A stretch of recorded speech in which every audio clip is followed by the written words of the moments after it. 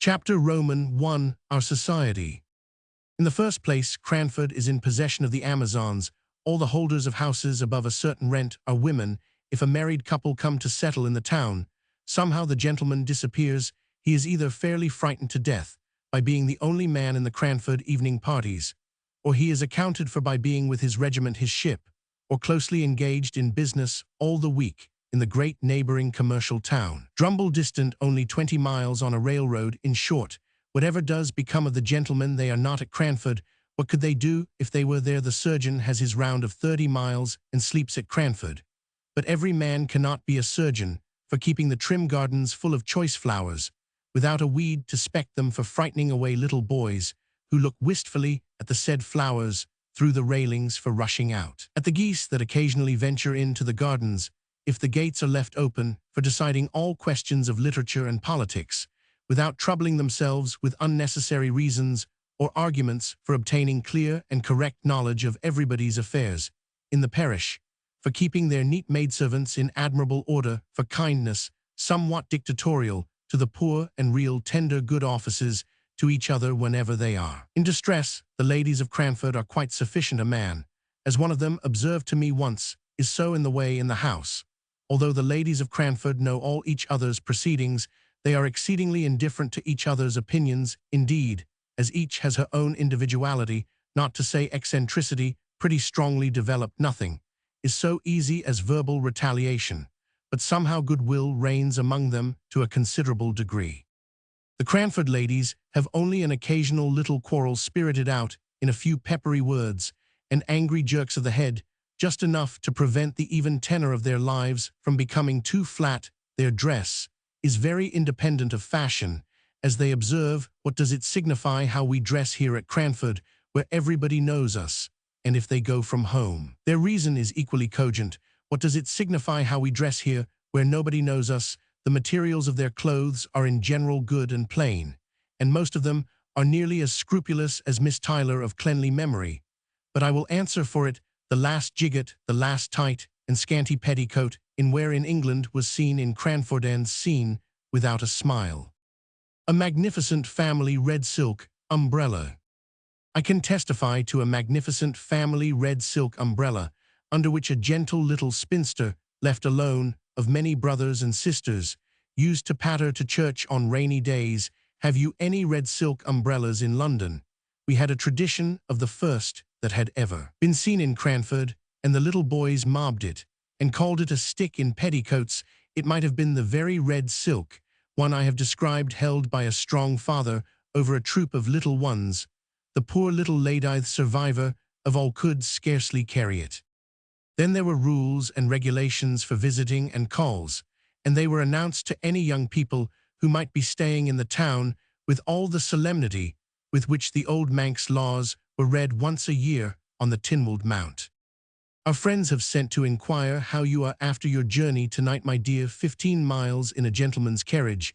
They will give you some rest tomorrow, but the next day, I have no doubt, they will call. So be at liberty after 12. From 12 to 3 are our calling hours." Then, after they had called, "It is the third day. I dare say your mamma has told you, my dear, never to let more than 3 days elapse between receiving a call and returning it, and also that you are never to stay longer than a quarter of an hour." But am I to look at my watch? How am I to find out when a quarter of an hour has passed? You must keep thinking about the time, my dear, and not allow yourself to forget it in conversation.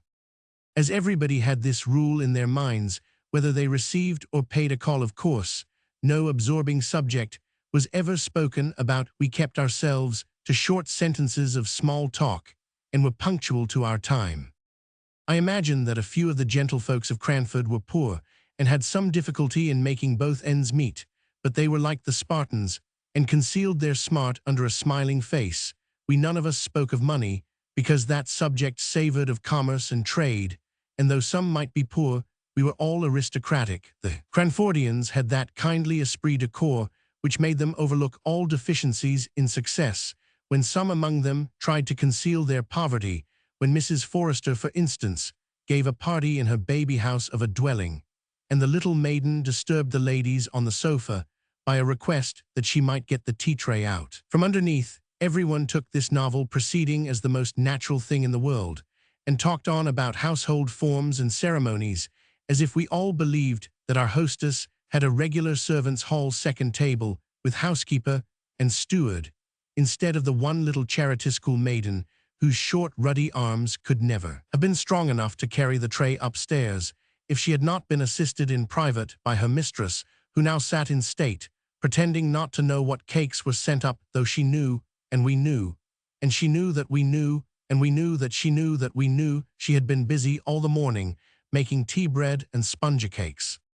There were one or two consequences arising from this general but unacknowledged poverty, and this very much acknowledged gentility which were not amiss, and which might be introduced into many circles of society to their great improvement. For instance, the inhabitants of Cranford kept early hours, and clattered home in their pattens under the guidance of a lantern-bearer about 9 o'clock at night, and the whole town was abed and asleep by 10:30. Moreover, it was considered vulgar, a tremendous word in Cranford, to give anything expensive in the way of eatable or drinkable at the evening entertainments.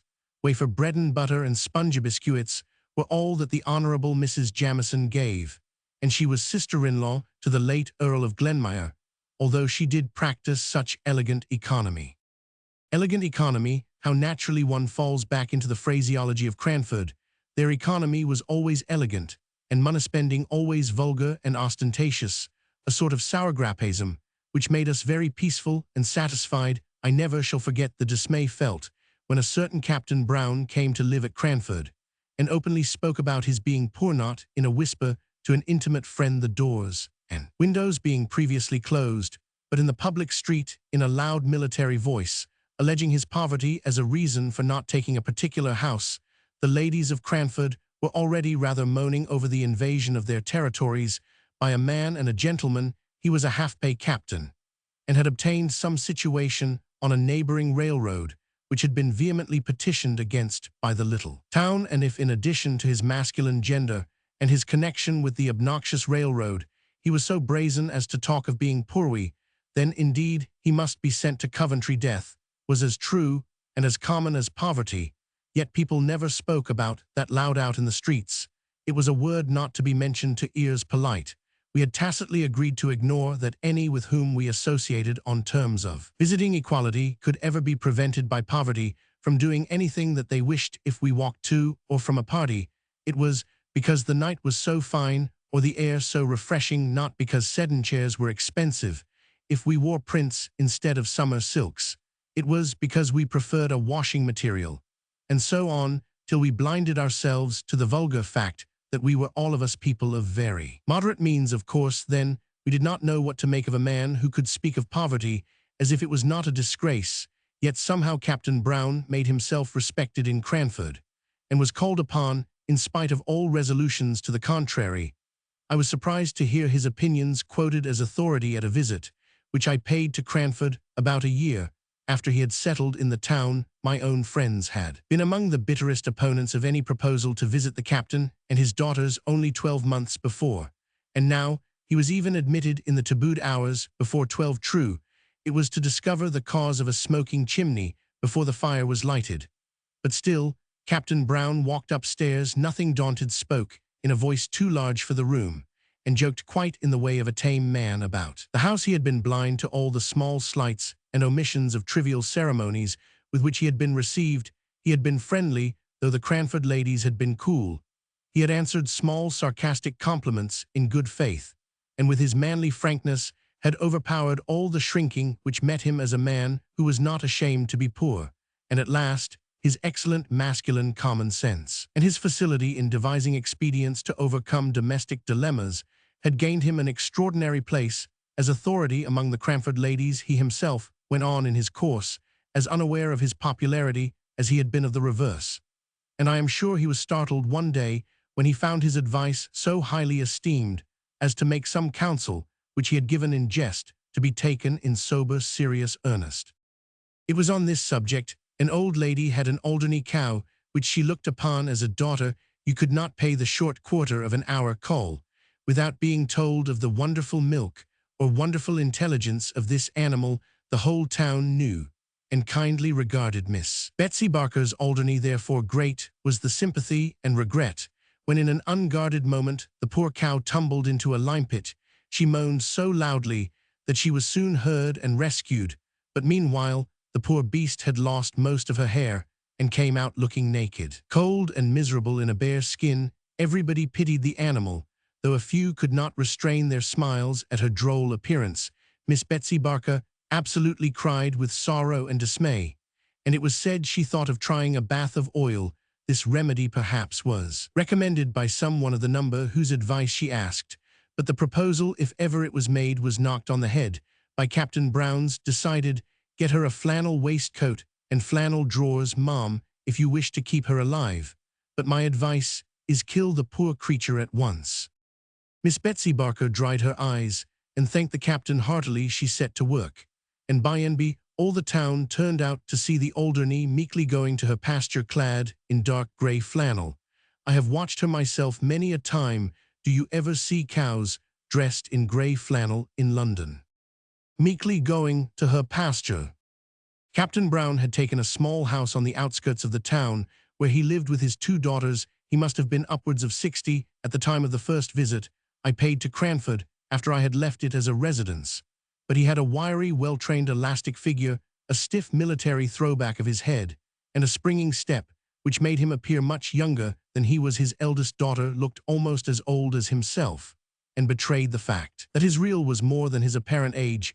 Miss Brown must have been 40. She had a sickly, pained, careworn expression on her face, and looked as if the gaiety of youth had long faded out of sight. Even when young she must have been plain and hard-featured. Miss Jessie Brown was 10 years younger than her sister, and 20 shades prettier. Her face was round and dimpled. Miss Jenkins once said, in a passion against Captain Brown, the cause of which I will tell you presently, that she thought it was time for Miss Jessie to leave off her dimples, and not always to be trying to look like a child. It was true, there was something childlike in her face, and there will be, I think, till she dies, though she should live to 100. Her eyes were large, blue, wondering eyes, looking straight at you. Her nose was unformed and snub, and her lips were red and dewy.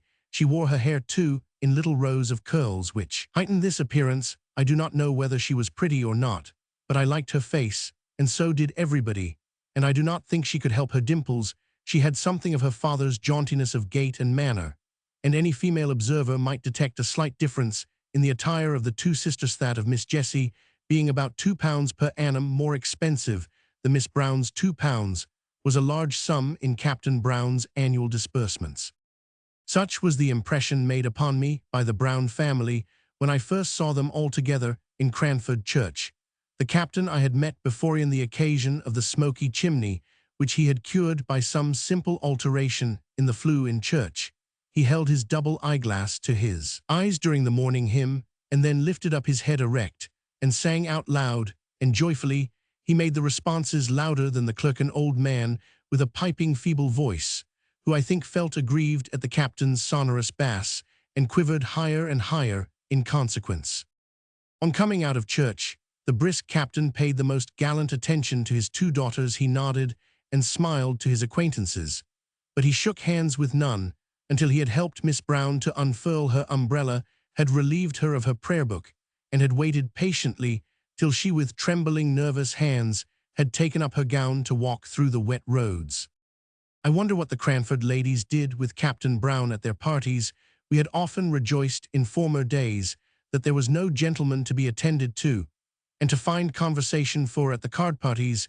We had congratulated ourselves upon the snugness of the evenings, and in our love for gentility and distaste of mankind, we had almost persuaded ourselves that to be a man was to be vulgar, so that when I found my friend and hostess, Miss Jenkins, was going to have a party in my honor, and that Captain and the Miss Browns were invited, I wondered much what would be the course of the evening. Cartables with green baize tops were set out by daylight. Just as usual, it was the 3rd week in November, so the evenings closed in about 4 candles, and clean packs of cards were arranged on each table. The fire was made up. The neat maidservant had received her last directions, and there we stood dressed in our best, each with a candle-lighter in our hands, ready to dart at the candles. As soon as the first knock came, parties in Cranford were solemn festivities, making the ladies feel gravely elated as they sat together in their best dresses. As soon as 3 had arrived, we sat down to preference, I being the unlucky 4th. The next 4 comers were put down immediately to another table, and presently the tea trays which I had seen set out in the storeroom as I passed in the morning were placed each on the middle of a cartable. The china was delicate eggshell, the old-fashioned silver glittered with polishing, but the eatables were of the slightest description, while the trays were yet on the tables. Captain and the Miss Browns came in, and I could see that somehow or other the captain was a favorite with all the ladies present. Ruffled brows were smoothed, sharp voices lowered at his approach. Miss Brown looked ill and depressed almost to gloom. Miss Jessie smiled as usual, and seemed nearly as popular as her father. He immediately and quietly assumed the man's place in the room, attended to everyone's wants, lessened the pretty maidservant's labor by waiting on empty cups and bread and butterless ladies, and yet did it all in so easy and dignified a manner, and so much as if it were a matter of course for the strong to attend to the weak, that he was a true man throughout. He played for 3-penny points with as grave an interest as if they had been pounds, and yet in all his attention to strangers he had an eye on his suffering daughter. For suffering I was sure she was, though to many eyes she might only appear to be irritable. Miss Jessie could not play cards, but she talked to the sitter-sout, who before her coming had been rather inclined to be cross. She sang too, to an old cracked piano, which I think had been a spinet in its youth. Miss Jessie sang Jock of Hazeldean, a little out of tune, but we were none of us musical, though Miss Jenkins beat time out of time by way of appearing to be so. It was very good of Miss Jenkins to do this, for I had seen that a little before she had been a good deal annoyed by Miss Jessie Brown's unguarded admission, apropos of Shetland wool, that she had an uncle, her mother's brother, who was a shopkeeper in Edinburgh. Miss Jenkins tried to drown this confession by a terrible cough. For the Honourable Mrs. Jamison was sitting at a cartable nearest Miss Jessie, and what would she say or think if she found out she was in the same room with a shopkeeper's niece? But Miss Jessie Brown, who had no tact, as we all agreed the next morning, would repeat the information and assure Miss Pole she could easily get her the identical Shetland wool required through my uncle, who has the best assortment of Shetland goods of anyone in Edinburgh. It was to take the taste of this out of our mouths, and the sound of this out of our ears, that Miss Jenkins proposed music. So I say again, it was very good of her to beat time to the song. When the trays reappeared with biscuits and wine punctually at 9:15, there was conversation, comparing of cards, and talking over tricks, but by and by Captain Brown sported a bit of literature. "Have you seen any numbers of the Pickwick papers?" said he. "They were then publishing in parts capital thing." Now Miss Jenkins was daughter of a deceased rector of Cranford, and on the strength of a number of manuscript sermons and a pretty good library of divinity, considered herself literary, and looked upon any conversation about books as a challenge to her. So she answered, and said yes, she had seen them, indeed she might say she had read them. "And what do you think of them?" exclaimed Captain Brown. "Aren't they famously good?" So urged Miss Jenkins, could not but speak. "I must say I don't think they are by any means equal to Dr. Johnson. Still, perhaps the author is young, let him persevere, and who knows what he may become if he will take the great doctor for his model." This was evidently too much for Captain Brown to take placidly, and I saw the words on the tip of his tongue before Miss Jenkins had finished her sentence. "It is quite a different sort of thing, my dear madam," he began. "I am quite aware of that," returned she, "and I make allowances, Captain Brown." "Just allow me to read you a scene out of this month's number," pleaded he. "I had it only this morning, and I don't think the company can have read it yet." "As you please," said she, settling herself with an air of resignation. He read the account of the swarry, which Sam Weller gave at Bath. Some of us laughed heartily. I did not dare, because I was staying in the house. Miss Jenkins sat in patient gravity. When it was ended, she turned to me and said with mild dignity, "Fetch me Rasselas, my dear, out of the bookroom." When I had brought it to her, she turned to Captain Brown. "Now allow me to read you a scene, and then the present company can judge between your favorite Mr. Bars and Dr. Johnson." She read one of the conversations between Rasselas and Imlac in a high-pitched, majestic voice, and when she had ended, She said, "I imagine I am now justified in my preference of Dr. Johnson as a writer of fiction." The captain screwed his lips up and drummed on the table, but he did not speak. She thought she would give him a finishing blow or two, endeavoring to beguile her into conversation. "I consider it vulgar and below the dignity of literature to publish in numbers." "How was the Rambler published, ma'am?" asked Captain Brown in a low voice, which I think Miss Jenkins could not have heard. "Dr. Johnson's style is a model for young beginners. My father recommended it to me. When I began to write letters, I have formed my own style upon it. I recommend it to your favorite. I should be very sorry for him to exchange his style for any such pompous writing," said Captain Brown. Miss Jenkins felt this as a personal affront, in a way of which the captain had not dreamed. Epistolary writing, she and her friends considered as her forte. Many a copy of many a letter have I seen written and corrected on the slate before she seized the half-hour just previous to post time to assure her friends of this or of that, and Dr. Johnson was, as she said, her model in these compositions. She drew herself up with dignity and only replied to Captain Brown's last remark by saying with marked emphasis on every syllable, "I prefer Dr. Johnson to Mr. Bars." It is said, I won't vouch for the fact, that Captain Brown was heard to say sotto voce dn Dr. Johnson. If he did, he was penitent afterwards, as he showed by going to stand near Miss Jenkins' armchair and endeavoring to beguile her into conversation on some more pleasing subject. But she was inexorable. The next day she made the remark I have mentioned about Miss Jessie's dimples. Chapter II. The Captain. It was impossible to live a month at Cranford and not know the daily habits of each resident, and long before my visit was ended I knew much concerning the whole Brown trio. There was nothing new to be discovered respecting their poverty, for they had spoken simply and openly about that.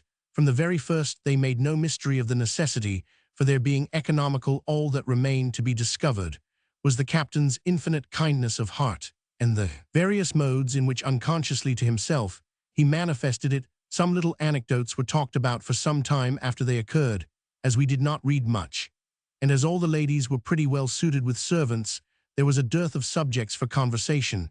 We therefore discussed the circumstance of the captain taking a poor old woman's dinner out of her hands.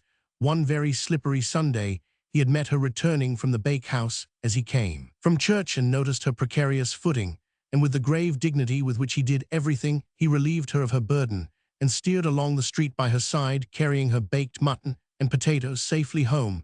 This was thought very eccentric, and it was rather expected that he would pay a round of calls on the Monday morning to explain and apologize to the Cranford sense of propriety. But he did no such thing, and then it was decided that he was ashamed and was keeping out of sight. In a kindly pity for him, we began to say, after all, the Sunday morning's occurrence showed great goodness of heart, and it was resolved that he should be comforted on his next appearance amongst us. But lo, he came down upon us untouched by any sense of shame, speaking loud and bass as ever, his head thrown back, his wig as jaunty and well-curled as usual, and we were obliged to conclude he had forgotten all about Sunday.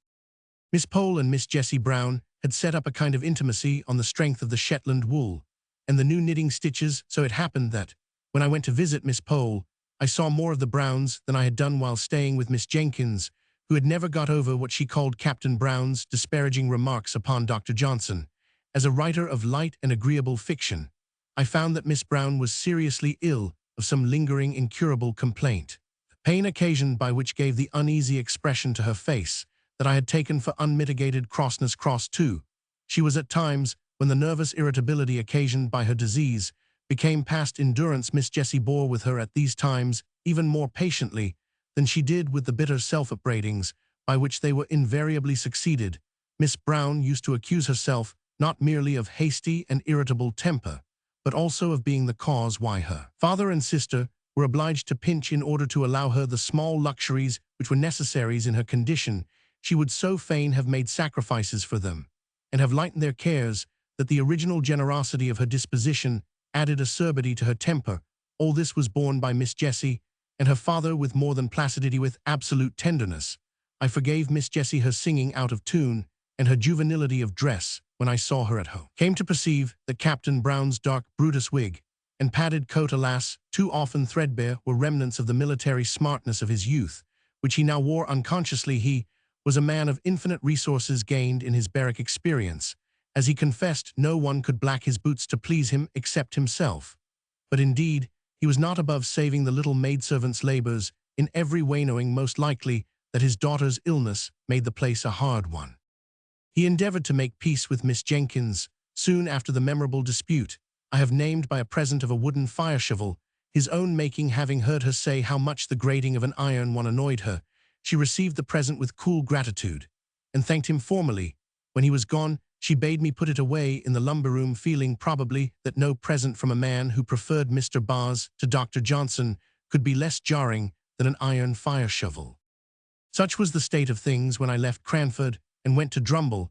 I had, however, several correspondents who kept me au fait as to the proceedings of the dear little town. There was Miss Pole, who was becoming as much absorbed in crochet as she had been once in knitting, and the burden of whose letter was something like, "But don't you forget the white worsted at Flint's" of the old song, for at the end of every sentence of news came a fresh direction as to some crochet commission which I was to execute for her Miss Matilda Jenkins, who did not mind being called Miss Matty when Miss Jenkins was not, by wrote nice kind, rambling letters, now and then venturing into an opinion of her own, but suddenly pulling herself up, and either begging me not to name what she had said, as Deborah thought differently, and she knew, or else putting in a postscript to the effect that since writing the above she had been talking over the subject with Deborah, and was quite convinced that Etcher probably followed a recantation of every opinion she had given in the letter. Then came Miss Jenkins, Deborah, as she liked Miss Matty to call her father, having once said that the Hebrew name ought to be so pronounced. I secretly think she took the Hebrew prophetess for a model in character, and indeed she was not unlike the stern prophetess in some ways, making allowance, of course, for modern customs and difference in dress. Miss Jenkins wore a cravat and a little bonnet like a jockey cap, and altogether had the appearance of a strong-minded woman, although she would have despised the modern idea of women being equal to men. Equal, indeed, she knew they were superior. But to return to her letters, everything in them was stately and grand like herself. I have been looking them over. Dear Miss Jenkins, how I honored her, and I will give an extract more especially, because it relates to our friend Captain Brown. The Honorable Mrs. Jamison has only just quitted me, and in the course of conversation, she communicated to me the intelligence that she had yesterday received a call from her revered husband's quondam friend Lord Mauleverer. You will not easily conjecture what brought his lordship within the precincts of our little town. It was to see Captain Brown, with whom it appears his lordship was acquainted in the plumed wars, and who had the privilege of averting destruction from his lordship's head when some great peril was impending over it, off the misnomered Cape of Good Hope. You know our friend the Honorable Mrs. Jamison's deficiency in the spirit of innocent curiosity, and you will therefore not be so much surprised when I tell you she was quite unable to disclose to me the exact nature of the peril in question. I was anxious, I confess, to ascertain in what manner Captain Brown, with his limited establishment, could receive so distinguished a guest, and I discovered that his lordship retired to rest, and let us hope to refreshing slumbers at the Angel Hotel, but shared the Brunonian meals during the 2 days that he honored Cranford with his august presence. Mrs. Johnson, our civil butcher's wife, informs me that Miss Jessie purchased a leg of lamb, but besides this, I can hear of no preparation whatever to give a suitable reception to so distinguished a visitor. Perhaps they entertained him with the feast of reason and the flow of soul, and to us, who are acquainted with Captain Brown's sad want of relish for the pure wells of English undefiled, it may be matter for congratulation that he has had the opportunity of improving his taste by holding converse with an elegant and refined member of the British aristocracy, but from some mundane failings, who is altogether free. Miss Pole and Miss Matty wrote to me by the same post. Such a piece of news as Lord Mauleverer's visit was not to be lost on the Cranford letter-writers. They made the most of it. Miss Matty humbly apologized for writing at the same time as her sister, who was so much more capable than she to describe the honor done to Cranford, but in spite of a little bad spelling, Miss Matty's account gave me the best idea of the commotion occasioned by his lordship's visit, after it had occurred, for except the people at the Angel, the Browns, Mrs. Jamison, and a little lad his lordship had sworn at for driving a dirty hoop against the aristocratic legs, I could not hear of anyone with whom his lordship had held conversation. My next visit to Cranford was in the summer. There had been neither births, deaths, nor marriages. Since I was there last, everybody lived in the same house, and wore pretty nearly the same well-preserved old-fashioned clothes. The greatest event was that Miss Jenkins had purchased a new carpet for the drawing-room. Oh, the busy work, Miss Matty, and I had in chasing the sunbeams as they fell in an afternoon right down on this carpet through the blindless window. We spread newspapers over the places and sat down to our book or our work. And lo, in a quarter of an hour, the sun had moved and was blazing away on a fresh spot, and down again. We went on our knees to alter the position of the newspapers. We were very busy too one whole morning, before Miss Jenkins gave her party in following her directions and in cutting out and stitching together pieces of newspaper, so as to form little paths to every chair set for the expected visitors, lest their shoes might dirty or defile the purity of the carpet. Do you make paper paths for every guest to walk upon in London?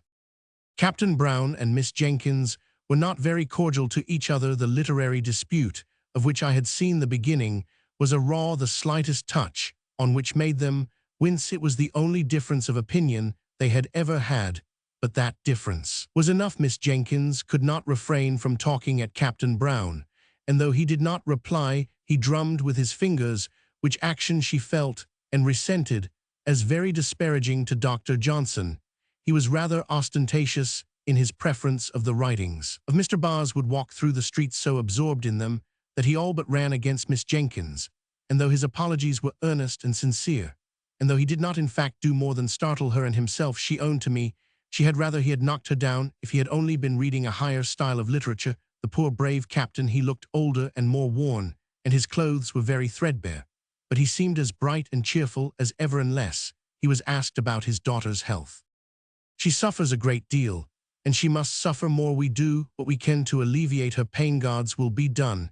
He took off his hat at these last words. I found from Miss Matty that everything had been done. In fact, a medical man of high repute in that country neighborhood had been sent for, and every injunction he had given was attended to regardless of expense. Miss Matty was sure they denied themselves many things in order to make the invalid comfortable, but they never spoke about it.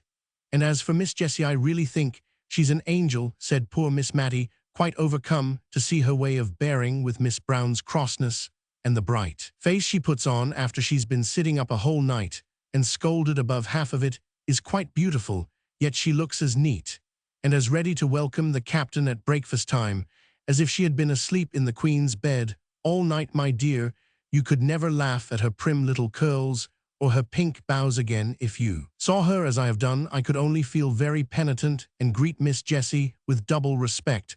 When I met her next, she looked faded and pinched, and her lips began to quiver as if she was very weak when she spoke of her sister, but she brightened and sent back the tears that were glittering in her pretty eyes as she said, "But to be sure, what a town Cranford is for kindness. I don't suppose anyone has a better dinner than usual cooked, but the best part of all comes in a little covered basin for my sister. The poor people will leave their earliest vegetables at our door for her. They speak short and gruff as if they were ashamed of it, but I am sure it often goes to my heart to see their thoughtfulness." The tears now came back and overflowed, but after a minute or two she began to scold herself and ended by going away the same cheerful Miss Jessie as ever. "But why does not this Lord Mauleverer do something for the man who saved his life?" said Roman 1. "Why, you see, unless Captain Brown has some reason for it, he never speaks about being poor," and he walked along by his lordship, looking as happy and cheerful as a prince.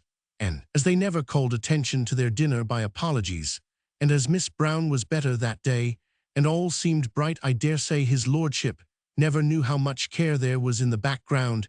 He did send game in the winter pretty often, but now he is gone abroad. I had often occasion to notice the use that was made of fragments and small opportunities.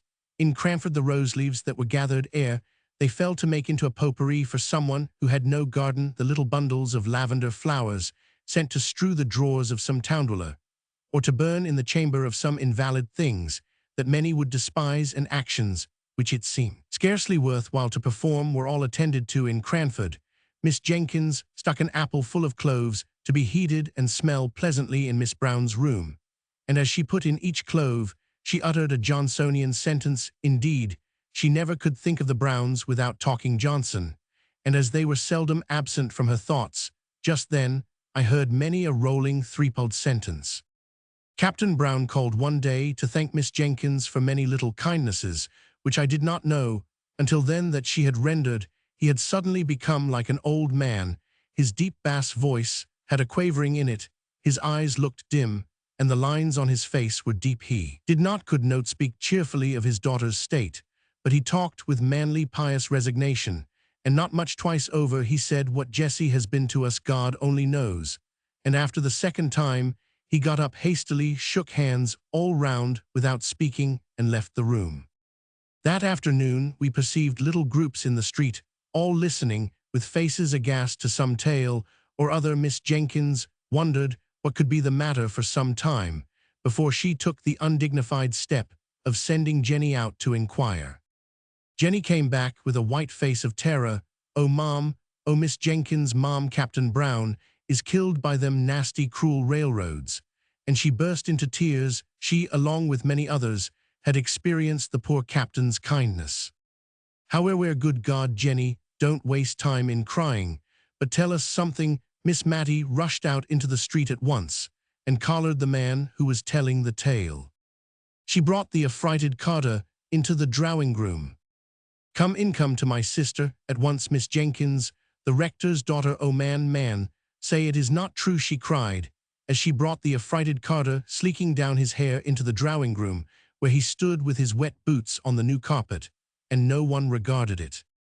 "Please, mum, it is true, I seed it myself," and he shuddered at the recollection. The captain was ariating some new book, as he was deep in a waiting for the down train, and there was a little lass as wanted to come to its mammy, and gave its sister the slip, and came toddling across the line, and he looked up sudden at the sound of the train coming, and seed the child, and he darted on the line, and cotched it up, and his foot slipped, and the train came over him in no time. "Oh, Lord, mum, it's quite true, and they've come over to tell his daughters the child's safe, though with only a bang on its shoulder, as he threw it to its mammy. Poor captain would be glad of that, mum, wouldn't he? God bless him."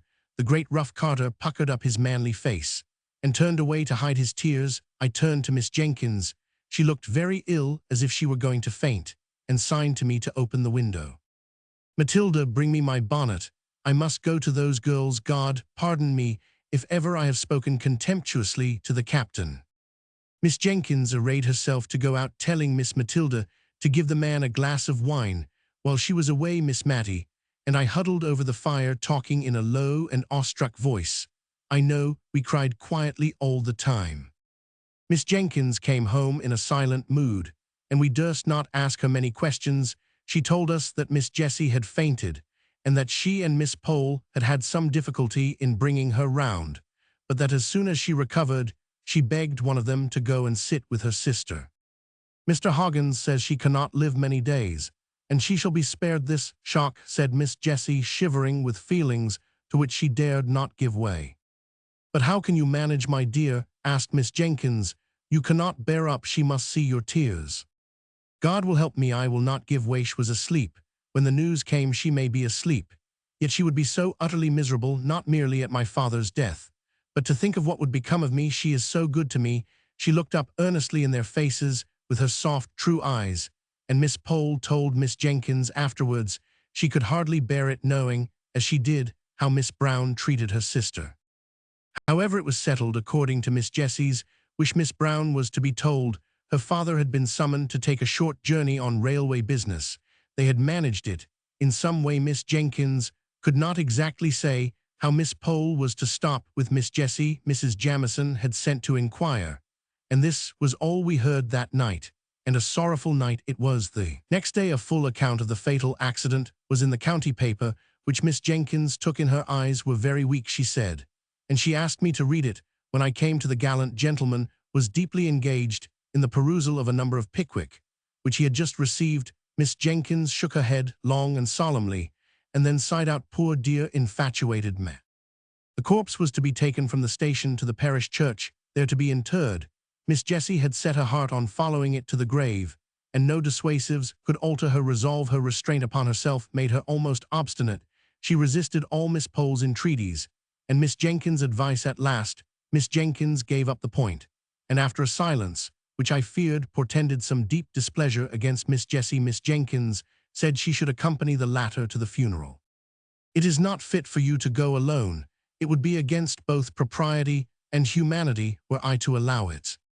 Miss Jessie seemed as if she did not half like this arrangement, but her obstinacy, if she had any, had been exhausted in her determination to go to the interment. She longed, poor thing, I have no doubt, to cry alone over the grave of the dear father to whom she had been all in all, and to give way for one little half-hour, uninterrupted by sympathy and unobserved by friendship.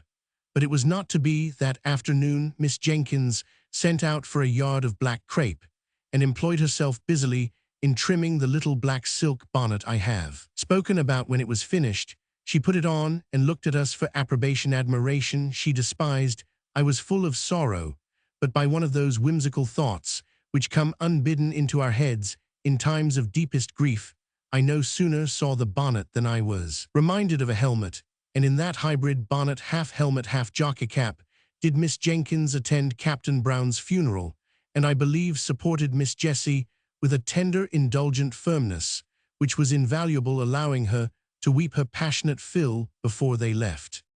Miss Pole, Miss Matty, and I meanwhile attended to Miss Brown, and hard work we found it to relieve her querulous and never-ending complaints. But if we were so weary and dispirited, what must Miss Jessie have been? Yet she came back almost calm, as if she had gained a new strength. She put off her morning dress, and came in looking pale and gentle, thanking us each with a soft, long pressure of the hand. She could even smilia faint, sweet, wintry smilias, if to reassure us of her power to endure. But her look made our eyes fill suddenly with tears, more than if she had cried outright. It was settled that Miss Pole was to remain with her all the watching livelong night, and that Miss Matty and I were to return in the morning to relieve them, and give Miss Jessie the opportunity for a few hours of sleep. But when the morning came, Miss Jenkins appeared at the breakfastable equipped in her helmet bonnet, and ordered Miss Matty to stay at home, as she meant to go and help to nurse. She was evidently in a state of great friendly excitement, which she showed by eating her breakfast standing and scolding the household all round. No nursing, no energetic, strong-minded woman could help Miss Brown now. There was that in the room as we entered which was stronger than us all, and made us shrink into solemn, awestruck helplessness. Miss Brown was dying. We hardly knew her voice. It was so devoid of the complaining tone we had always associated with it. Miss Jessie told me afterwards that it and her face, too, were just what they had been formerly, when her mother's death left her the young, anxious head of the family, of whom only Miss Jessie survived. She was conscious of her sister's presence, though not, I think, of ours. We stood a little behind the curtain. Miss Jessie knelt, with her face near her sister's, in order to catch the last soft, awful whispers. "Oh, Jessie, Jessie, how selfish I have been. God forgive me for letting you sacrifice yourself for me, as you did. I have so loved you, and yet I have thought only of myself. God forgive me." "Hush, love, hush," said Miss Jessie, sobbing. "And my father, my dear, dear father, I will not complain now, if God will give me strength to be patient. But oh, Jessie, tell my father how I longed and yearned to see him at last, and to ask his forgiveness. He can never know now how I loved him. Oh, if I might but tell him, before I die, what a life of sorrow his has been, and I have done so little to cheer him." A light came into Miss Jessie's face. "Would it comfort you, dearest, to think that he does know? Would it comfort you, love, to know that his cares, his sorrows—" Her voice quivered, but she steadied it into calmness. "Mary, he has gone before you to the place where the weary are at rest. He knows now how you loved him." A strange look, which was not distress, came over Miss Brown's face. She did not speak for some time, but then we saw her lips form the words, rather than heard the sound, "Father, Mother, Harry Archithan," as if it were a new idea throwing a filmy shadow over her darkened mind. "But you will be alone, Jessie." Miss Jessie had been feeling this all during the silence, I think, for the tears rolled down her cheeks like rain at these words, and she could not answer at first. Then she put her hands together tight, and lifted them up, and said, "But not to us, though he slay me, yet will I trust in him." In a few moments more, Miss Brown lay calm and still. Never to sorrow or murmur more. After this second funeral, Miss Jenkins insisted that Miss Jessie should come to stay with her rather than go back to the desolate house, which in fact we learned from Miss Jessie must now be given up, as she had not wherewithal to maintain it. She had something above £20 a year besides the interest of the money, for which the furniture would sell, but she could not live upon that, and so we talked over her qualifications for earning money. "I can sew neatly," said she, "and I like nursing. I think, too, I could manage a house, if anyone would try me as housekeeper, or I would go into a shop as saleswoman, if they would have patience with me at first." Miss Jenkins declared in an angry voice that she should do no such thing, and talked to herself about some people having no idea of their rank as a captain's daughter nearly an hour afterwards, when she brought Miss Jessie up a basin of delicately made arrowroot and stood over her like a dragoon until the last spoonful was finished. Then she disappeared. Miss Jessie began to tell me some more of the plans which had suggested themselves to her, and insensibly fell into talking of the days that were past and gone, and interested me so much I neither knew nor heeded how time passed. We were both startled when Miss Jenkins reappeared, and caught us crying. I was afraid lest she would be displeased, as she often said that crying hindered digestion, and I knew she wanted Miss Jessie to get strong, but instead she looked queer and excited and fidgeted round us, without saying anything. At last she spoke. "I have been so much startled." "No, I've not been at all startled. Don't mind me, my dear Miss Jessie. I've been very much surprised. In fact, I've had a caller, whom you knew once, my dear Miss Jessie." Miss Jessie went very white, then flushed scarlet, and looked eagerly at Miss Jenkins. "A gentleman, my dear, who wants to know if you would see him." It is not," stammered out Miss Jessie, and got no farther. "This is his card," said Miss Jenkins, giving it to Miss Jessie, and while her head was bent over it, Miss Jenkins went through a series of winks and odd faces to me, and formed her lips into a long sentence, of which, of course, I could not understand a word. "May he come up?" asked Miss Jenkins at last. "Oh yes, certainly," said Miss Jessie, as much as to say, "This is your house. You may show any visitor where you like." She took up some knitting of Miss Matty's, and began to be very busy, though I could see how she trembled all over. Miss Jenkins rang the bell, and told the servant who answered it to show Major Gordon upstairs, and presently in walked a tall, fine, frank-looking man of 40 or upwards. He shook hands with Miss Jessie, but he could not see her eyes. She kept them so fixed on the ground. Miss Jenkins asked me if I would come and help her to tie up the preserves in the storeroom, and though Miss Jessie plucked at my gown, and even looked up at me with begging eye, I durst not refuse to go where Miss Jenkins asked. Instead of tying up preserves in the storeroom, however, we went to talk in the dining-room, and there Miss Jenkins told me what Major Gordon had told her, how he had served in the same regiment with Captain Brown, and had become acquainted with Miss Jessie, then a sweet-looking blooming girl of 18, how the acquaintance had grown into love on his part, though it had been some years before he had spoken, how on becoming possessed through the will of an uncle of a good estate in Scotland, he had offered and been refused, though with so much agitation and evident distress, that he was sure she was not indifferent to him, and how he had discovered that the obstacle was the fell disease, which was even then too surely threatening her sister. She had mentioned that the surgeons foretold intense suffering, and there was no one but herself to nurse her poor Mary or cheer and comfort her father during the time of illness. They had had long discussions, and on her refusal to pledge herself to him as his wife, when all should be over, he had grown angry and broken off entirely, and gone abroad, believing that she was a cold-hearted person whom he would do well to forget. He had been traveling in the East, and was on his return home, when at Rome he saw the account of Captain Brown's death in Galignani. Just then Miss Matty, who had been out all the morning, and had only lately returned to the house, burst in, with a face of dismay and outraged propriety. "Oh, goodness me," she said, "Deborah, there's a gentleman sitting in the drawing-room with his arm round Miss Jessie's waist." Miss Matty's eyes looked large with terror. "With his arm around Miss Jessie's waist?" Miss Jenkins snubbed her down in an instant. "The most proper place in the world for his arm to be in. Go away, Matilda, and mind your own business." This from her sister, who had hitherto been a model of feminine decorum, was a blow for poor Miss Matty, and with a double shock she left the room. The last time I ever saw poor Miss Jenkins was many years after this Mrs. Gordon had kept up a warm and affectionate intercourse with all at Cranford. Miss Jenkins, Miss Matty, and Miss Pole had all been to visit her, and returned with wonderful accounts of her house, her husband, her dress, and her looks, for with happiness something of her early bloom returned. She had been a year or two younger than we had taken her. For her eyes were always lovely, and as Mrs. Gordon her dimples were not out of place. At the time to which I have referred, when I last saw Miss Jenkins, that lady was old and feeble, and had lost something of her strong mind. Little Flora Gordon was staying with the Mrs. Jenkins, and when I came in, she was reading aloud to Miss Jenkins, who lay feeble and changed on the sofa. Flora put down the Rambler when I came in. "Ah," said Miss Jenkins, "you find me changed, my dear. I can't see as I used to do. If Flora were not here to read to me, I hardly know how I should get through the day.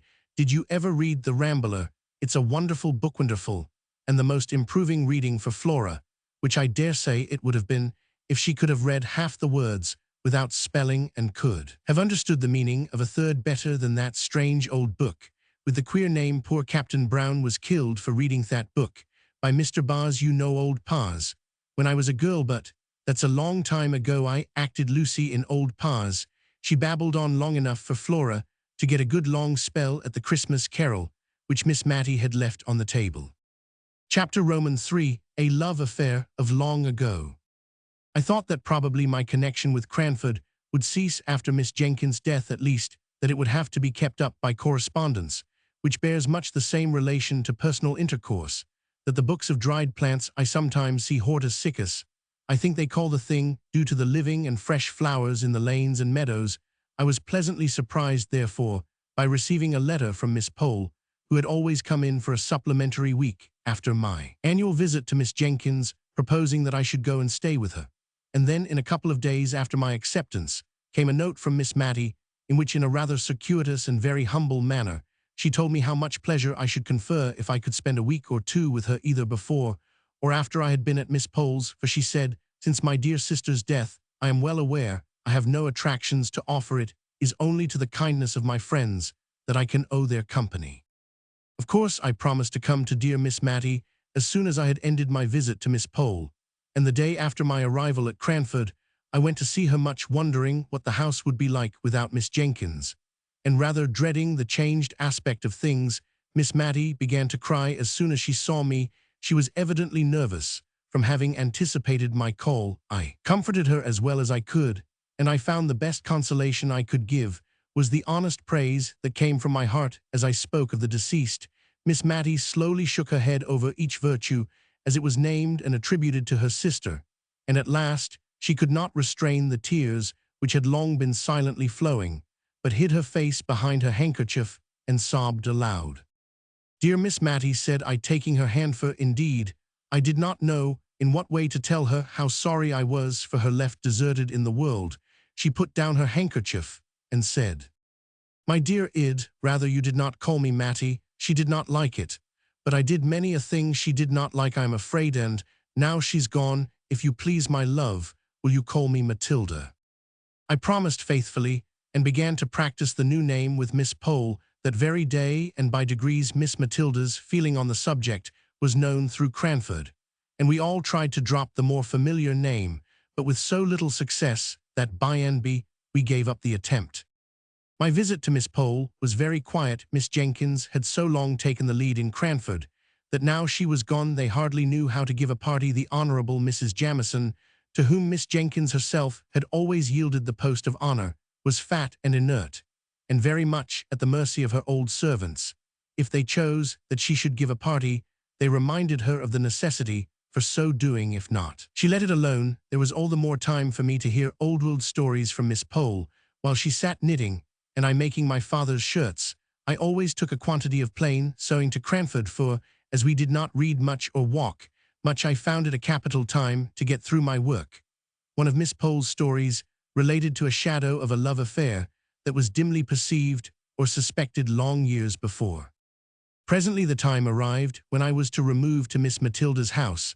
I found her timid and anxious about the arrangements for my comfort. Many a time, while I was unpacking, did she come backwards and forwards to stir the fire, which burned all the worse for being so frequently poked. "Have you drawers enough, dear?" asked she. "I don't know exactly how my sister used to arrange them. She had capital methods. I am sure she would have trained a servant in a week to make a better fire than this, and Fanny has been with me 4 months." This subject of servants was a standing grievance, and I could not wonder much at it, for if gentlemen were scarce and almost unheard of in the genteel society of Cranford, they or their counterparts in some young men abounded in the lower classes. The pretty neat servant maids had their choice of desirable followers, and their mistresses, without having the sort of mysterious dread of men and matrimony that Miss Matilda had, might well feel a little anxious lest the heads of their comely maids should be turned by the joiner or the butcher or the gardener, who were obliged by their callings to come to the house, and who, as a luck would have it, were generally handsome and unmarried Fanny's lovers, if she had any. And Miss Matilda suspected her of so many flirtations that if she had not been very pretty I should have doubted her, having one were a constant anxiety to her mistress. She was forbidden by the articles of her engagement to have followers, and though she had answered innocently enough, doubling up the hem of her apron as she spoke, "Please, never had more than one at a time," Miss Matty prohibited that one, but a vision of a man seemed to haunt the kitchen. Fanny assured me that it was all fancy, or else I should have said myself that I had seen a man's coat-tails whisk into the scullery once when I went on an errand into the storeroom at night, and another evening, when our watches having stopped, I went to look at the clock. There was a very odd appearance, singularly like a young man squeezed up between the clock and the back of the open kitchen door, and I thought. Fanny snatched up the candle very hastily so as to throw the shadow on the clock face, while she very positively told me the time half an hour too early, as we found out afterwards by the church clock. But I did not add to Miss Matty's anxieties by naming my suspicions, especially as Fanny said to me the next day that it was such a queer kitchen for having odd shadows about it. She really was almost afraid to stay, for you know, miss, she added, I don't see a creature from 6 o'clock tea till Mrs. rings the bell for prayers at 10. However, it so fell out that Fanny had to leave, and Miss Matilda begged me to stay and settle her with the new maid, to which I consented after I had heard from my father that he did not want me at home. The new servant was a rough, honest-looking country girl who had only lived in a farm place before, but I liked her looks when she came to be hired, and I promised Miss Matilda to put her in the ways of the house. The said ways were religiously such as Miss Matilda thought her sister would approve. Many a domestic rule and regulation had been a subject of plaintive whispered murmur to me during Miss Jenkins's life, but now that she was gone, I do not think that even I, who was a favorite, durst have suggested an alteration. To give an instance, we constantly adhered to the forms which were observed at mealtimes in my father the rector's house. Accordingly, we had always wine and dessert, but the decanters were only filled when there was a party, and what remained was seldom touched, though we had 2 wineglasses apiece every day after dinner, until the next festive occasion arrived, when the state of the remainder wine was examined into in a family council. The dregs were often given to the poor, but occasionally, when a good deal had been left at the last party 5 months ago, it might be it was added to some of a fresh bottle brought up from the cellar. I fancy poor Captain Brown did not much like wine, for I noticed he never finished his first glass, and most military men take several then. As to our dessert, Miss Jenkins used to gather currants and gooseberries for it herself, which I sometimes thought would have tasted better fresh from the trees. But then, as Miss Jenkins observed, there would have been nothing for dessert in summertime.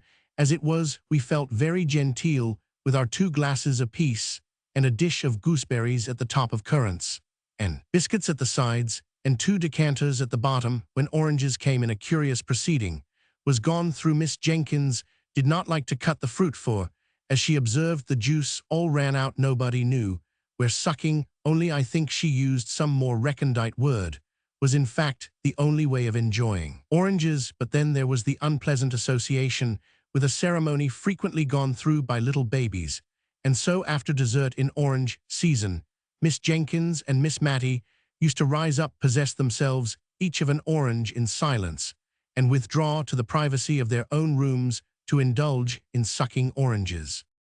I had once or twice tried on such occasions to prevail on Miss Matty to stay, and had succeeded in her sister's lifetime I held up a screen and did not look. And as she said, she tried not to make the noise very offensive, but now that she was left alone, she seemed quite horrified when I begged her to remain with me in the warm dining parlor and enjoy her orange as she liked best. And so it was in everything. Miss Jenkins' rules were made more stringent than ever because the framer of them was gone where there could be no appeal. In all things else, Miss Matilda was meek and undecided to a fault. I have heard Fanny turn her round 20 times in a morning about dinner, just as the little hussy chose, and I sometimes fancied she worked on Miss Matilda's weakness in order to bewilder her and to make her feel more in the power of her clever servant. I determined that I would not leave her till I had seen what sort of a person Martha was, and if I found her trustworthy, I would tell her not to trouble her mistress with every little decision. Martha was blunt and plain-spoken to a fault. Otherwise she was a brisk, well-meaning, but very ignorant girl. She had not been with us a week before Miss Matilda, and I was astounded one morning by the receipt of a letter from a cousin of hers who had been 20 or 30 years in India, and who had lately, as we had seen by the army list, returned to England, bringing with him an invalid wife who had never been introduced to her English relations. Major Jenkins wrote to propose that he and his wife should spend a night at Cranford on his way to Scotland at the inn, if it did not suit Miss Matilda to receive them into her house, in which case they should hope to be with her as much as possible during the day. Of course, it must suit her, as she said, for all Cranford knew that she had her sister's bedroom at liberty, but I am sure she wished the Major had stopped in India and forgotten his cousins out and out. "Oh, how must I manage?" asked she helplessly. "If Deborah had been alive, she would have known what to do with a gentleman visitor. Must I put razors in his dressing-room, dear, dear? And I've got none. Deborah would have had them, and slippers and coat-brushes." I suggested that probably he would bring all these things with him, and after dinner, how am I to know when to get up and leave him to his wine? Deborah would have done it so well. She would have been quite in her element. "Will he want coffee, do you think?" I undertook the management of the coffee, and told her I would instruct Martha in the art of waiting in, which it must be owned she was terribly deficient, and that I had no doubt Major and Mrs. Jenkins would understand the quiet mode in which a lady lived by herself in a country town. But she was sadly fluttered. I made her empty her decanters and bring up 2 fresh bottles of wine. I wished I could have prevented her from being present at my instructions to Martha, for she frequently cut in with some fresh direction, muddling the poor girl's mind, as she stood open-mouthed listening to us both. "Hand the vegetables round," said I foolishly. I see no for it was aiming at more than we could accomplish with quietness and simplicity, and then seeing her look bewildered, I added, "Take the vegetables round to people and let them help themselves. And mind you go first to the ladies," put in Miss Matilda. "Always go to the ladies before gentlemen when you are waiting." "I'll do it as you tell me, Mom," said Martha, "but I like lads best."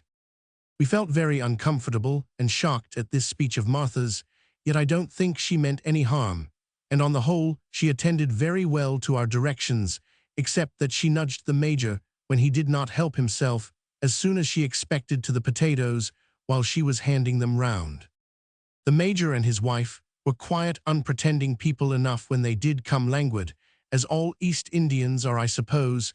We were rather dismayed at their bringing 2 servants with them, a Hindu body servant for the Major and a steady elderly maid for his wife, but they slept at the inn and took off a good deal of the responsibility by attending carefully to their masters and mistress. Comfort Martha, to be sure, had never ended her staring at the East Indian's white turban and brown complexion, and I saw that Miss Matilda shrunk away from him a little as he waited at dinner. Indeed, she asked me when they were gone if he did not remind me of Blue Beard. On the whole, the visit was most satisfactory, and is a subject of conversation even now with Miss Matilda. At the time, it greatly excited Cranford, and even stirred up the apathetic and honorable Mrs. Jamison to some expression of interest when I went to call and thank her for the kind answers she had vouchsafed to Miss Matilda's inquiries as to the arrangement of a gentleman's dressing-room and soeurs, which I must confess she had given in the wearied manner of the Scandinavian prophetess. Leave me to repose. And now I come to the love affair.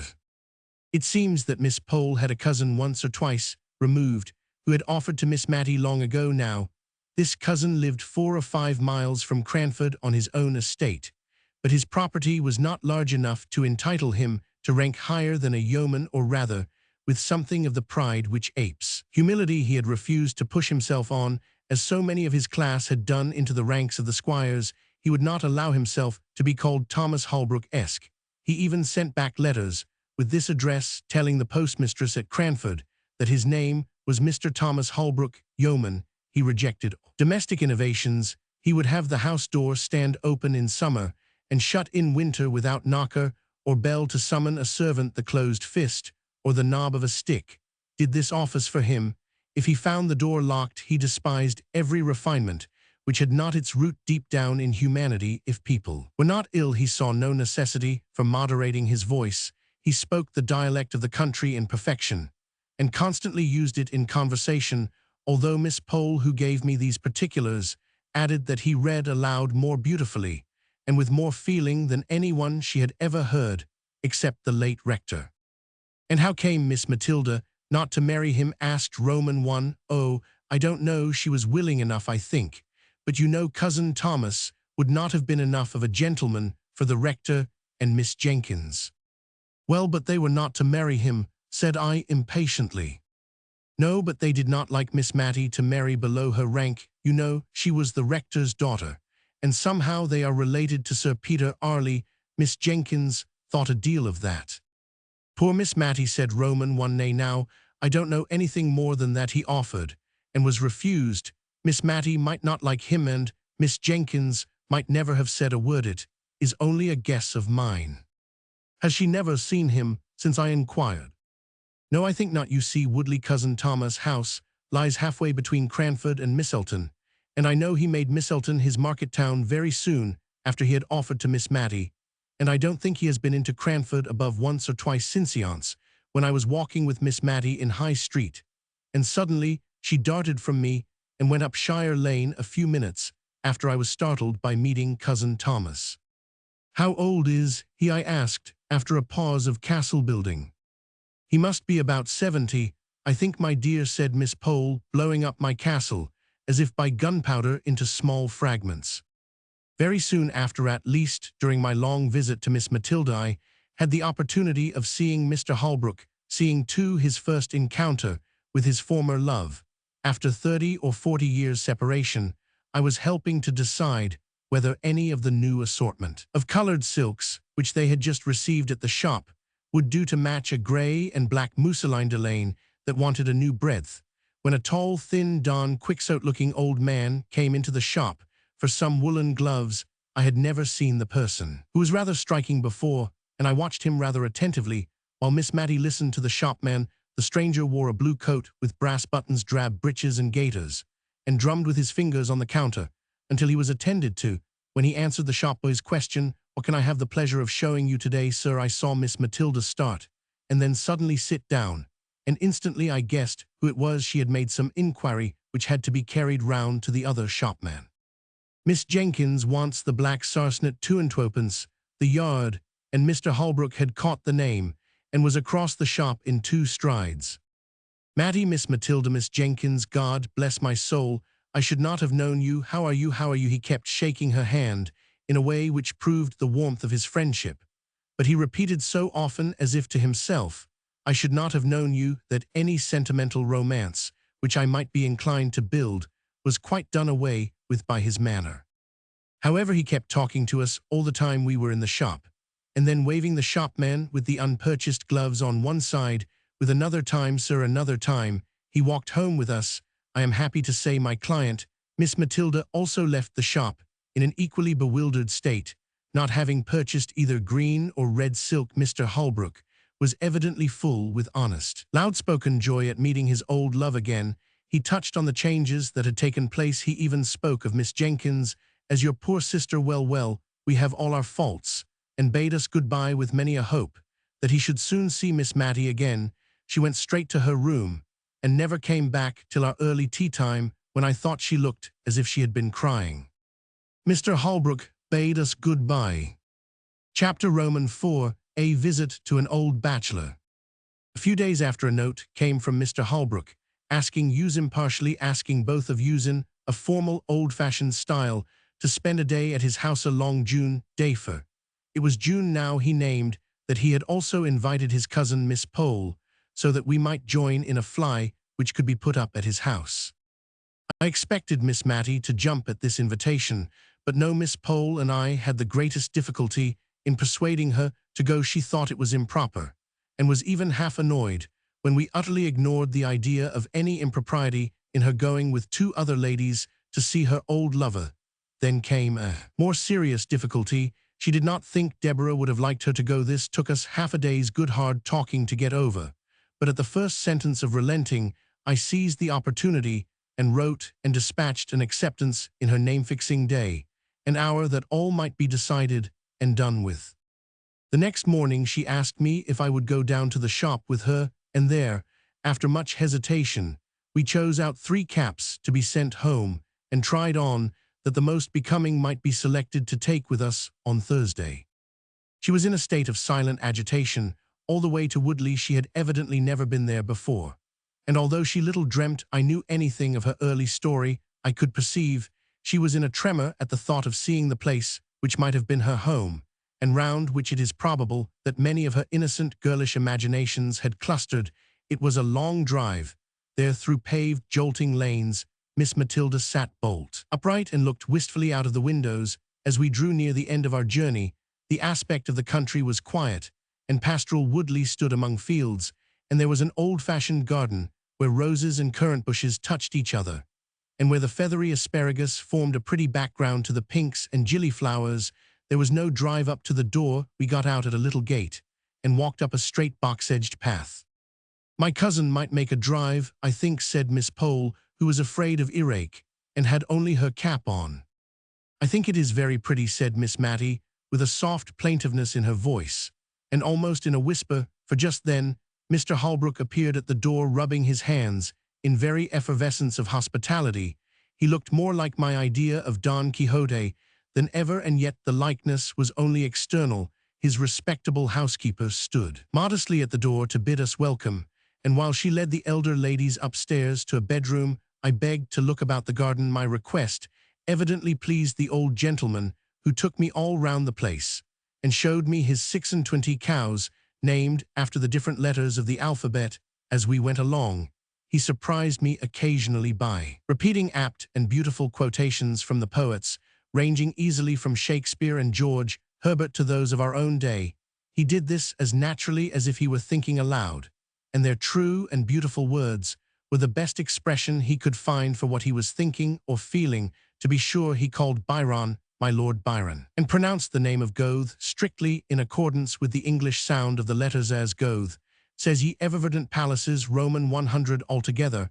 I never met with a man before or since who had spent so long a life in a secluded and not impressive country, with ever-increasing delight in the daily and yearly change of season and beauty. When he and I went in, we found that dinner was nearly ready in the kitchen so I suppose the room ought to be called, as there were oak dressers and cupboards all round, all over, by the side of the fireplace, and only a small Turkey carpet in the middle of the flag floor. The room might have been easily made into a handsome dark oak dining parlor by removing the oven and a few other appurtenances of a kitchen, which were evidently never used, the real cooking place being at some distance. The room in which we were expected to sit was a stiffly furnished, ugly apartment, but that in which we did sit was what Mr. Holbrook called the counting-house, where he paid his laborers their weekly wages at a great desk near the door, the rest of the pretty sitting-room looking into the orchard, and all covered over with dancing treachados, was filled with books. They lay on the ground, they covered the walls, they strewed the table. He was evidently half ashamed and half proud of his extravagance in this respect. They were of all kinds, poetry and wild weird tales prevailing. He evidently chose his books in accordance with his own tastes, not because such and such were classical or established favorites. "Ah," he said, "we farmers ought not to have much time for reading, yet somehow one can't help it." "What a pretty room," said Miss Matty sotto voce. "What a pleasant place," said I aloud, almost simultaneously. Nay, if you like it, replied he, but can you sit on these great black leather three-cornered chairs?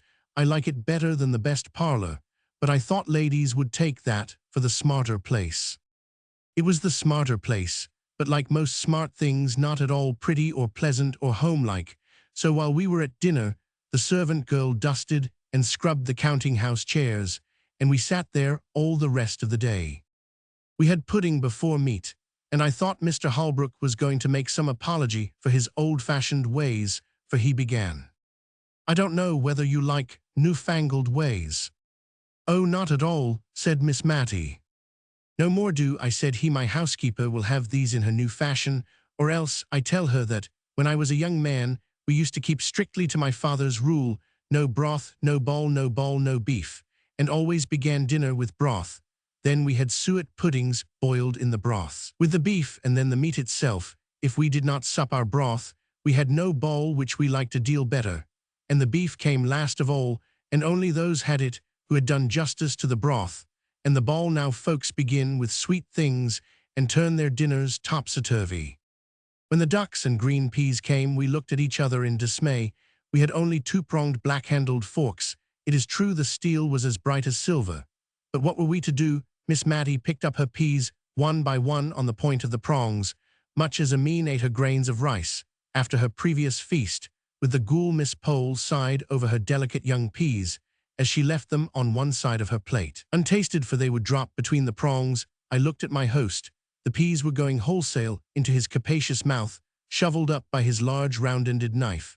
I saw, I imitated, I survived my friends in spite of my precedent, could not muster up courage enough to do an ungenteel thing. And if Mr. Holbrook had not been so heartily hungry, he would probably have seen that the good peas went away almost untouched. After dinner, a clay pipe was brought in and a spittoon, and asking us to retire to another room where he would soon join us if we disliked tobacco smoke, he presented his pipe to Miss Matty and requested her to fill the bowl. This was a compliment to a lady in his youth, but it was rather inappropriate to propose it as an honor to Miss Matty, who had been trained by her sister to hold smoking of every kind in utter abhorrence. But if it was a shock to her refinement, it was also a gratification to her feelings to be thus selected, so she daintily stuffed the strong tobacco into the pipe, and then we withdrew. It is very pleasant dining with a bachelor, said Miss Matty softly, as we settled ourselves in the counting-house. I only hope it is not improper, so many pleasant things are. What a number of books he has, said Miss Pole, looking round the room, and how dusty they are. I think it must be like one of the great Dr. Johnson's rooms, said Miss Matty. What a superior man your cousin must be. Yes, said Miss Pole, he's a great reader, but I am afraid he has got into very uncouth habits with living alone. Oh, uncouth is too hard a word. I should call him eccentric. Very clever people always are, replied Miss Matty. Now what color are ashbuds in March? When Mr. Holbrook returned, he proposed a walk in the fields, but the two elder ladies were afraid of damp and dirt, and had only very unbecoming calashes to put on over their caps, so they declined. And I was again his companion in a turn, which he said he was obliged to take to see after his men. He strode along, either wholly forgetting my existence or soothed into silence by his pipe, and yet it was not silence. Exactly, he walked before me with a stooping gait, his hands clasped behind him, and as some tree or cloud or glimpse of distant upland pastures struck him, he quoted poetry to himself, saying it out loud in a grand sonorous voice, with just the emphasis that true feeling and appreciation give. We came upon an old cedar tree which stood at one end of the house. The cedar spreads his dark green layers of shade. Capital term, layers, wonderful man. I did not know whether he was speaking to me or not, but I put in an assenting wonderful, although I knew nothing about it, just because I was tired of being forgotten, and of being consequently silent. He turned sharp round. You may say wonderful. Why, when I saw the review of his poems in Blackwood, I set off within an hour, and walked 7 miles to Misselton, for the horses were not in the way, and ordered them. Now what color are ashbuds in March? Is the man going mad, thought Roman 1, he is very like Don Quixote. What color are they, I say, repeated he vehemently. I am sure I don't know, sir, said I, with the meekness of ignorance. I knew you didn't know more, did Ian, old fool, that I am till this young man comes and tells me black as ashbuds in March. And I've lived all my life in the country, more shame for me not to know black. They are jet black, madam. And he went off again, swinging along to the music of some rhyme he had got hold of. When we came back, nothing would serve him, but he must read us the poems he had been speaking of, and Miss Pole encouraged him in his proposal, I thought, because she wished me to hear his beautiful reading of which she had boasted, but she afterwards said it was because she had got to a difficult part of her crochet and wanted to count her stitches without having to talk. Whatever he had proposed would have been right to Miss Matty, although she did fall sound asleep within 5 minutes after he had begun a long poem called Locksley Hall, and had a comfortable nap unobserved till he ended, when the cessation of his voice wakened her up, and she said, feeling that something was expected and that Miss Pole was counting. "What a pretty book." "Pretty, madam, it's beautiful pretty, indeed." "Oh yes, I meant beautiful," said she, fluttered at his disapproval of her word. "It is so like that beautiful poem of Dr. Johnson's my sister used to read. I forget the name of it. What was it, my dear?" turning to me. "Which do you mean, ma'am? What was it about?" "I don't remember what it was about, and I've quite forgotten what the name of it was, but it was written by Dr. Johnson, and was very beautiful and very like what Mr. Holbrook has just been reading." "I don't remember it," said he reflectively, "but I don't know Dr. Johnson's poems well. I must read them." As we were getting into the fly to return, I heard Mr. Holbrook say he should call on the ladies soon and inquire how they got home, and this evidently pleased and fluttered Miss Matty at the time he said it. But after we had lost sight of the old house among the trees, her sentiments towards the master of it were gradually absorbed into a distressing wonder as to whether Martha had broken her word, and seized on the opportunity of her mistress' absence to have a follower. Martha looked good and steady, and composed enough as she came to help us out. She was always careful of Miss Matty, and tonight she made use of this unlucky speech. Dear ma'am, to think of your going out in an evening in such a thin shawl. It's no better than muslin at your age, ma'am. You should be careful." "My age," said Miss Matty, almost speaking crossly for her, for she was usually gentle. "My age? Why, how old do you think I am, that you talk about my age?" "Well, ma'am, I should say you were not far short of 60, but folks' looks is often against them, and I am sure I meant no harm." "Martha, I'm not yet 52, said Miss Matty, with grave emphasis, for probably the remembrance of her youth had come very vividly before her this day, and she was annoyed at finding that golden time so far away in the past. But she never spoke of any former and more intimate acquaintance with Mr. Holbrook. She had probably met with so little sympathy in her early love that she had shut it up close in her heart, and it was only by a sort of watching, which I could hardly avoid since Miss Pole's confidence, that I saw how faithful her poor heart had been in its sorrow and its silence.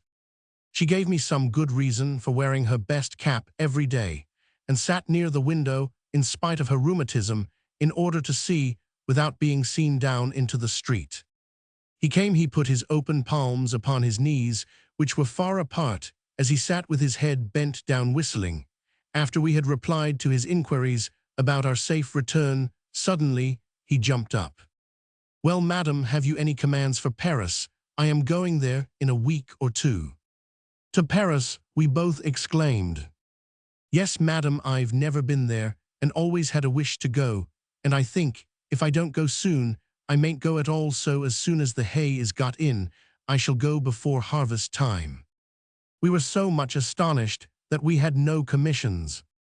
Just as he was going out of the room, he turned back with his favorite exclamation. "God bless my soul, madam, but I nearly forgot half my errand. Here are the poems for you. You admired so much the other evening at my house." He tugged away at a parcel in his coat pocket. "Goodbye, miss," said he. "Goodbye, Matty, take care of yourself." And he was gone, but he had given her a book, and he had called her Matty, just as he used to do 30 years ago. "I wish he would not go to Paris," said Miss Matilda, anxiously. "I don't believe frogs will agree with him.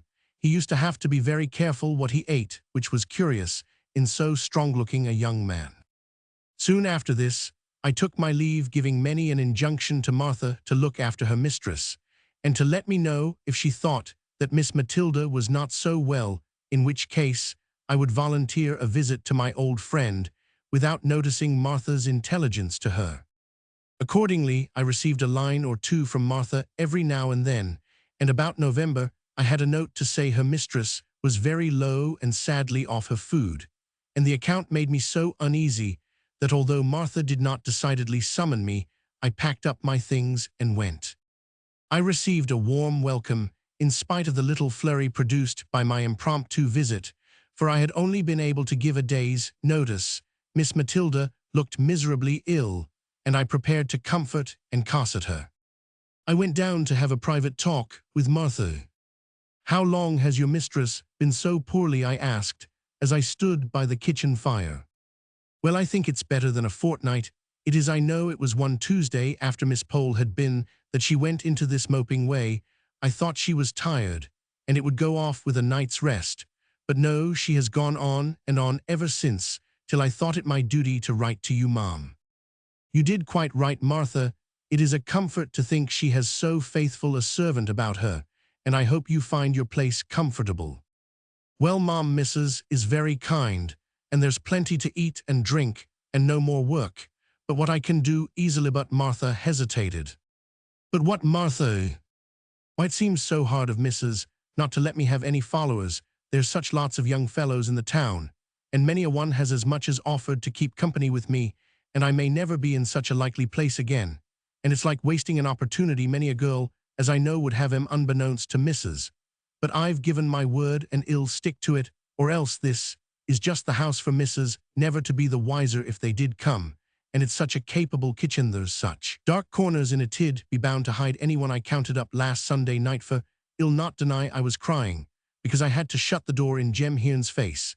And he's a steady young man fit for any girl, only I had given missus my word." Martha was all but crying again, and I had little comfort to give her, for I knew from old experience of the horror with which both the Miss Jenkinses looked upon followers, and in Miss Matty's present nervous state this dread was not likely to be lessened. I went to see Miss Pole the next day, and took her completely by surprise, for she had not been to see Miss Matilda for 2 days.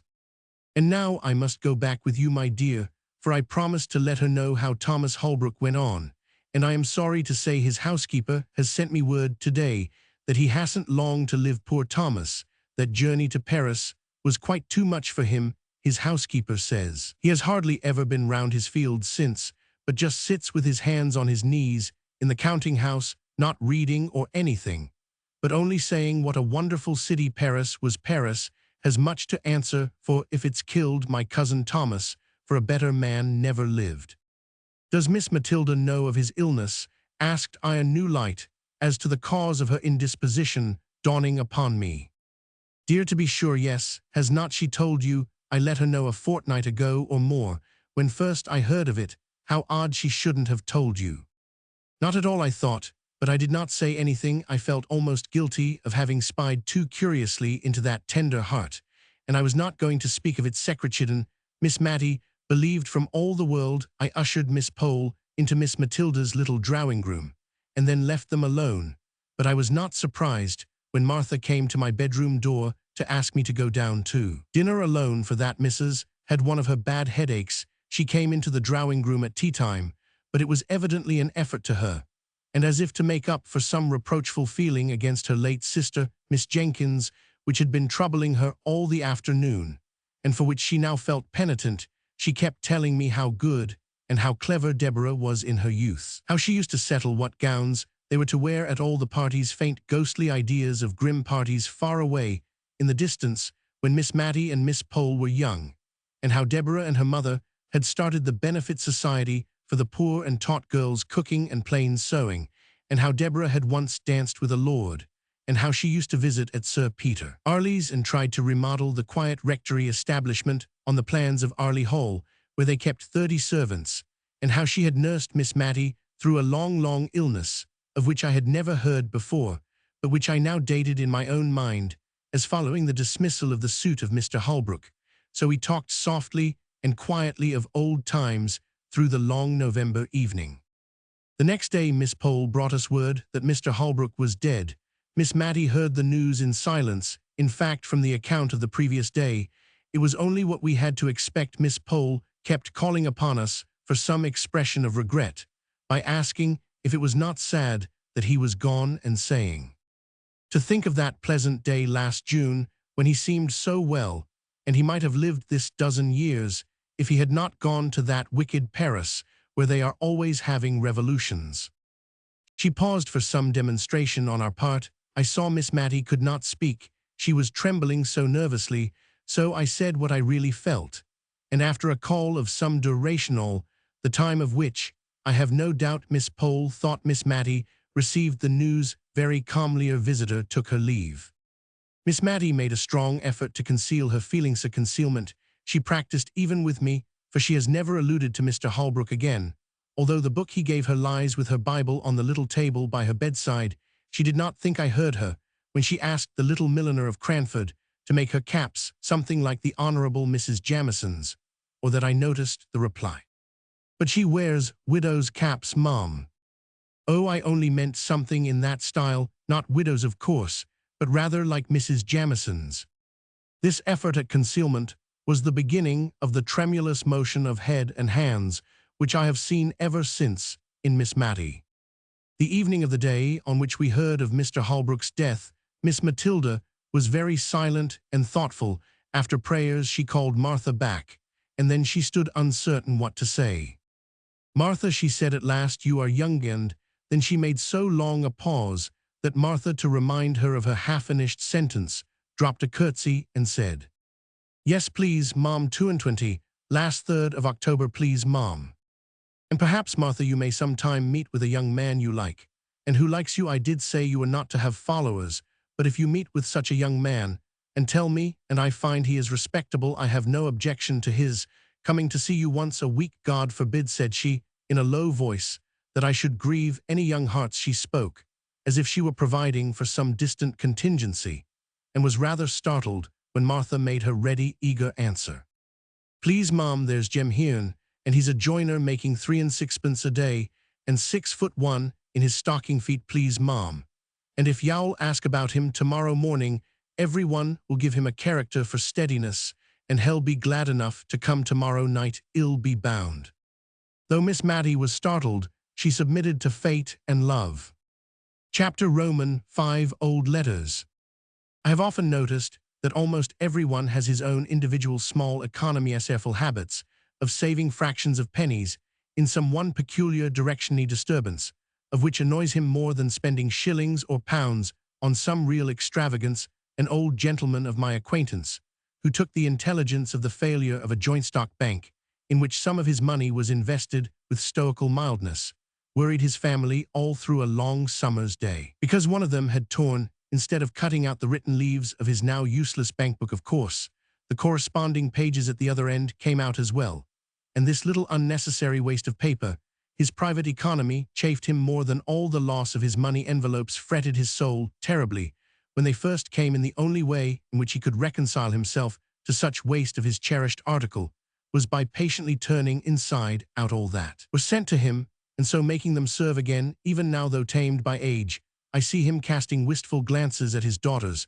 when they send a whole inside of a half-sheet of note paper with the 3 lines of acceptance to an invitation written on only one of the sides. I am not above owning that I have this human weakness myself. String is my foible. My pockets get full of little hanks of it, picked up and twisted together, ready for uses that never come. I am seriously annoyed if anyone cuts the string of a parcel, instead of patiently and faithfully undoing it, fold by fold. How people can bring themselves to use india-rubber rings, which are a sort of deification of string, as lightly as they do, I cannot imagine. To me, an india-rubber ring is a precious treasure. I have one which is not new, and that I picked up off the floor nearly 6 years ago. I have really tried to use it, but my heart failed me, and I could not commit the extravagance. Small pieces of butter grieve others. They cannot attend to conversation, because of the annoyance occasioned by the habit which some people have of invariably taking more butter than they want. Have you not seen the anxious look, almost mesmeric, which such persons fix on the article? They would feel it a relief if they might bury it out of their sight by popping it into their own mouths and swallowing it down, and they are really made happy if the person on whose plate it lies unused suddenly breaks off a piece of toast, which he does not want at all, and eats up his butter. They think that this is not waste. Now Miss Mattie Jenkins was chary of candles. We had many devices to use as few as possible in the winter afternoons. She would sit knitting for 2 or 3 hours. She could do this in the dark, or by firelight, and when I asked if I might not ring for candles to finish stitching my wristbands, she told me to keep blind man's holiday. They were usually brought in with tea, but we only burnt one at a time, as we lived in constant preparation for a friend who might come in any evening, but who never did. It required some contrivance to keep our 2 candles of the same length ready to be lighted, and to look as if we burnt 2. Always the candles took it in turns, and whatever we might be talking about or doing, Miss Mattie's eyes were habitually fixed upon the candle, ready to jump up and extinguish it, and to light the other before they had become too uneven in length to be restored to equality in the course of the evening. One night, I remember, this candle economy particularly annoyed me. I had been very much tired of my compulsory blind man's holiday, especially as Miss Mattie had fallen asleep, and I did not like to stir the fire and run the risk of awakening her, so I could not even sit on the rug and scorch myself with sewing by firelight according to my usual custom. I fancied Miss Mattie must be dreaming of her early life, for she spoke 1 or 2 words in her uneasy sleep bearing reference to persons who were dead long before. When Martha brought in the lighted candle and tea, Miss Mattie started into wakefulness with a strange, bewildered look around, as if we were not the people she expected to see about her. There was a little sad expression that shadowed her face as she recognized me, but immediately afterwards she tried to give me her usual smile. All through tea time her talk ran upon the days of her childhood and youth. Perhaps this reminded her of the desirableness of looking over all the old family letters and destroying such as ought not to be allowed to fall into the hands of strangers, for she had often spoken of the necessity of this task, but had always shrunk from it with a timid dread of something painful. Tonight, however, she rose up after tea and went for them in the dark, for she piqued herself on the precise neatness of all her chamber arrangements, and used to look uneasily at me when I lighted a bed candle to go to another room for anything. When she returned, there was a faint, pleasant smell of Tonquin beans in the room. I had always noticed this scent about any of the things which had belonged to her mother, and many of the letters were addressed to her, yellow bundles of love letters 60 or 70 years old. Miss Mattie undid the packet with a sigh, but she stifled it directly, as if it were hardly right to regret the flight of time or of life.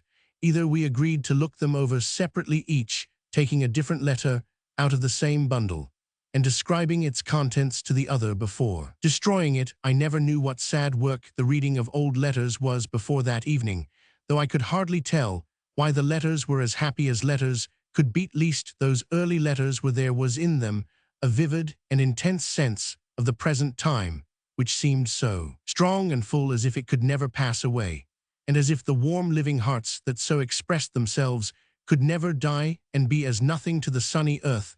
I should have felt less melancholy, I believe, if the letters had been more so. I saw the tears stealing down the well-worn furrows of Miss Mattie's cheeks, and her spectacles often wanted wiping. I trusted at last that she would light the other candle, for my own eyes were rather dim, and I wanted more light to see the pale faded ink. But no, even through her tears she saw and remembered her little economical ways.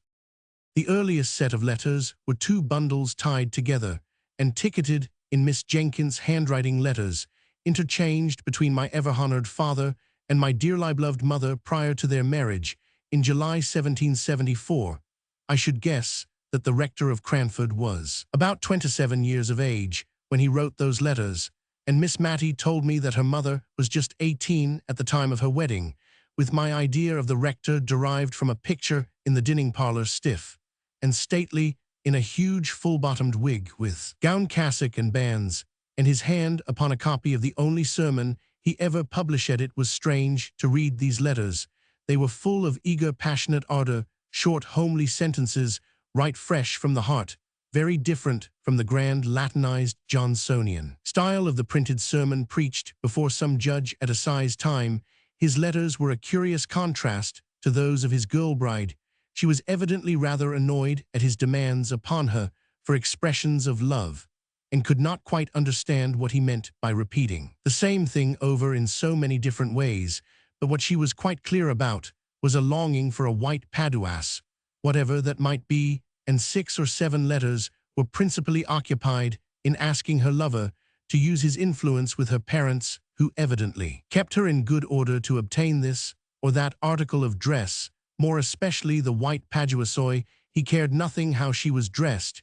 She was always lovely enough for him, as he took pains to assure her when she begged him to express in his answers a predilection for particular pieces of finery in order that she might show what he said to her parents.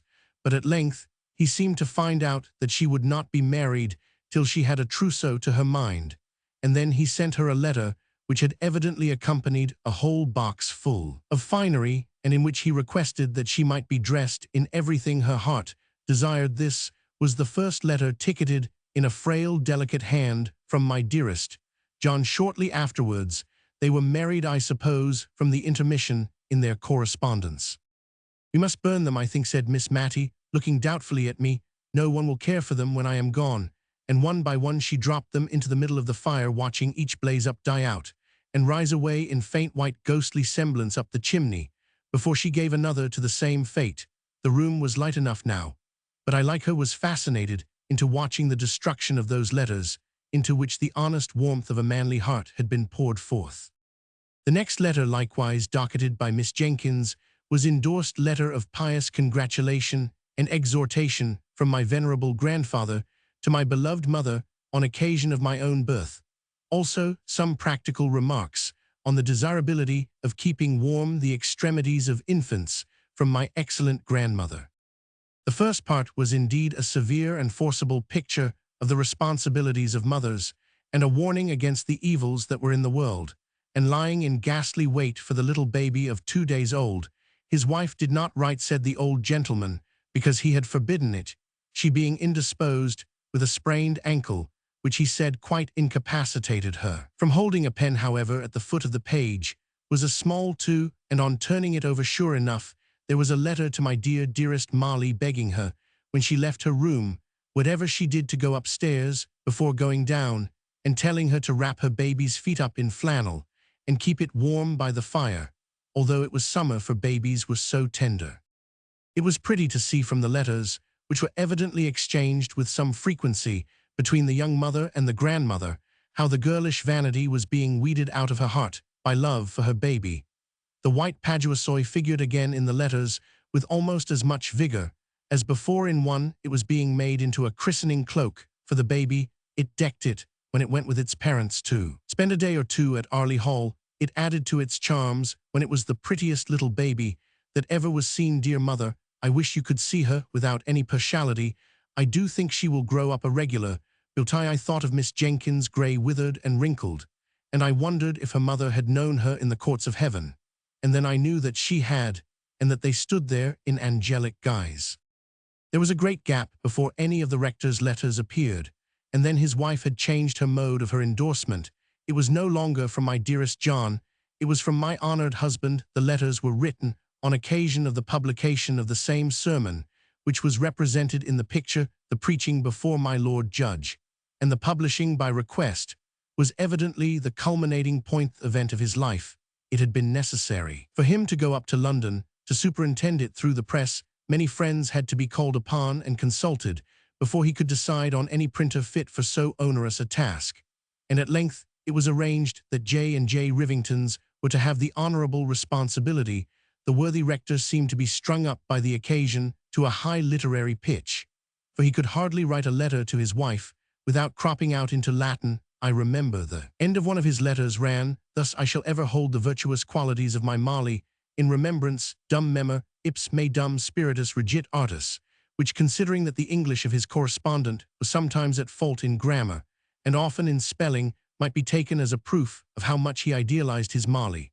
And as Miss Jenkins used to say, people talk a great deal about idealizing nowadays, whatever that may mean, but this was nothing to a fit of writing classical poetry, which soon seized him, in which his Molly figured away, as Maria. The letter containing the Carmen was endorsed by her Hebrew verses, sent me by my honored husband. I thought to have had a letter about killing the pig, but must wait mem to send the poetry to Sir Peter Arley as my husband desires."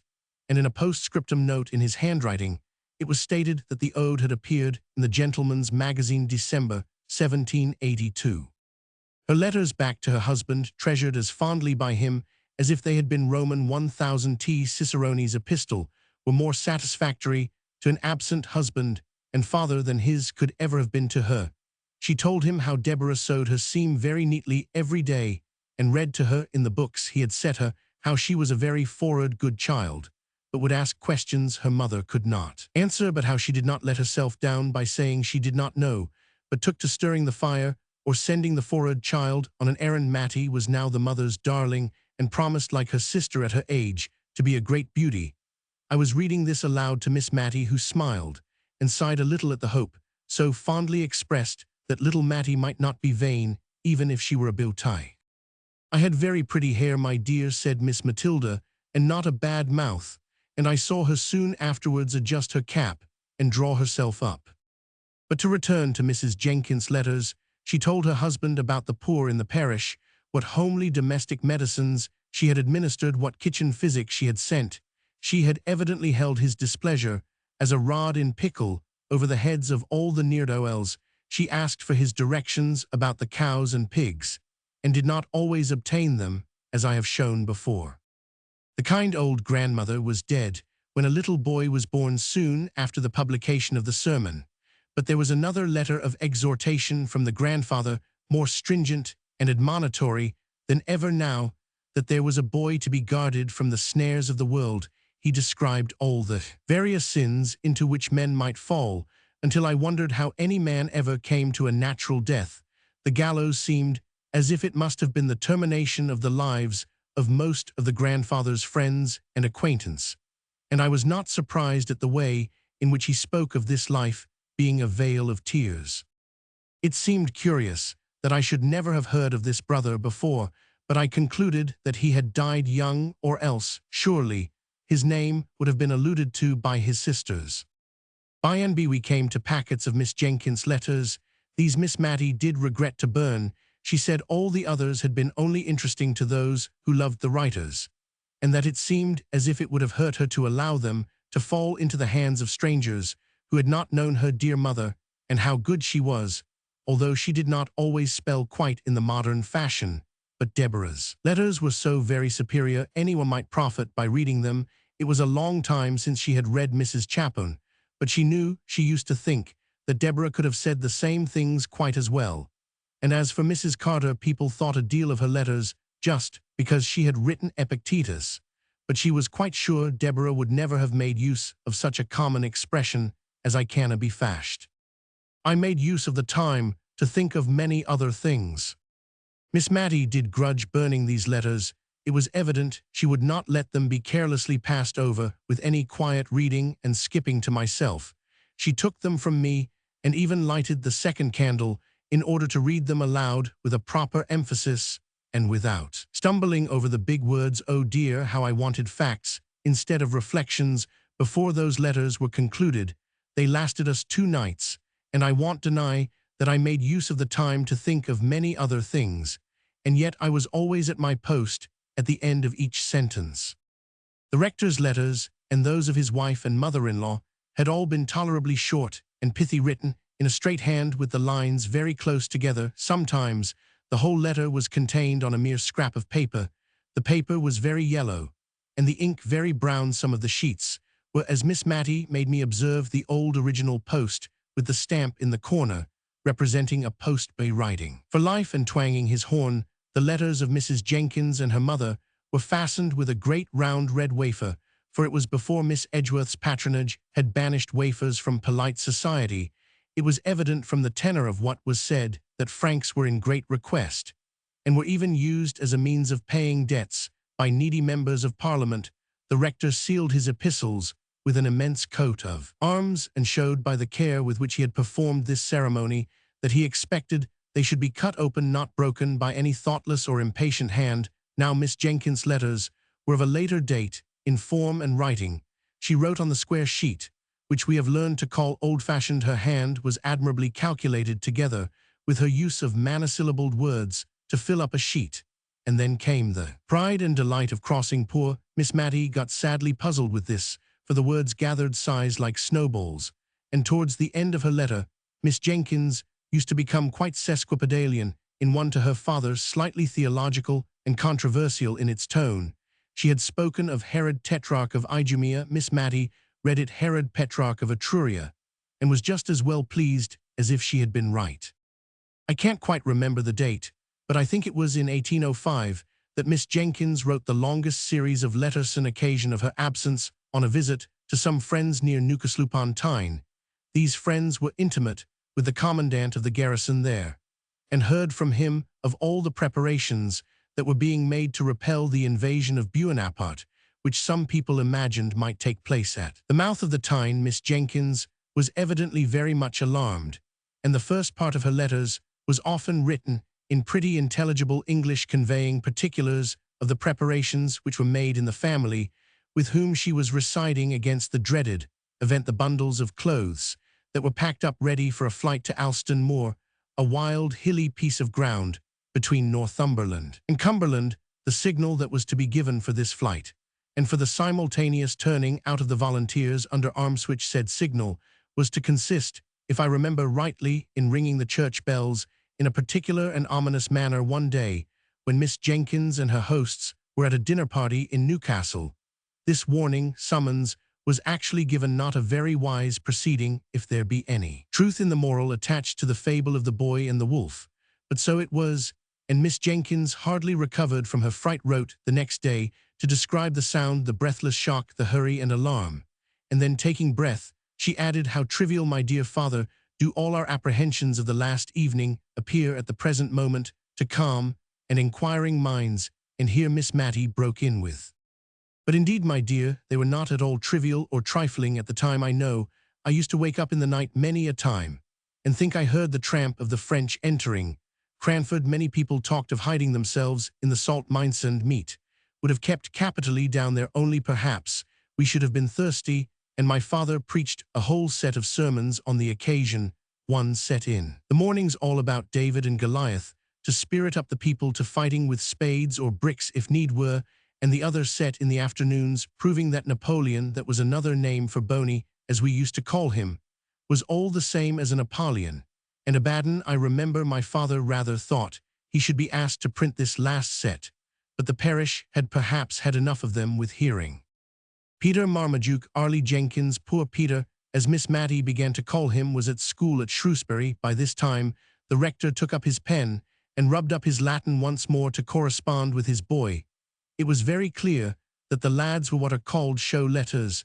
They were of a highly mental description, giving an account of his studies and his intellectual hopes of various kinds, with an occasional quotation from the classics.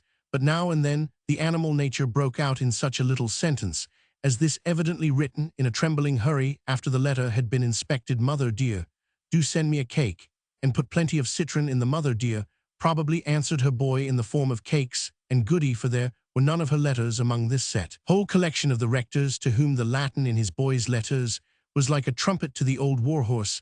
I do not know much about Latin, certainly, and it is perhaps an ornamental language, but not very useful, I think, at least to judge from the bits I remember out of the rector's letters. One was, "You have not got that town in your map of Ireland, but bonus Bernardus non vidit omnia," as the proverbs say. Presently it became very evident that poor Peter got himself into many scrapes. There were letters of stilted penitence to his father for some wrongdoing, and among them all was a badly written, badly sailed, badly directed, blotted note: "My dear, dear, dear, dearest mother, I will be a better boy, I will indeed. But don't please be ill for me, I am not worth it, but I will be good, darling mother." Miss Matty could not speak for crying after she had read this note. She gave it to me in silence, and then got up and took it to her sacred recesses in her own room, for fear by any chance it might get burnt. Poor Peter, she said, he was always in scrapes. He was too easy, they led him wrong, and then left him in the lurch. But he was too fond of mischief, he could never resist a joke. Poor Peter. Chapter Romans 6. Poor Peter. Poor Peter's career lay before him, rather pleasantly mapped out by kind friends, but bonus Bernardus non vidit omnia in this map too. He was to win honours at the Shrewsbury School and carry them thick to Cambridge, and after that a living awaited him the gift of his godfather Sir Peter Arley. Poor Peter, his lot in life was very different to what his friends had hoped and planned. Miss Matty told me all about it, and I think it was a relief when she had done so. He was the darling of his mother, who seemed to dote on all her children, though she was perhaps a little afraid of Deborah's superior acquirements.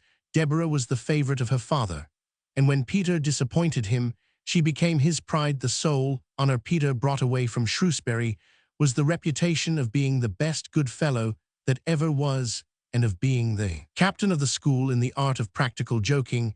His father was disappointed, but set about remedying the matter in a manly way. He could not afford to send Peter to read with any tutor, but he could read with him himself, and Miss Matty told me much of the awful preparations in the way of dictionaries and lexicons that were made in her father's study the morning Peter began. "My poor mother," said she, "I remember how she used to stand in the hall just near enough the study door to catch the tone of my father's voice. I could tell in a moment if all was going right by her face, and it did go right for a long time." "What went wrong at last?" said Roman 1. "The tiresome Latin, I dare say." "No, it was not the Latin. Peter was in high favor with my father, for he worked up well for him, but he seemed to think that the Cranford people might be joked about and made fun of, and they did not like it. Nobody does. He was always hoaxing them. Hoaxing is not a pretty word, my dear, and I hope you won't tell your father I used it, for I should not like him to think that I was not choice in my language after living with such a woman as Deborah. And be sure you never use it yourself. I don't know how it slipped out of my mouth, except it was that I was thinking of poor Peter, and it was always his expression. But he was a very gentlemanly boy in many things. He was like dear Captain Brown in always being ready to help any old person or a child. Still, he did like joking and making fun, and he seemed to think the old ladies in Cranford would believe anything. There were many old ladies living here then. We are principally ladies now, I know, but we are not so old as the ladies used to be. When I was a girl I could laugh to think of some of Peter's jokes. No, my dear, I won't tell you of them, because they might not shock you as they ought to do, and they were very shocking. He even took in my father once by dressing himself up as a lady that was passing through the town, and wished to see the rector of Cranford, who had published that admirable assize sermon. Peter said he was awfully frightened himself when he saw how my father took it all in, and even offered to copy out all his Napoleon Bonaparte sermons for her. Him, I mean her, for Peter was a lady. Then he told me he was more terrified than he ever was before. All the time my father was speaking, he did not think my father would have believed him, and yet if he had not, it would have been a sad thing for Peter. As it was, he was none so glad of it, for my father kept him hard at work, copying out all those 12 Bonaparte sermons for the lady. That was for Peter himself. You know, he was the lady. And once when he wanted to go fishing, Peter said, "Confound the woman, very bad language, my dear." But Peter was not always so guarded as he should have been. My father was so angry with him, it nearly frightened me out of my wits. And yet I could hardly keep from laughing at the little curtsies Peter kept making quite slyly whenever my father spoke of the lady's excellent taste and sound discrimination. "Confound the woman." "Did Miss Jenkins know of these tricks?" said Roman 1. "Oh no, Deborah would have been too much shocked. No, no one knew. But me, I wish I had always known of Peter's plans. But sometimes he did not tell me. He used to say the old ladies in the town wanted something to talk about, but I don't think they Roman 999. They had the St. James Chronicle 3 times a week, just as we have now, and we have plenty to say. And I remember the clacking noise there always was when some of the ladies got together, but probably schoolboys talk more than ladies at last. There was a terrible sad thing happened. Miss Matty got up, went to the door, and opened it. No one was there. She rang the bell for Martha, and when Martha came, her mistress told her to go for eggs to a farm at the other end of the town. "I will lock the door after you, Martha. You are not afraid to go, are you?" "No, Mom, not at all. Jem Hearn will be only too proud to go with me." Miss Matty drew herself up, and as soon as we were alone, she wished that Martha had more maidenly reserve. "Well, put out the candle, my dear. We can talk just as well by firelight. You know there well. You see, Deborah had gone from home for a fortnight or so. It was a very still, quiet day, I remember. Overhead and the lilacs were all in flower, so I suppose it was spring. My father had gone out to see some sick people in the parish. I recollect seeing him leave the house with his wig and shovel hat, and Cain, what possessed our poor Peter, I don't know. He had the sweetest temper, and yet he always seemed to like to plague Deborah. She never laughed at his jokes, and thought him ungenteel and not careful enough about improving his mind, and that vexed him. Well, he went to her room, it seems, and dressed himself in her old gown and shawl and bonnet, just the things she used to wear in Cranford, and was known by everywhere. And he made the pillow into a little. You are sure you locked the door, my dear, for I should not like anyone to hear into a little baby with white long clothes. It was only, as he told me afterwards, to make something to talk about in the town. He never thought of it as affecting Deborah, and he went and walked up and down in the filbert walk, just half hidden by the rails, and half seen, and he cuddled his pillow just like a baby, and talked to it all the nonsense people do. Oh dear. And my father came stepping stately up the street, as he always did, and what should he see but a little black crowd of people, I dare say as many as 20 all, peeping through his garden rails. So he thought at first they were only looking at a new rhododendron that was in full bloom, and that he was very proud of, and he walked slower, that they might have more time to admire, and he wondered if he could make out a sermon from the occasion, and thought perhaps there was some relation between the rhododendrons and the lilies of the field. My poor father, when he came nearer, he began to wonder that they did not see him, but their heads were all so close together, peeping and peeping. My father was amongst them, meaning, he said, to ask them to walk into the garden with him and admire the beautiful vegetable production, when, oh my dear, I trembled to think of Ith looked through the rails himself, and saw, I don't know what he thought he saw, but old Clare told me his face went quite grey-white with anger, and his eyes blazed out under his frowning black brows, and he spoke out oh so terribly, and bade them all stop where they were, not one of them to go, not one of them to stir a step, and swift as light he was in at the garden door, and down the filbert walk, and seized hold of poor Peter, and tore his clothes off his back, bonnet, shawl, gown, and Allen threw the pillow among the people over the railings. And then he was very, very angry indeed, and before all the people he lifted up his cane and flogged Peter. My dear, that boy's trick on that sunny day, when all seemed going straight and well, broke my mother's heart, and changed my father for life. It did indeed. Old Clare said Peter looked as white as my father, and stood as still as a statue to be flogged. And my father struck hard. When my father stopped to take breath, Peter said, "Have you done enough, sir?" quite hoarsely, and still standing quite quiet. I don't know what my father said, or if he said anything, but old Clare said Peter turned to where the people outside the railing were, and made them a low bow as grand and as grave as any gentleman, and then walked slowly into the house. I was in the storeroom, helping my mother to make cowslip wine. I cannot abide the wine now, nor the scent of the flowers. They turn me sick and faint, as they did that day, when Peter came in looking as haughty as any man, indeed, looking like a man, not like a boy. Mother, he said, "I am come to say God bless you," for ever I saw his lips quiver as he spoke, and I think he durst not say anything more loving for the purpose that was in his heart. She looked at him, rather frightened and wondering, and asked him what was to do. He did not smile or speak, but put his arms round her and kissed her as if he did not know how to leave off. And before she could speak again, he was gone. We talked it over and could not understand it, and she bade me go and seek my father and ask what it was all about. I found him walking up and down, looking very highly displeased. "Tell your mother I have flogged Peter, and that he richly deserved it." I durst not ask any more questions. When I told my mother, she sat down quite faint for a minute. I remember a few days after I saw the poor withered cowslip flowers thrown out to the leaf heap to decay and die. There was no making of cowslip wine that year at the rectoriner, indeed, ever after.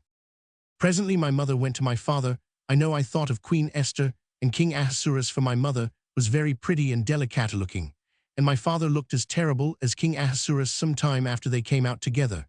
And then my mother told me what had happened, and that she was going up to Peter's room at my father's desire, though she was not to tell Peter Thisto talked the matter over with him.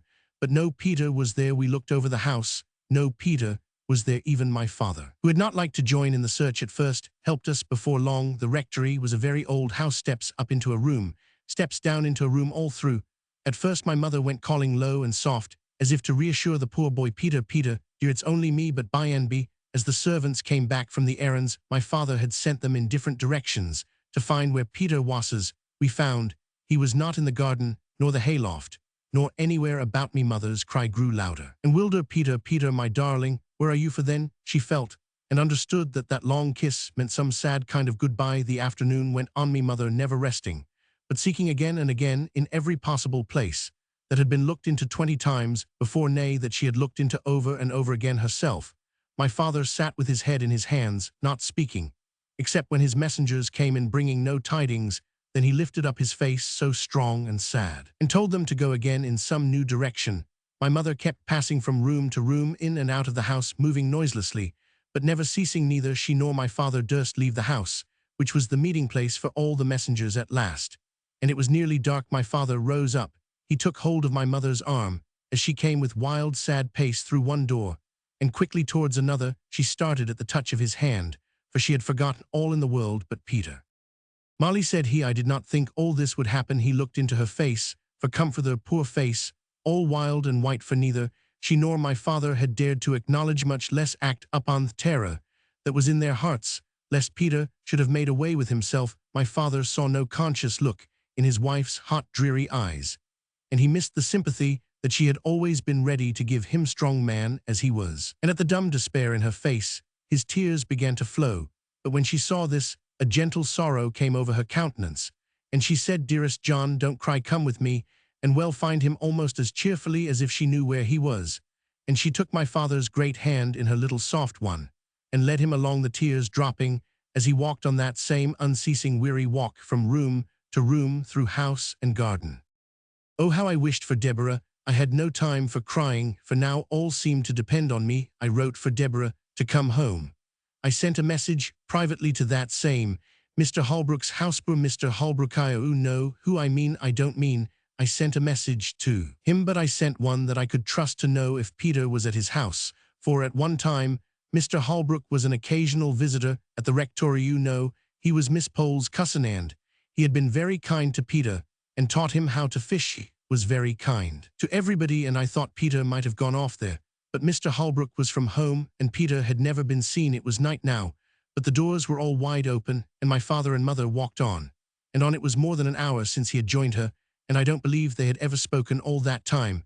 I was getting the parlor fire lighted, and one of the servants was preparing tea, for I wanted them to have something to eat and drink, and warm them, when old Clare asked to speak to me. I have borrowed the nets from the weir, Miss Matty. Shall we drag the ponds tonight, or wait for the morning? I remember staring in his face to gather his meaning, and when I did I laughed out loud the horror of that new thought. Bright darling Peter, cold and stark and dead. I remember the ring of my own laugh now. The next day Deborah was at home before I was myself again. She would not have been so weak as to give way as I had done, but my screams, my horrible laughter had ended in crying, had roused my sweet dear mother, whose poor wandering wits were called back and collected as soon as a child needed her care. She and Deborah sat by my bedside. I knew by the looks of each that there had been no news of Peter, no awful ghastly news, which was what I most had dreaded in my dull state between sleeping and waking. The same result of all the searching had brought something of the same relief to my mother, to whom, I am sure, the thought that Peter might even then be hanging dead in some of the familiar home places had caused that never-ending walk of yesterday. Her soft eyes never were the same again. After that they had always a restless craving look, as if seeking for what they could not find. Oh, it was an awful time, coming down like a thunderbolt on the still sunny day when the lilacs were all in bloom. Where was Mr. Peter? Said Roman 1. He had made his way to Liverpool, and there was war then, and some of the king's ships lay off the mouth of the Mersey, and they were only too glad to have a fine likely boy such as him, 5'9". He was come to offer himself. The captain wrote to my father, and Peter wrote to my mother. Stay, those letters will be somewhere here. We lighted the candle, and found the captain's letter and Peter's too, and we also found a little simple begging letter from Mrs. Jenkins to Peter, addressed to him at the house of an old schoolfellow whither she fancied he might have gone. They had returned it unopened, and unopened it had remained ever since, having been inadvertently put by among the other letters of that time. This is it. My dearest Peter, did not think we should be so sorry as we are, I know, or you would never have gone away. You are too good. Your father sits and sighs, till my heart aches to hear him. He cannot hold up his head for grief. And yet he only did what he thought was right. Perhaps he has been too severe, and perhaps I have not been kind enough. But God knows how we love you, my dear. Only boy, Don looks so sorry. You're gone. Come back, and make us happy who love you so much. I know you will come back. But Peter did not come back. That spring day was the last time he ever saw his mother's face. The writer of the letter, last, only person who had ever seen what was written in it, was dead long ago. And I, a stranger not born at the time when this occurrence took place, was the one to open it. The captain's letter summoned the father and mother to Liverpool instantly if they wished to see their boy, and by some of the wild chances of life, the captain's letter had been detained somewhere somehow. Miss Matty went on, and it was race time, and all the post-horses at Cranford were gone to the races, but my father and mother set off in our own gig, and oh my dear, they were too late. The ship was gone, and now read Peter's letter to my mother. It was full of love and sorrow, and pride in his new profession, and a sore sense of his disgrace in the eyes of the people at Cranford, but ending with a passionate entreaty that she would come and see him before he left the Mersey. Mother, we may go into battle, I hope, we shall, and lick those French, but I must see you again before that time. And she was too late, said Miss Matty, too late. We sat in silence, pondering on the full meaning of those sad, sad words. At length, I asked Miss Matty to tell me how her mother bore it. Oh, she said she was patience itself. She had never been strong, and this weakened her terribly. My father used to sit looking at her far more sad than she was. He seemed as if he could look at nothing else when she was by, and he was so humble, so very gentle now. He would perhaps speak in his old way, laying down the law as it were, and then in a minute or two he would come round and put his hand on our shoulders and ask us in a low voice if he had said anything to hurt us. I did not wonder at his speaking so to Deborah, for she was so clever, but I could not bear to hear him talking so to me. But you see, he saw what we did not, that it was killing my mother, yes, killing her. Put out the candle, my dear. I can talk better in the dark, for she was but a frail woman, and ill-fitted to stand the fright and shock she had gone through, and she would smile at him and comfort him, not in words, but in her looks and tones, which were always cheerful when he was there. And she would speak of how she thought Peter stood a good chance of being admiral very soon, was so brave and clever, and how she thought of seeing him in his navy uniform, and what sort of hats admirals wore, and how much more fit he was to be a sailor than a clergyman, and all in that way, just to make my father think. She was quite glad of what came of that unlucky morning's work, and the flogging which was always in his mind, as we all knew.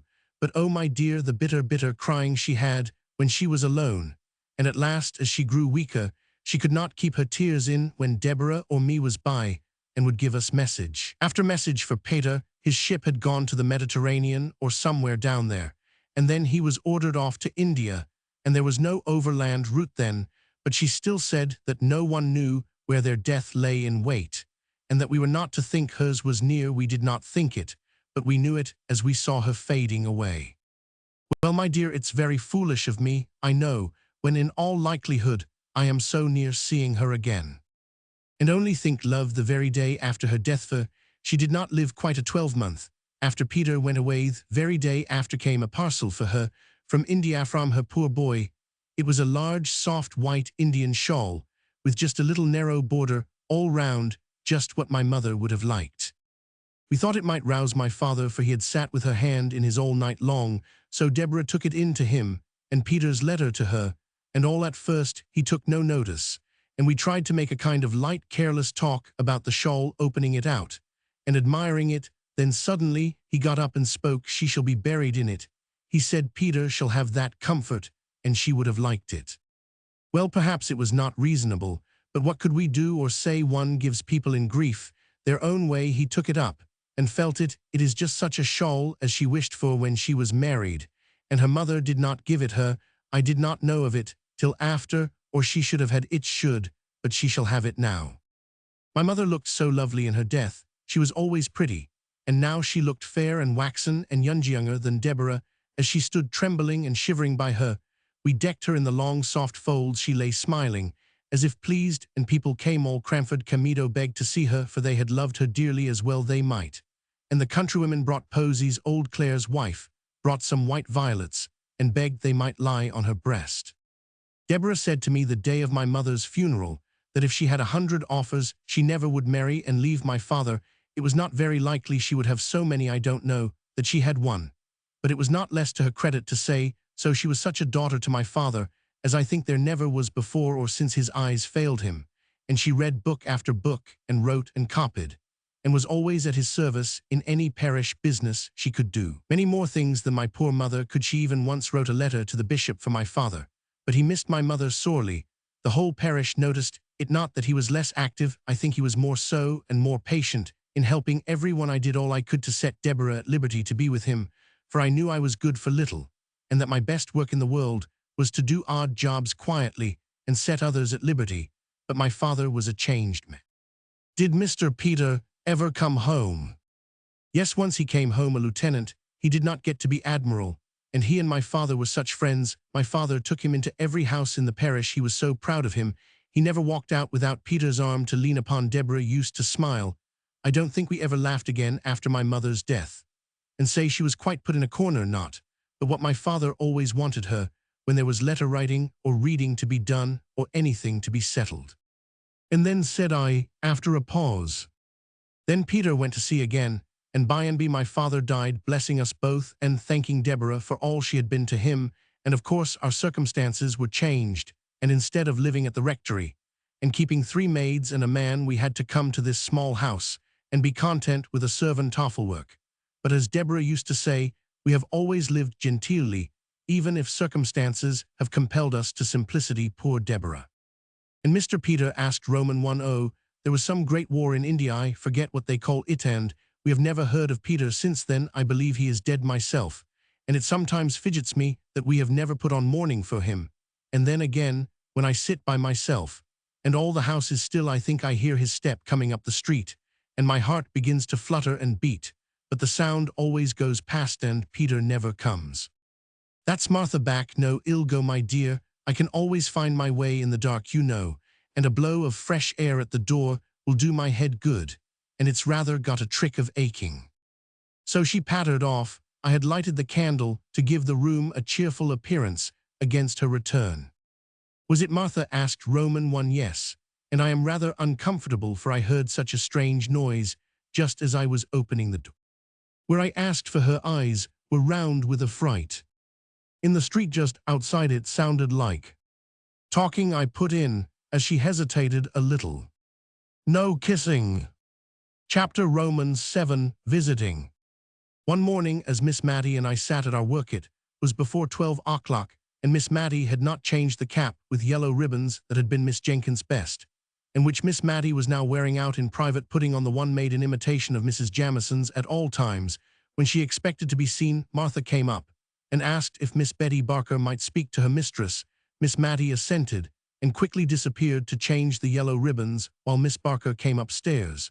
But as she had forgotten her spectacles and was rather flurried by the unusual time of the visit, I was not surprised to see her return with one cap on the top of the other. She was quite unconscious of it herself, and looked at us with bland satisfaction, nor do I think Miss Barker perceived it, for putting aside the little circumstance that she was not so young as she had been, she was very much absorbed in her errand, which she delivered herself of with an oppressive modesty that found vent in endless apologies. Miss Betty Barker was the daughter of the old clerk at Cranford, who had officiated in Mr. Jenkins' time. She and her sister had had pretty good situations as ladies' maids, and had saved money enough to set up a milliner's shop, which had been patronized by the ladies in the neighborhood. Lady Arley, for instance, would occasionally give Miss Barker's the pattern of an old cap of hers, which they immediately copied and circulated among the elite of Cranford. I say the elite, for Miss Barker's had caught the trick of the place, and piqued themselves upon their aristocratic connection. They would not sell their caps and ribbons to anyone without a pedigree. Many a farmer's wife or daughter turned away huffed from Miss Barker's select millinery, and went rather to the universal shop, where the profits of brown soap and moist sugar enabled the proprietor to go straight to Paris, he said, until he found his customers too patriotic. And John Bullish, to wear what the Mountseers wore London wear, as he often told his customers Queen Adelaide had appeared only the very week before, in a cap exactly like the one he showed them trimmed with yellow and blue ribbons, and had been complimented by King William on the becoming nature of her headdress. Miss Barkers, who confined themselves to truth and did not approve of miscellaneous customers, throve notwithstanding. They were self-denying good people. Many a time have I seen the eldest of them, she that had been maid to Mrs. Jamison, carrying out some delicate mess to a poor person. They only aped their betters in having nothing to do with the class immediately below theirs. And when Miss Barker died, their profits and income were found to be such that Miss Betty was justified in shutting up shop and retiring from business. She also, as I think I have before said, set up her cow, a mark of respectability in Cranford, almost as decided as setting up a gig is among some people. She dressed finer than any lady in Cranford, and we did not wonder at it, for it was understood that she was wearing out all the bonnets and caps and outrageous ribbons which had once formed her stock in trade. It was 5 or 6 years since she had given up shop, so in any other place than Cranford her dress might have been considered passy. And now Miss Betty Barker had called to invite Miss Matty to tea at her house on the following Tuesday. She gave me also an impromptu invitation, as I happened to be a visitor, though I could see she had a little fear, lest, since my father had gone to live in Drumble, he might have engaged in that horrid cotton trade, and so dragged his family down out of aristocratic society. She prefaced this invitation with so many apologies that she quite excited my curiosity. Her presumption was to be excused. What had she been doing? She seemed so overpowered by it. I could only think that she had been writing to Queen Adelaide to ask for a receipt for washing lace, but the act which she so characterized was only an invitation she had carried to her sister's former mistress, Mrs. Jamison.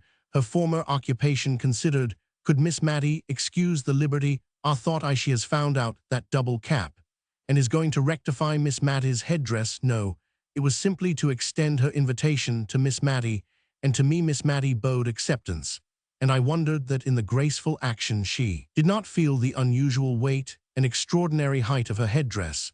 But I do not think she did, for she recovered her balance, and went on talking to Miss Betty in a kind, condescending manner, very different from the fidgety way she would have had if she had suspected how singular her appearance was. Mrs. Jamison is coming, I think you said? Asked Miss Matty.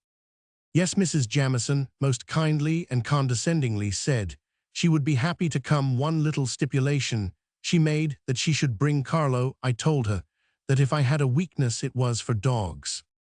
And Miss Pole questioned Miss Matty, who was thinking of her pool at preference, in which Carlo would not be available as a partner. I am going to ask Miss Pole, of course. I could not think of asking her until I had asked you, Madam, the rector's daughter. Madam, believe me, I do not forget the situation my father held under yours. And Mrs. Forrester, of course. And Mrs. Forrester, I thought in fact of going to her before I went to Miss Pole, although her circumstances are changed. Madam, she was born a Tyrrell, and we can never forget her alliance to the Biggers of Bigelow Hall. Miss Matty cared much more for the little circumstance of her being a very good card player. Mrs. Fitzadam, I suppose. No, madam, I must draw a line somewhere. Mrs. Jamison would not, I think, like to meet Mrs. Fitzadam. I have the greatest respect for Mrs. Fitzadam, but I cannot think her fit society for such ladies as Mrs. Jamison and Miss Matilda Jenkins. Miss Betty Barker bowed low to Miss Matty and pursed up her mouth. She looked at me with sidelong dignity, as much as to say, although a retired milliner, she was no democrat and understood the difference of ranks. May I beg you to come as near 6:30 to my little dwelling as possible? Miss Matilda. Mrs. Jamison dines at 5, but has kindly promised not to delay her visit beyond that time, 6:30, and with a swimming curtsy, Miss Betty Barker took her leave. My prophetic soul foretold a visit that afternoon from Miss Pole, who usually came to call on Miss Matilda after any evento, indeed, in sight of any evento, talk it over with her. Miss Betty told me it was to be a choice, and select few, said Miss Pole, as she and Miss Matty compared notes. Yes, so she said, not even Mrs. Fitzadam.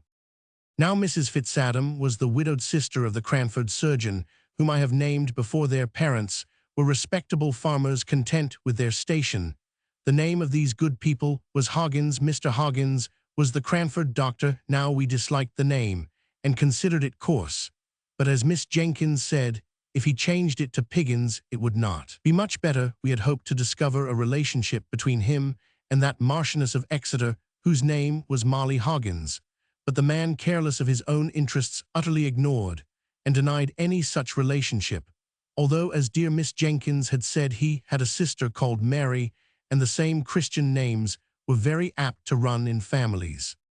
Soon after Miss Mary Hoggins married Mr. Fitzadam, she disappeared from the neighborhood for many years. She did not move in a sphere in Cranford society sufficiently high to make any of us care to know what Mr. Fitzadam was. He died, and was gathered to his fathers without our ever having thought about him at all. And then Mrs. Fitzadam reappeared in Cranford as bold as a lion. Miss Pole said, a well-to-do widow, dressed in rustling black silk, so soon after her husband's death, that poor Miss Jenkins was justified in the remark she made that Bombazine would have shown a deeper sense of her loss.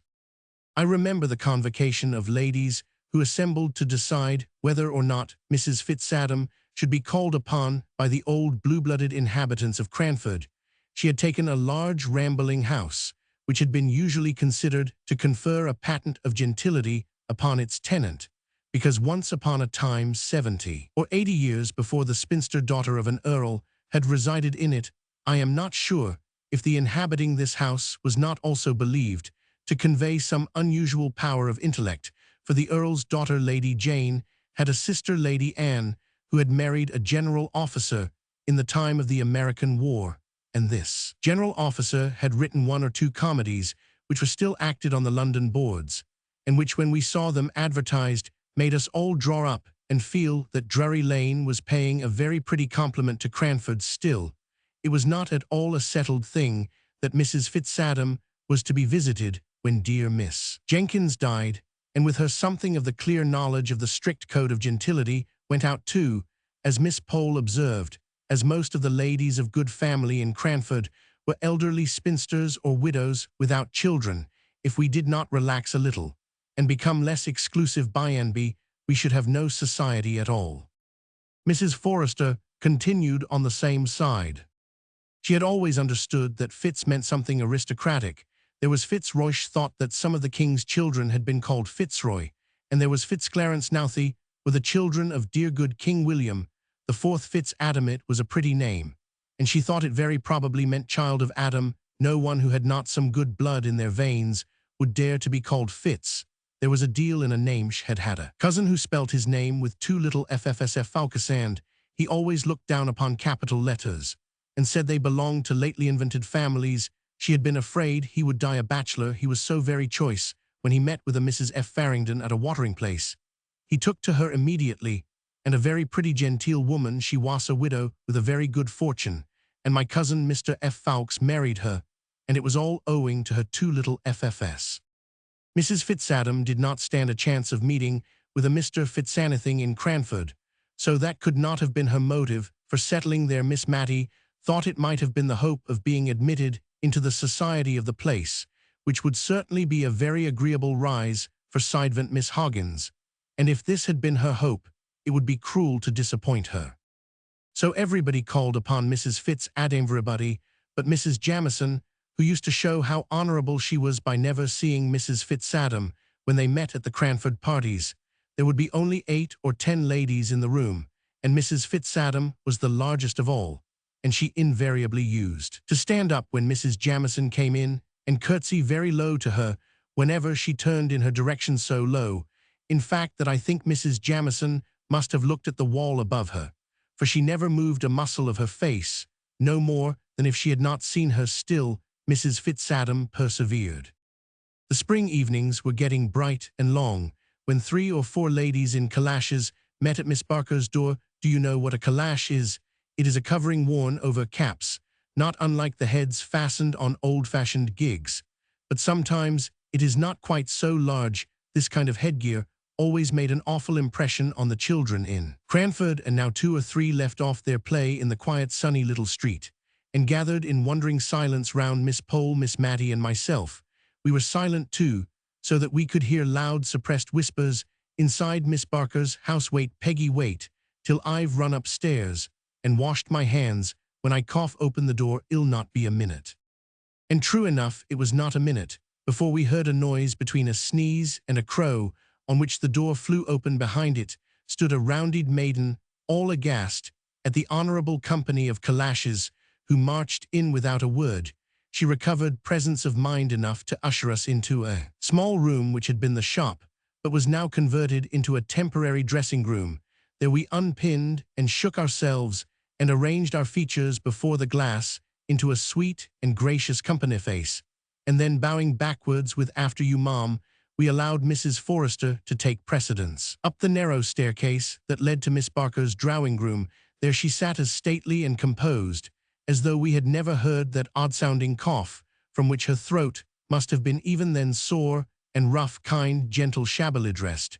Mrs. Forrester was immediately conducted to the second place of honor, a seat arranged something like Prince Albert's near the Queen's good, but not so good. The place of preeminence was of course reserved for the Honourable Mrs. Jamison, who presently came panting up the stairs, Carlo rushing round her on her progress, as if he meant to trip her up. And now Miss Betty Barker was a proud and happy woman. She stirred the fire and shut the door and sat as near to it as she could, quite on the edge of her chair, when Peggy came in tottering under the weight of the tea-tray. I noticed that Miss Barker was sadly afraid lest Peggy should not keep her distance sufficiently. She and her mistress were on very familiar terms in their everyday intercourse, and Peggy wanted now to make several little confidences to her, which Miss Barker was on thorns to hear, but which she thought it her duty as a lady to repress. So she turned away from all Peggy's asides and signs, but she made one or two very mal-apropos answers to what was said, and at last, seized with a bright idea, she exclaimed, "Poor sweet Carlo, I am forgetting him. Come downstairs with me, poor itty doggy, and it shall have its tea, it shall." In a few minutes she returned, bland and benignant as before, but I thought she had forgotten to give the poor itty doggy anything to eat, judging by the avidity with which he swallowed down chance pieces of cake. The tea-tray was abundantly loaded. I was pleased to see it. I was so hungry, but I was afraid the ladies present might think it vulgarly heaped up. I know they would have done at their own houses, but somehow the heaps disappeared here. I saw Mrs. Jamison eating seed-cake, slowly and considerately, as she did everything, and I was rather surprised, for I knew she had told us, on the occasion of her last party, that she never had it in her house. It reminded her so much of scented soap. She always gave us Savoy biscuits. However, Mrs. Jamison was kindly indulgent to Miss Barker's want of knowledge of the customs of high life, and to spare her feelings ate 3 large pieces of seed-cake, with a placid, ruminating expression of countenance, not unlike a cow's. After tea, there was some little demur and difficulty. We were 6 in number 4 could play at preference, and for the other 2 there was cribbage, but all except myself. I was rather afraid of the Cranford ladies at cards, for it was the most earnest and serious business they ever engaged in, were anxious to be of the pool. Even Miss Barker, while declaring she did not know Spadille from Menil, was evidently hankering to take a hand. The dilemma was soon put an end to by singular kind of noise. If a baron's daughter-in-law could ever be supposed to snore, I should have said Mrs. Jamison did so then, for overcome by the heat of the room, and inclined to doze by nature, the temptation of that very comfortable armchair had been too much for her, and Mrs. Jamison was nodding once or twice. She opened her eyes with an effort and calmly, but unconsciously smiled upon us, but by and by even her benevolence was not equal to this exertion, and she was sound asleep. The temptation of the comfortable armchair had been too much for her. "It is very gratifying to me," whispered Miss Barker at the card table to her 3 opponents, whom, notwithstanding her ignorance of the game, she was basting most unmercifully. "Very gratifying, indeed, to see how completely Mrs. Jamison feels at home in my poor little dwelling. She could not have paid me a greater compliment."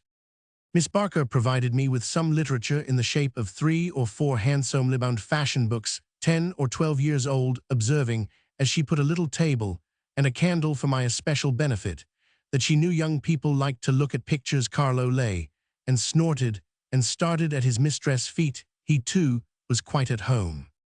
The card table was an animated scene to watch 4 ladies' heads with niddle-noddling caps all nearly meeting over the middle of the table, in their eagerness to whisper quick enough and loud enough, and every now and then came Miss Barker's "Hush, ladies, if you please hush, Mrs. Jamison is asleep."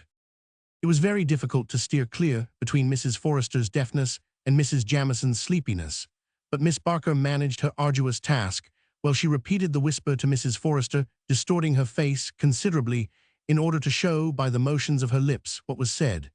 And then she smiled kindly all round at us and murmured to herself, "Very gratifying indeed. I wish my poor sister had been alive to see this day." Presently the door was thrown wide open. Carlos started to his feet with a loud snapping bark, and Mrs. Jamison awoke, or perhaps she had not been asleep as she said almost directly. The room had been so light she had been glad to keep her eyes shut, but had been listening with great interest to all our amusing and agreeable conversation. Peggy came in once more, read with importance another tray. "Oh, gentility, thought I can you endure this last shock," for Miss Barker had ordered, nay, I doubt not prepared, although she did say, "Why, Peggy, what have you brought us?"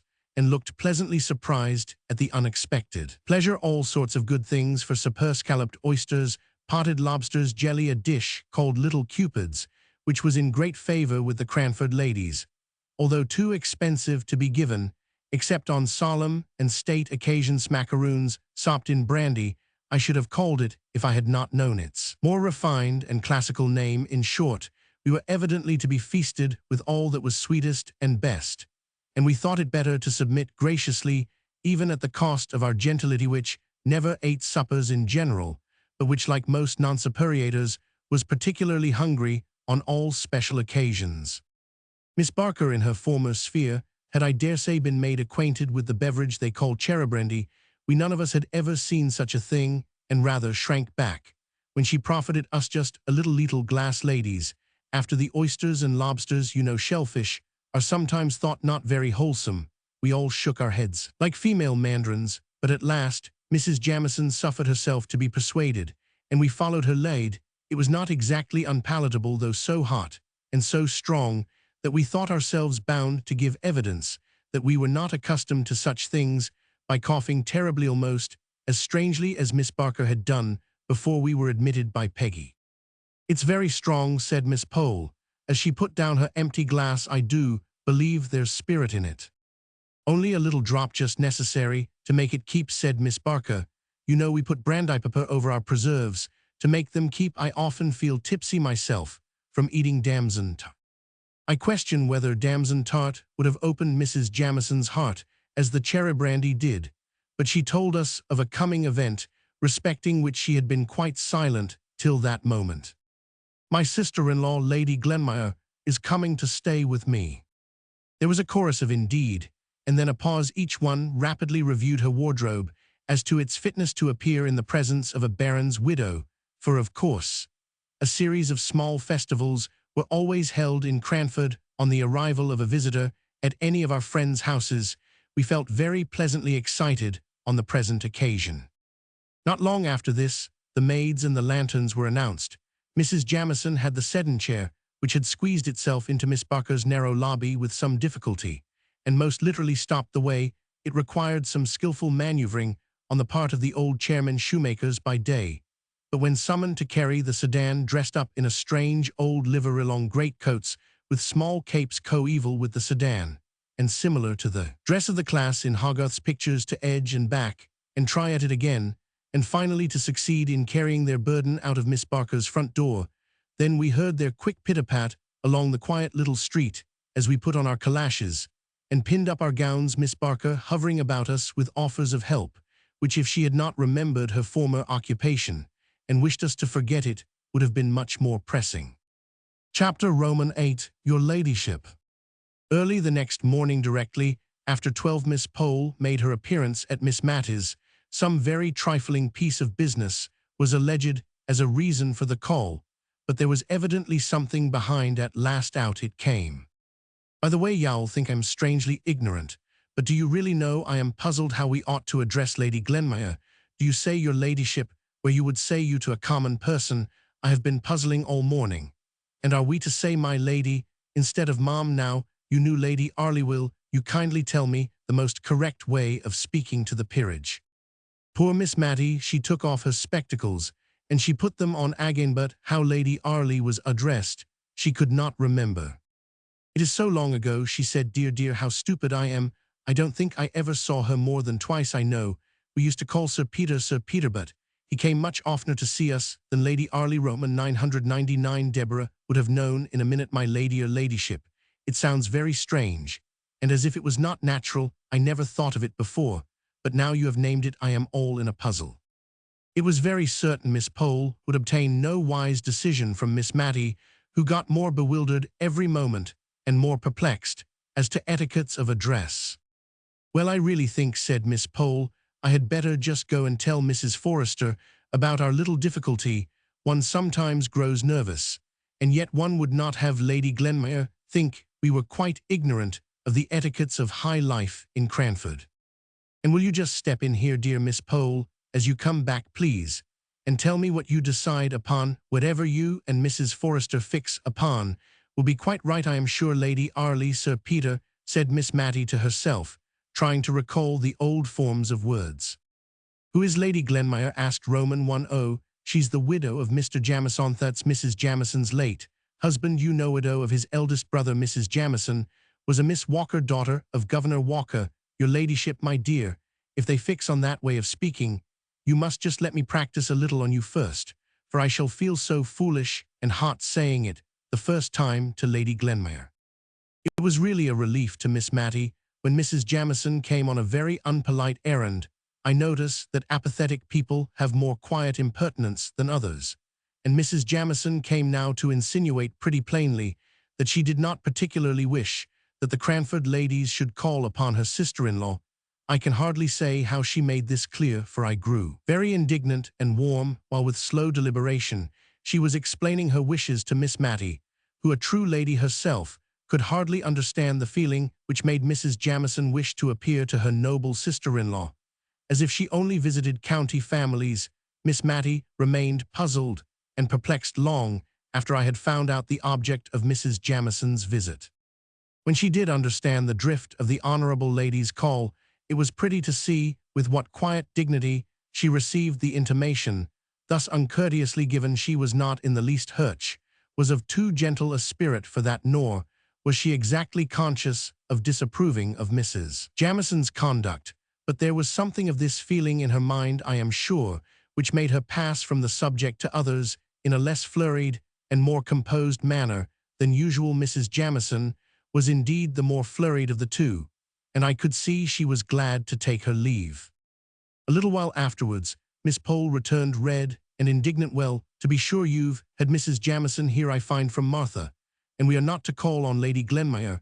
Yes, I met Mrs. Jamison halfway between here and Mrs. Forrester's, and she told me, she took me so by surprise, I had nothing to say. I wish I had thought of something very sharp and sarcastic. I dare say I shall tonight, and Lady Glenmire is but the widow of a Scotch baron. After all, I went on to look at Mrs. Forrester's peerage, to see who this lady was that is to be kept under a glass case. Widow of a Scotch peer, never sat in the house of Lord Sand.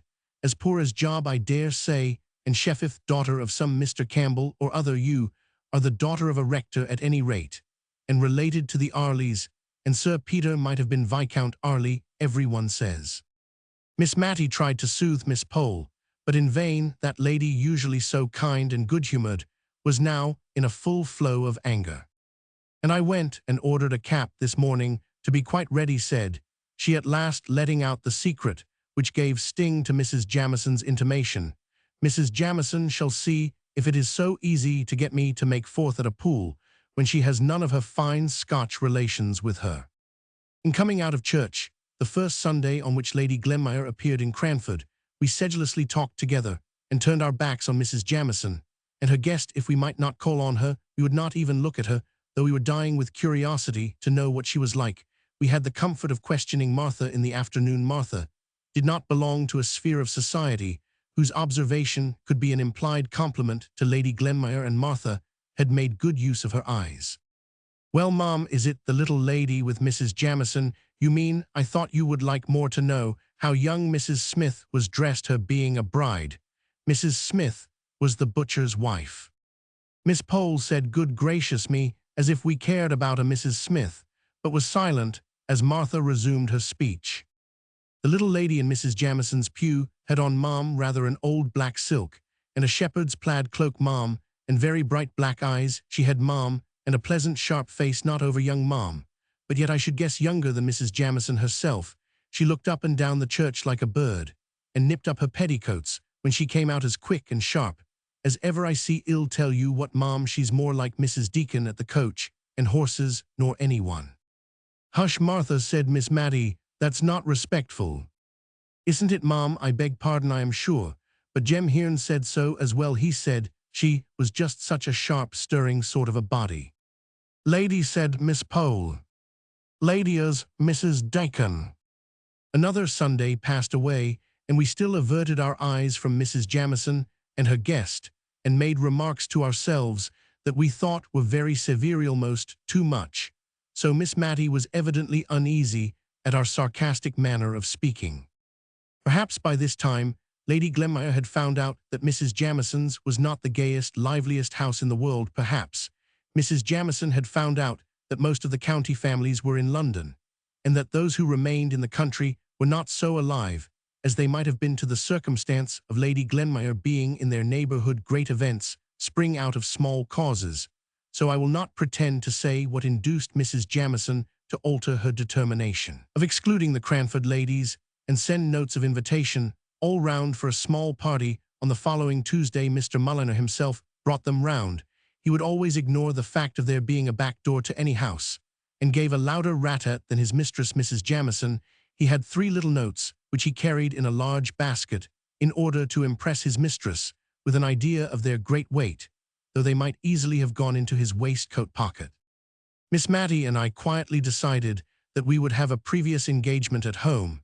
It was the evening on which Miss Matty usually made candlelighters of all the notes and letters of the week, for on Mondays her accounts were always made straight, not a penny. Owing from the week before, so, by a natural arrangement, making candlelighters fell upon a Tuesday evening, and gave us a legitimate excuse for declining Mrs. Jamison's invitation.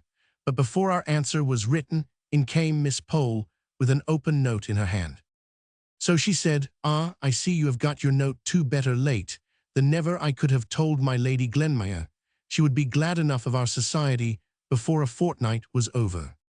"Yes," said Miss Matty, "we're asked for Tuesday evening, and perhaps you would just kindly bring your work across and drink tea with us that night. It is my usual regular time for looking over the last week's bills and notes and letters, and making candlelighters of them, but that does not seem quite reason enough for saying I have a previous engagement at home, though I meant to make it do now. If you would come, my conscience would be quite at ease, and luckily the note is not written yet." I saw Miss Pole's countenance change while Miss Matty was speaking. "Don't you mean to go, then?" asked she. "Oh no," said Miss Matty quietly. "You don't either, I suppose?"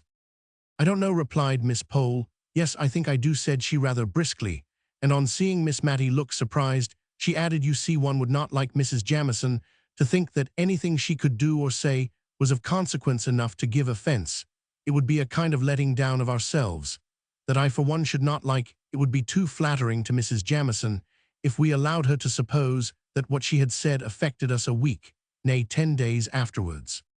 Well, I suppose it is wrong to be hurt and annoyed so long about anything, and perhaps, after all, she did not mean to vex us. But I must say I could not have brought myself to say the things Mrs. Jamison did about our not calling. I really don't think I shall go." "Oh, come, Miss Matty, you must go. You know our friend Mrs. Jamison is much more phlegmatic than most people, and does not enter into the little delicacies of feeling which you possess in so remarkable a degree." "I thought you possessed them too, that day Mrs. Jamison called to tell us not to go," said Miss Matty innocently. But Miss Pole, in addition to her delicacies of feeling, possessed a very smart cap, which she was anxious to show to an admiring world, and so she seemed to forget all her angry words uttered not a fortnight before, and to be ready to act on what she called the great Christian principle of forgive and forget, and she lectured dear Miss Matty so long on this head that she absolutely ended by assuring her it was her duty as a deceased rector's daughter to buy a new cap and go to the party at Mrs. Jamison's, so we were most happy to accept instead of regretting that we were obliged to decline. "Mr. Mulliner," The expenditure on dress in Cranford was principally in that one article referred to. If the heads were buried in smart new caps, the ladies were like ostriches, and cared not what became of their bodies, old gowns white, and venerable collars, any number of brooches up and down, and everywhere some with dogs' eyes painted in them, some that were like small picture frames with mausoleums and weeping willows neatly executed in hair, inside some again, with miniatures of ladies and gentlemen sweetly smiling out of a nest of stiff muslin old brooches for a permanent ornament, and new caps to suit the fashion of the day. The ladies of Cranford always dressed with chaste elegance and propriety, as Miss Barker once prettily expressed it, and with 3 new caps and a greater array of brooches than had ever been seen together at one time, since Cranford was a town, did Mrs. Forrester and Miss Matty and Miss Pole appear on that memorable Tuesday evening. I counted 7 brooches myself on Miss Pole's dress. 2 were fixed negligently in her cap. 1 was a butterfly, made of Scotch pebbles, which a vivid imagination might believe to be the real insect. 1 fastened her net neckerchief, 1 her collar, 1 ornamented the front of her gown midway between her throat and waist, and another adorned the point of her stomacher. Where the 7th was I have forgotten, but it was somewhere about her, I am sure. But I am getting on too fast. In describing the dresses of the company, I should first relate the gathering on the way to Mrs. Jamison's. That lady lived in a large house just outside the town. A road, which had known what it was to be a street, ran right before the house, which opened out upon it, without any intervening garden or court. Whatever the sun was about, he never shone on the front of that house to be sure. The living rooms were at the back, looking on to a pleasant garden. The front windows only belonged to kitchens and housekeepers' rooms and pantries, and in one of them Mr. Mulliner was reported to sit, indeed looking askance. We often saw the back of a head, covered with hair powder, which also extended itself over his coat collar down to his very waist, and this imposing back was always engaged in reading the St. James Chronicle opened wide, which in some degree accounted for the length of time the said newspaper was in reaching usequal subscribers with Mrs. Jamison, though in right of her honorableness, she always had the reading of it first. This very Tuesday the delay in forwarding the last number had been particularly aggravating, just when both Miss Pole and Miss Matty, the former more especially, had been wanting to see it in order to coach up the court news ready for the evening's interview with aristocracy. Miss Pole told us she had absolutely taken time by the forelock and been dressed by 5 o'clock in order to be ready if the St. James Chronicle should come in at the last moment. Very St. James Chronicle, which the powdered head was tranquilly and composedly reading as we passed the accustomed window this evening. The impudence of the man, said Miss Pole, in a low, indignant whisper. I should like to ask him whether his mistress pays her quarter share for his exclusive use. We looked at her in admiration of the courage of her thought, for Mr. Mulliner was an object of great awe to all of us. He seemed never to have forgotten his condescension in coming to live at Cranford. Miss Jenkins, at times, had stood forth as the undaunted champion of her sex, and spoken to him on terms of equality, but even Miss Jenkins could get no higher in his pleasantest and most gracious moods. He looked like a sulky cockatoo. He did not speak, except in gruff monosyllables. He would wait in the hall when we begged him not to wait, and then look deeply offended because we had kept him there, while with trembling, hasty hands we prepared ourselves for appearing in company. Miss Pole ventured on a small joke as we went upstairs, intended, though addressed to us, to afford Mr. Mulliner some slight amusement. We all smiled in order to seem as if we felt at our ease, and timidly looked for Mr. Mulliner's sympathy. Not a muscle of that wooden face had relaxed, and we were grave in an instant. Mrs. Jamison's drawing-room was cheerful. The evening sun came streaming into it, and the large square window was clustered round with flowers. The furniture was white and gold, not the later style Louis XIV. I think they call it all shells and twirls. No, Mrs. Jamison's chairs and tables had not a curve or bend about them. The chair and table legs diminished as they neared the ground, and were straight and square in all their corners. The chairs were all arrow against the walls, with the exception of 4 or 5, which stood in a circle round the fire. They were railed with white bars across the back, and knobbed with gold. Neither the railings nor the knobs invited to ease. There was a Japan table devoted to literature, on which lay a Bible, a peerage, and a prayer book. there was another square Pembroke table dedicated to the fine arts, on which were kaleidoscope conversation cards, puzzle cards tied together to an interminable length with faded pink satin ribbon, and a box painted in fond imitation of the drawings which decorate teachers. Carlo lay on the worsted-worked rug and ungraciously barked at us. As we entered, Mrs. Jamison stood up, giving us each a torpid smile of welcome and looking helplessly beyond us at Mr. Mulliner, as if she hoped he would place us in chairs, for if he did not, she never could, I suppose. He thought we could find our way to the circle round the fire, which reminded me of Stonehenge. I don't know why Lady Glenmire came to the rescue of our hostess, and somehow or other we found ourselves for the first time placed agreeably, and not formally, in Mrs. Jamison's house. Lady Glenmire, now we had time to look at her, proved to be a bright little woman of middle age, who had been very pretty in the days of her youth, and who was even yet very pleasant-looking. I saw Miss Pole appraising her dress in the first 5 minutes, and I take her word when she said the next day, "My dear, £10 would have purchased every stitch she had on, lace and all." It was pleasant to suspect that a peeress could be poor, and partly reconciled us to the fact that her husband had never sat in the House of Lords, which, when we first heard of it, seemed a kind of swindling us out of our prospects on false pretenses, a sort of a lord and no lord business. We were all very silent at first. We were thinking what we could talk about that should be high enough to interest my lady. There had been a rise in the price of sugar, which, as preserving time was near, was a piece of intelligence to all our housekeeping hearts, and would have been the natural topic if Lady Glenmire had not been by, but we were not sure if the peerage ate preserves, much less knew how they were made. At last Miss Pole, who had always a great deal of courage and savoir-faire, spoke to Lady Glenmire, who, on her part, had seemed just as much puzzled to know how to break the silence as we were.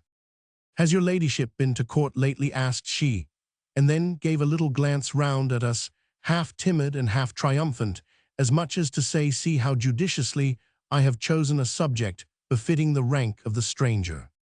"I never was there in my life," said Lady Glenmire, with a broad Scotch accent, but in a very sweet voice, and then, as if she had been too abrupt, she added, "We very seldom went to London, only twice, in fact, during all my married life, and before I was married, my father had far too large a family. Fifth daughter of Mr. Campbell was in all our minds, I am sure, to take us often from our home, even to Edinburgh. You'll have been in Edinburgh, maybe," said she, suddenly brightening up with the hope of a common interest.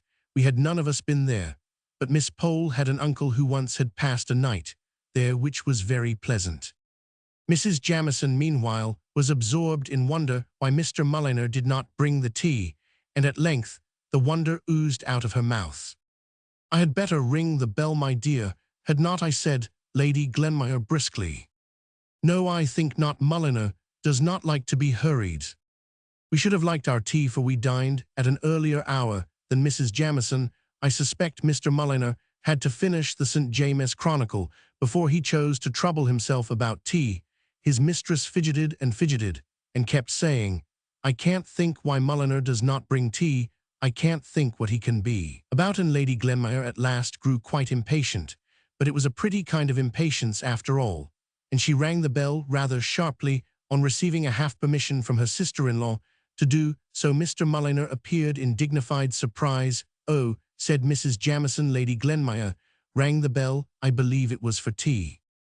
In a few minutes tea was brought. Very delicate was the china, very old the plate, very thin the bread and butter, and very small the lumps of sugar. Sugar was evidently Mrs. Jamison's favorite economy. I question if the little filigree sugar tongs, made something like scissors, could have opened themselves wide enough to take up an honest, vulgar, good-sized piece. And when I tried to seize 2 little minikin pieces at once so as not to be detected in too many returns to the sugar basin, they absolutely dropped one with a little sharp clatter, quite in a malicious and unnatural manner. But before this happened, we had had a slight disappointment. In the little silver jug was cream, in the larger one was milk. As soon as Mr. Mulliner came in, Carlo began to beg, which was a thing our manners forbade us to do, though I am sure we were just as hungry, and Mrs. Jamison said she was certain we would excuse her if she gave her poor dumb Carlo his tea first. She accordingly mixed a saucerful for him and put it down for him to lap, and then she told us how intelligent and sensible the little fellow was. He knew cream quite well and constantly refused tea with only milk in it, so the milk was left for us. But we silently thought we were quite as intelligent and sensible as Carlo, and felt as if insult were added to injury when we were called upon to admire the gratitude evinced by his wagging his tail for the cream which should have been ours. After tea, we thawed down into common life subjects. We were thankful to Lady Glenmire for having proposed some more bread and butter, and this mutual want made us better acquainted with her than we should ever have been with talking about the court, though Miss Pole did say she had hoped to know how the dear Queen was from someone who had seen her. The friendship begun over bread and butter extended on to cards. Lady Glenmire played preference to admiration, and was a complete authority as to amber and quadrille. Even Miss Pole quite forgot to say my lady and your ladyship, and said, "Basto, Mom, you have spadil, I believe," just as quietly as if we had never held the great Cranford Parliament on the subject of the proper mode of addressing a peeress. As a proof of how thoroughly we had forgotten that we were in the presence of one who might have sat down to tea with a coronet instead of a cap on her head, Mrs. Forrester related a curious little fact to Lady Glenmire, an anecdote known to the circle of her intimate friends, but of which even Mrs. Jamieson was not aware.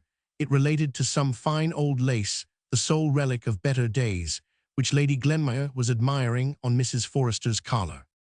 "Yes," said that lady, "such lace cannot be got now for either love or money, made by the nuns abroad. They tell me, they say that they can't make it now even there.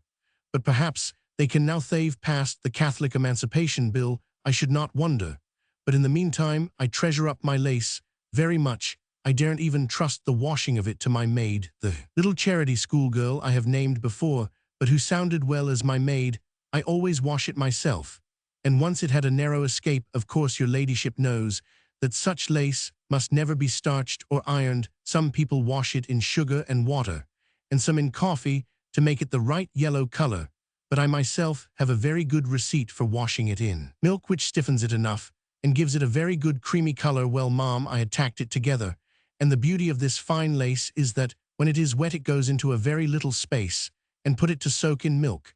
When unfortunately I left the room on my return, I found Pussy on the table looking very like a thief, but gulping very uncomfortably, as if she was half-choked with something she wanted to swallow, and could not. And would you believe it, at first I pitied her, and said, poor Pussy, till all at once I looked, and saw the cup of milk empty. Cleaned out, you naughty cat, said I, and I believe I was provoked enough to give her a slap, which did no good, but only helped the lace down just as one slaps choking child on the back. I could have cried, I was so vexed, but I determined I would not give the lace up without a struggle for it.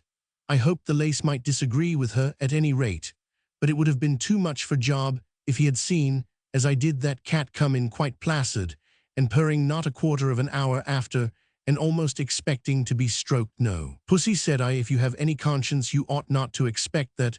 And then a thought struck me, and I rang the bell for my maid, and sent her to Mr. Hoggins with my compliments, and would he be kind enough to lend me one of his top boots for an hour. I did not think there was anything odd in the message, but Jenny said the young men in the surgery laughed as if they would be ill at my wanting a top boot when it came Jenny, and I put Pussy in with her 4 feet straight down so that they were fastened and could not scratch, and we gave her a teaspoonful of currant jelly, in which your ladyship must excuse me, I had mixed some tartar emetic. I shall never forget how anxious I was. For the next half hour I took Pussy to my own room and spread a clean towel on the floor. I could have kissed her when she returned the lace to sight very much as it had gone down. Jenny had boiling water ready, and we soaked it, and spread it on a lavender bush in the sun before I could touch it again, even to put it in milk.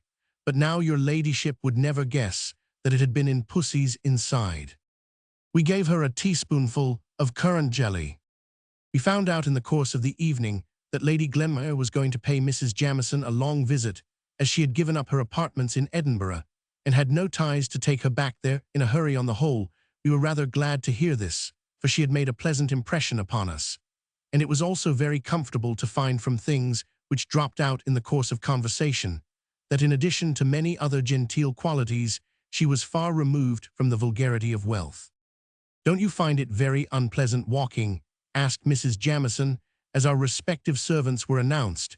It was a pretty regular question from Mrs. Jamieson, who had her own carriage in the coach-house, and always went out in a sedan chair to the very shortest distances, the answers were nearly as much a matter of course. Oh dear no, it is so pleasant, and still at night such a refreshment after the excitement of a party. The stars are so beautiful. This last was from Miss Matty. Are you fond of astronomy? Lady Glenmire asked. Not very, replied Miss Matty, rather confused at the moment to remember which was astronomy and which was astrology, but the answer was true under either circumstance, for she read and was slightly alarmed at Francis Moore's astrological predictions. And as to astronomy, in a private and confidential conversation, she had told me she never could believe that the earth was moving constantly, and that she would not believe it if she could. It made her feel so tired and dizzy whenever she thought about it. In our pattens, we picked our way home with extra care. That night, so refined and delicate were our perceptions after drinking tea with my lady. Chapter Roman 9. Signor Branoni. Soon after the events of which I gave an account in my last paper, I was summoned home by my father's illness, and for a time I forgot in anxiety about him to wonder how my dear friends at Cranford were getting on, or how Lady Glenmire could reconcile herself to the dullness of the long visit which she was still paying to her sister-in-law, Mrs. Jamison. When my father grew a little stronger, I accompanied him to the seaside, so that altogether I seemed banished from Cranford, and was deprived of the opportunity of hearing any chance intelligence of the dear little town for the greater part of that year. Late in November, when we had returned home again, and my father was once more in good health, I received a letter from Miss Matty, and a very mysterious letter. It was. She began many sentences, without ending them, running them one into another, in much the same confused sort of way in which written words run together on blotting paper.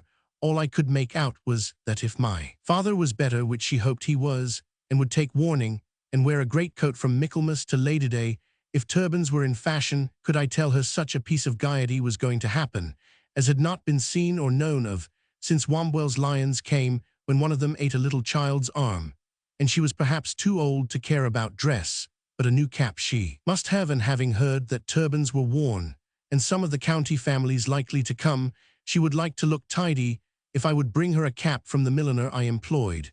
And oh dear, how careless of her to forget that she wrote to beg I would come and pay her a visit next Tuesday, when she hoped to have something to offer me in the way of amusement, which she would not now more particularly describe. Only sea green was her favorite color, so she ended her letter. But in a P.S. she added she thought she might as well tell me what was the peculiar attraction to Cranford. Just now Signor Branoni was going to exhibit his wonderful magic in the Cranford Assembly Rooms on Wednesday and Friday evening in the following week. I was very glad to accept the invitation from my dear Miss Matty, independently of the conjurer, and most particularly anxious to prevent her from disfiguring her small, gentle, mousy face with a great Saracen's head turban, and accordingly I bought her a pretty neat middle-aged cap, which however was rather a disappointment to her. When on my arrival she followed me into my bedroom ostensibly to poke the fire, but in reality I do believe to see if the sea-green turban was not inside the cap box with which I had travelled. It was in vain that I twirled the cap round on my hand to exhibit back and side fronts. Her heart had been set upon a turban, and all she could do was to say with resignation in her look and voice, "I am sure you did your best, my dear. It is just like the caps all the ladies in Cranford are wearing, and they have had theirs for a year. I dare say I should have liked something newer. I come for something more like the turbans Miss Betty Barker tells me Queen Adelaide wears, but it is very pretty, my dear, and I dare say lavender will wear better than sea green. Well, after all, what is dress, that we should care anything about it? You'll tell me if you want anything, my dear. Here is the bell. I suppose turbans have not got down to Drumble yet."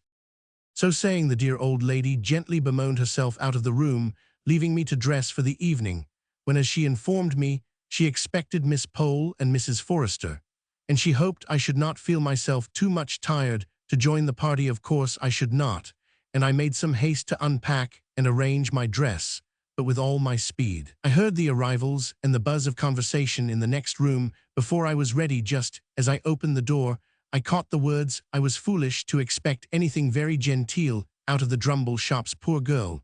She did her best, I've no doubt, but for all that I had rather that she blamed Drumble and me, then disfigured herself with a turban. Miss Pole was always the person in the trio of Cranford ladies now assembled to have had adventures. She was in the habit of spending the morning in rambling from shop to shop, not to purchase anything except an occasional reel of cotton or a piece of tape, but to see the new articles and report upon them, and to collect all the stray pieces of intelligence in the town. She had a way, too, of demurely popping hither and thither into all sorts of places to gratify her curiosity on any point away, which, if she had not looked so very genteel and prim, might have been considered impertinent. And now, by the expressive way in which she cleared her throat and waited for all minor subjects, such as caps and turbans, to be cleared off the course, we knew she had something very particular to relate when the due pause came, and I defy any people possessed of common modesty to keep up a conversation long, where one among them sits up aloft in silence, looking down upon all the things they chance to say as trivial and contemptible compared to what they could disclose, if properly entreated. Miss Pole began. As I was stepping out of Gordon's shop today, I chanced to go into the George. My Betty has a second cousin who is chambermaid there, and I thought Betty would like to hear how she was, and not seeing anyone about, I strolled up the staircase and found myself in the passage leading to the assembly room. You and I remember the assembly room, I am sure, Miss Mattie, and the minuets de la cour. So I went on, not thinking of what I was about, when all at once I perceived that I was in the middle of the preparations for tomorrow night's room being divided with great clothesmaids, over which Crosby's men were tacking red flannel, very dark and odd. It seemed it quite bewildered me, and I was going on behind the screens in my absence of mind, when a gentleman, quite the gentleman, I can assure you, stepped forwards and asked if I had any business he could arrange for me. He spoke such pretty broken English, I could not help thinking of Thaddeus of Warsaw and the Hungarian brothers and Santo Sebastiani, and while I was busy picturing his past life to myself, he had bowed me out of the room.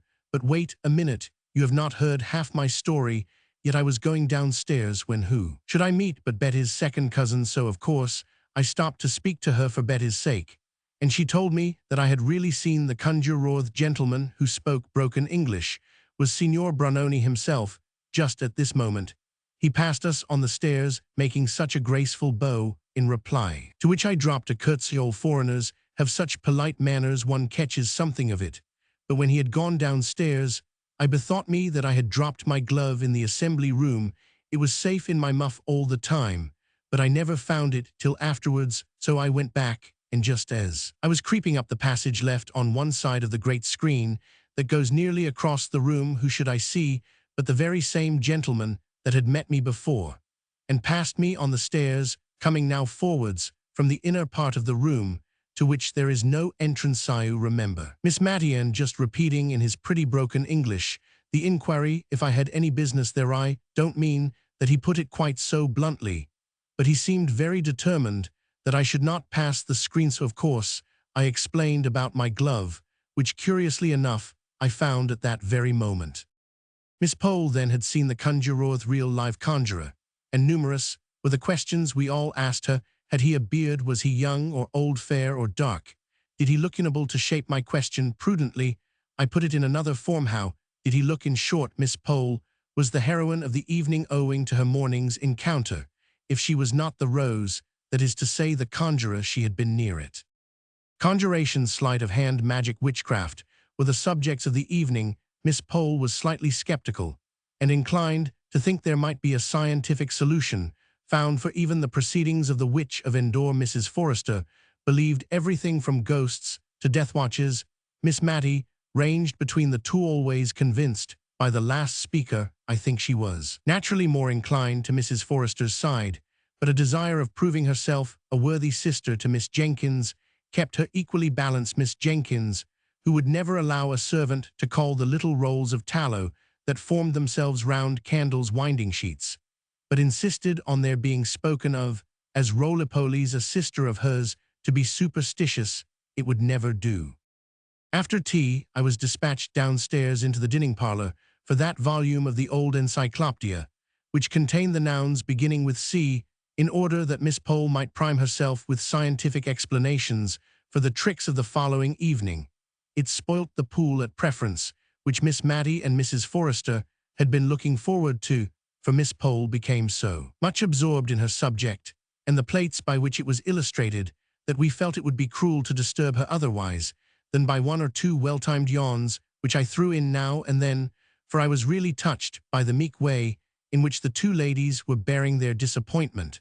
But Miss Pole only read the more zealously, imparting to us no more information than this. I comprehend perfectly. A represents the ball. Put A between B and D and O between C and F, and turn the second joint of the third finger of your left hand over the wrist of your right. H. Very clear indeed, my dear Mrs. Forrester. Conjuring and witchcraft is a mere affair of the alphabet. Do let me read you this one passage. Mrs. Forrester implored Miss Pole to spare her, saying from a child upwards she never could understand being read aloud to, and I dropped the pack of cards, which I had been shuffling very audibly, and by this discreet movement I obliged Miss Pole to perceive that preference was to have been the order of the evening, and to propose rather unwillingly that the pool should commence. The pleasant brightness that stole over the other two ladies' faces on this Miss Matty had one or two twinges of self-reproach for having interrupted Miss Pole in her studies, and did not remember her cards well or give her full attention to the game, until she had soothed her conscience by offering to lend the volume of the encyclopedia to Miss Pole, who accepted it thankfully, and said Betty should take it home when she came with the lantern. The next evening we were all in a little gentle flutter at the idea of the gaiety before us. Miss Matty went up to dress betimes and hurried me until I was ready, when we found we had an hour and a half to wait before the doors opened at 7 precisely, and we had only 20 yards to go. However, as Miss Matty said, it would not do to get too much absorbed in anything and forget the time, so she thought we had better sit quietly without lighting the candles till 5 minutes to 7, so Miss Matty dozed and I knitted. At length we set off, and at the door under the carriageway at the George, we met Mrs. Forrester and Miss Pole. The latter was discussing the subject of the evening with more vehemence than ever, and throwing excess and BS at our heads like hailstones. She had even copied one or two of the receipts, she called them, for the different tricks, on backs of letters, ready to explain and to detect Signor Brunninus arts. We went into the cloakroom adjoining the assembly room. Miss Matty gave a sigh or two to her departed youth, and the remembrance of the last time she had been there, as she adjusted her pretty new cap before the strange, quaint old mirror in the cloakroom. The assembly room had been added to the inn about 100 years before by the different county families who met together there once a month during the winter to dance and play at cards. Many a county beauty had first swung through the minuet that she afterwards danced before Queen Charlotte in this very room. It was said that one of the Gunnings had graced the apartment with her beauty.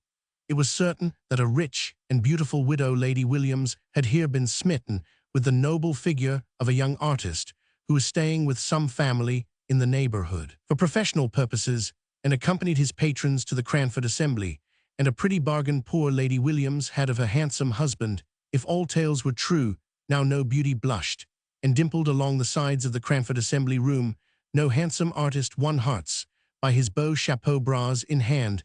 The old room was dingy. The salmon-colored paint had faded into a drab. Great pieces of plaster had chipped off from the fine wreaths and festoons on its walls, but still a mouldy odor of aristocracy lingered about the place, and a dusty recollection of the days that were gone made Miss Matty and Mrs. Forrester bridle up as they entered and walk mincingly up the room as if there were a number of genteel observers instead of two little boys with a stick of toffee between them with which to beguile the time.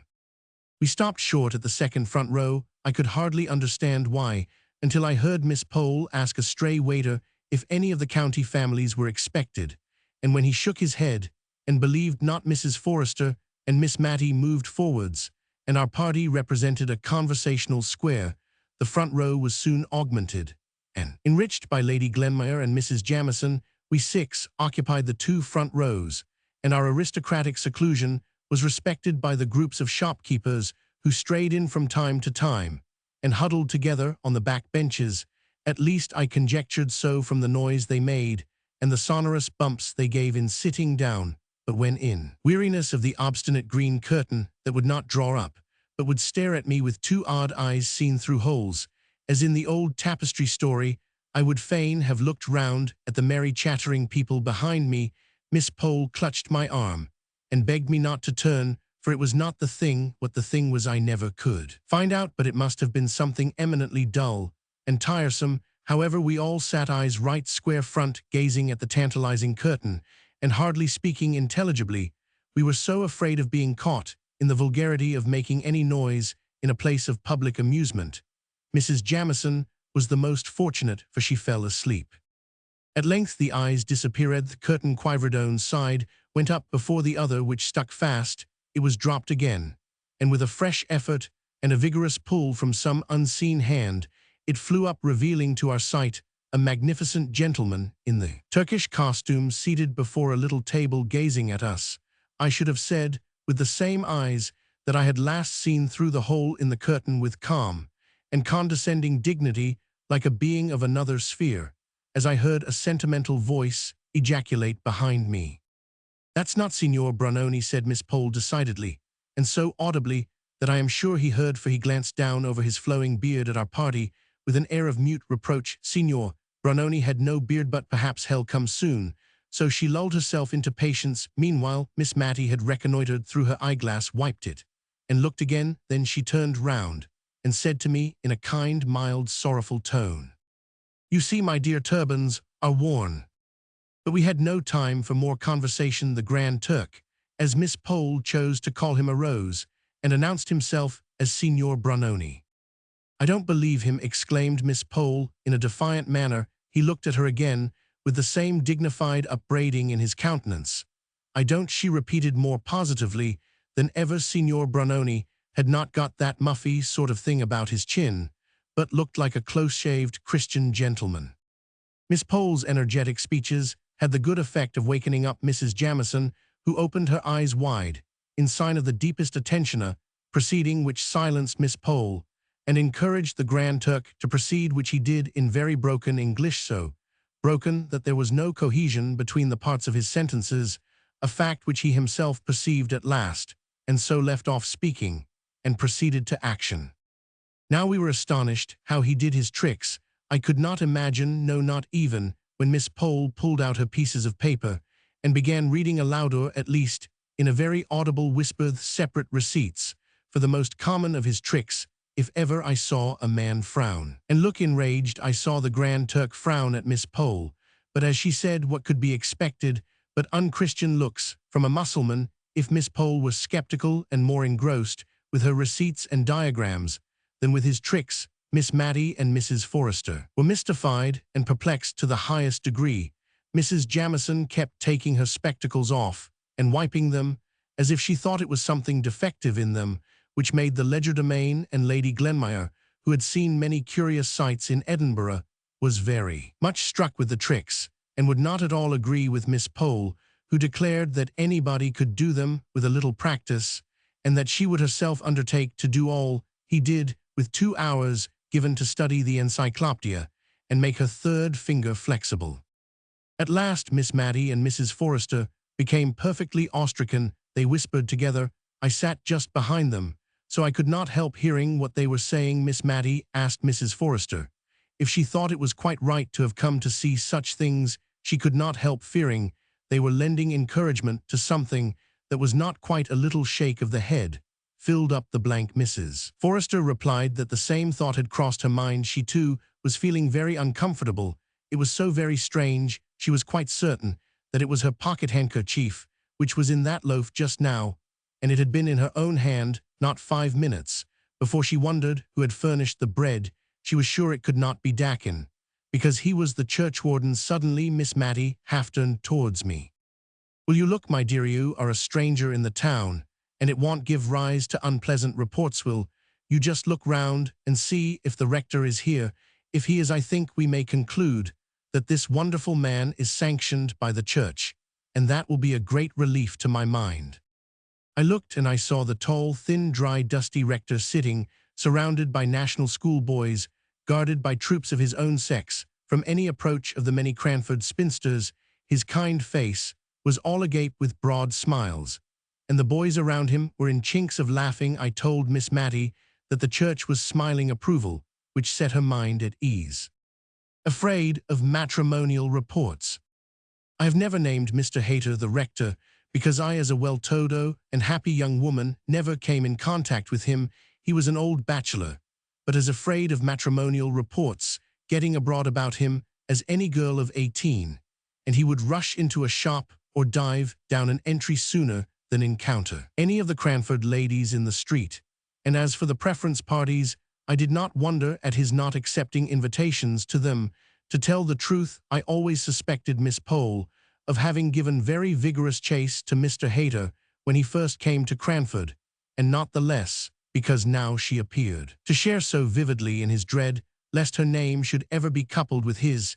He found all his interests among the poor and helpless.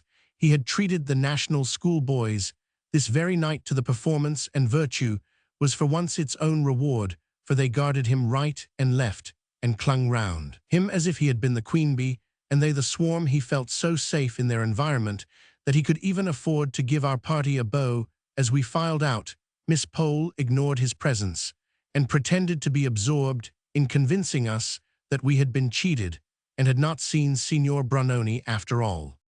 Chapter Roman 10, The Panic. I think a series of circumstances dated from Signor Brunoni's visit to Cranford, which seemed at the time connected in our minds with him, though I don't know that he had anything really to do with them. All at once, all sorts of uncomfortable rumors got afloat in the town.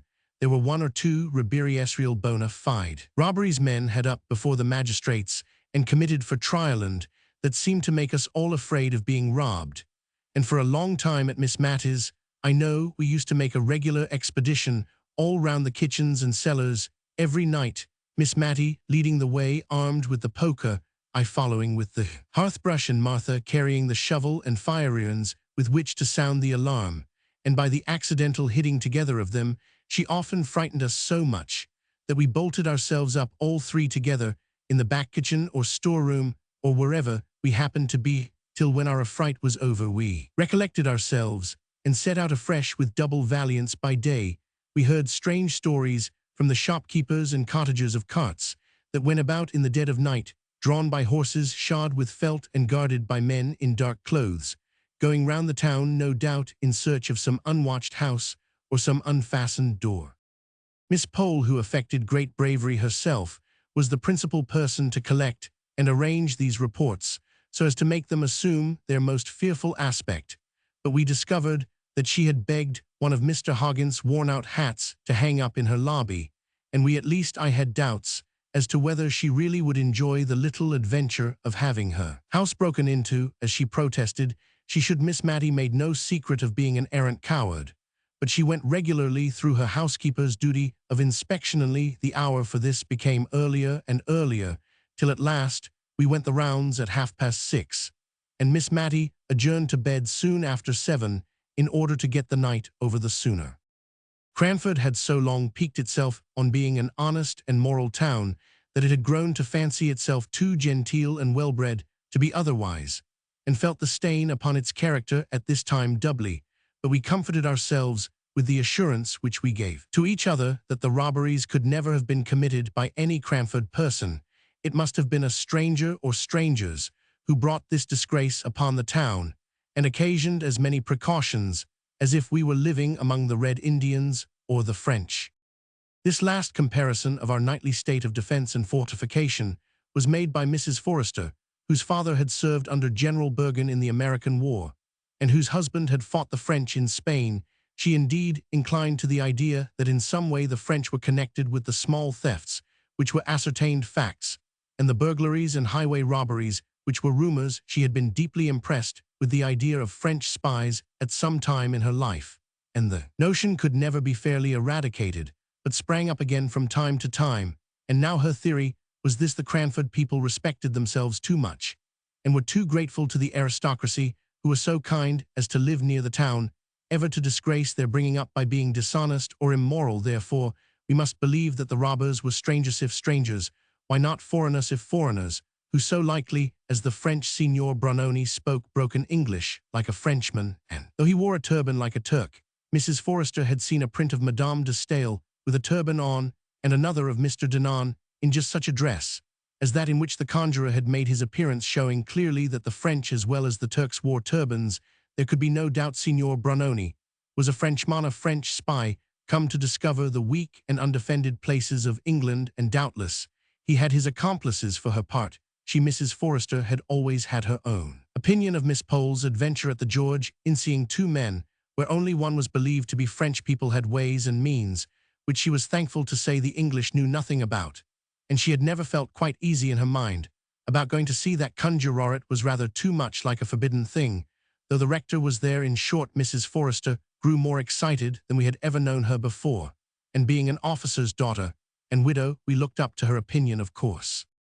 Really, I do not know how much was true or false in the reports which flew about like wildfire just at this time, but it seemed to me then that there was every reason to believe that at Marden, a small town about 8 miles from Cranford, houses and shops were entered by holes made in the walls, the bricks being silently carried away in the dead of the night, and all done so quietly that no sound was heard either in or out of the house.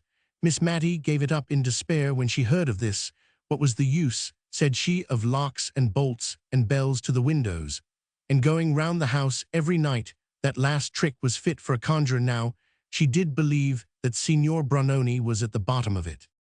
One afternoon about 5 o'clock, we were startled by a hasty knock at the door. Miss Mattie bade me run and tell Martha on no account to open the door till she, Miss Mattie, had reconnoitered through the window, and she armed herself with a footstool to drop down on the head of the visitor in case he should show a face covered with black crape as he looked up in answer to her inquiry of who was there. But it was nobody but Miss Pole and Betty. The former came upstairs carrying a little handbasket, and she was evidently in a state of great agitation. "Take care of that," said she to me, as I offered to relieve her of her basket. "It's my plate. I am sure there is a plan to rob my house. Tonight I am come to throw myself on your hospitality. Miss Mattie Betty is going to sleep with her cousin at the George. I can sit up here all night, if you will allow me, but my house is so far from any neighbors, and I don't believe we could be heard if we screamed ever so." "But," said Miss Mattie, "what has alarmed you so much? Have you seen any men lurking about the house?" "Oh yes," answered Miss Pole, "2 very bad-looking men have gone 3 times past the house very slowly, and an Irish beggar-woman came not half an hour ago, and all but forced herself in past Betty, saying her children were starving, and she must speak to the mistress. You see, she said mistress, though there was a hat hanging up in the hall, and it would have been more natural to have said master, but Betty shut the door in her face, and came up to me, and we got the spoons together and sat in the parlor window watching till we saw Thomas Jones going from his work, when we called to him and asked him to take care of us into the town." We might have triumphed over Miss Pole, who had professed such bravery, until she was frightened, but we were too glad to perceive that she shared in the weaknesses of humanity to exult over her, and I gave up my room to her very willingly and shared Miss Mattie's bed for the night.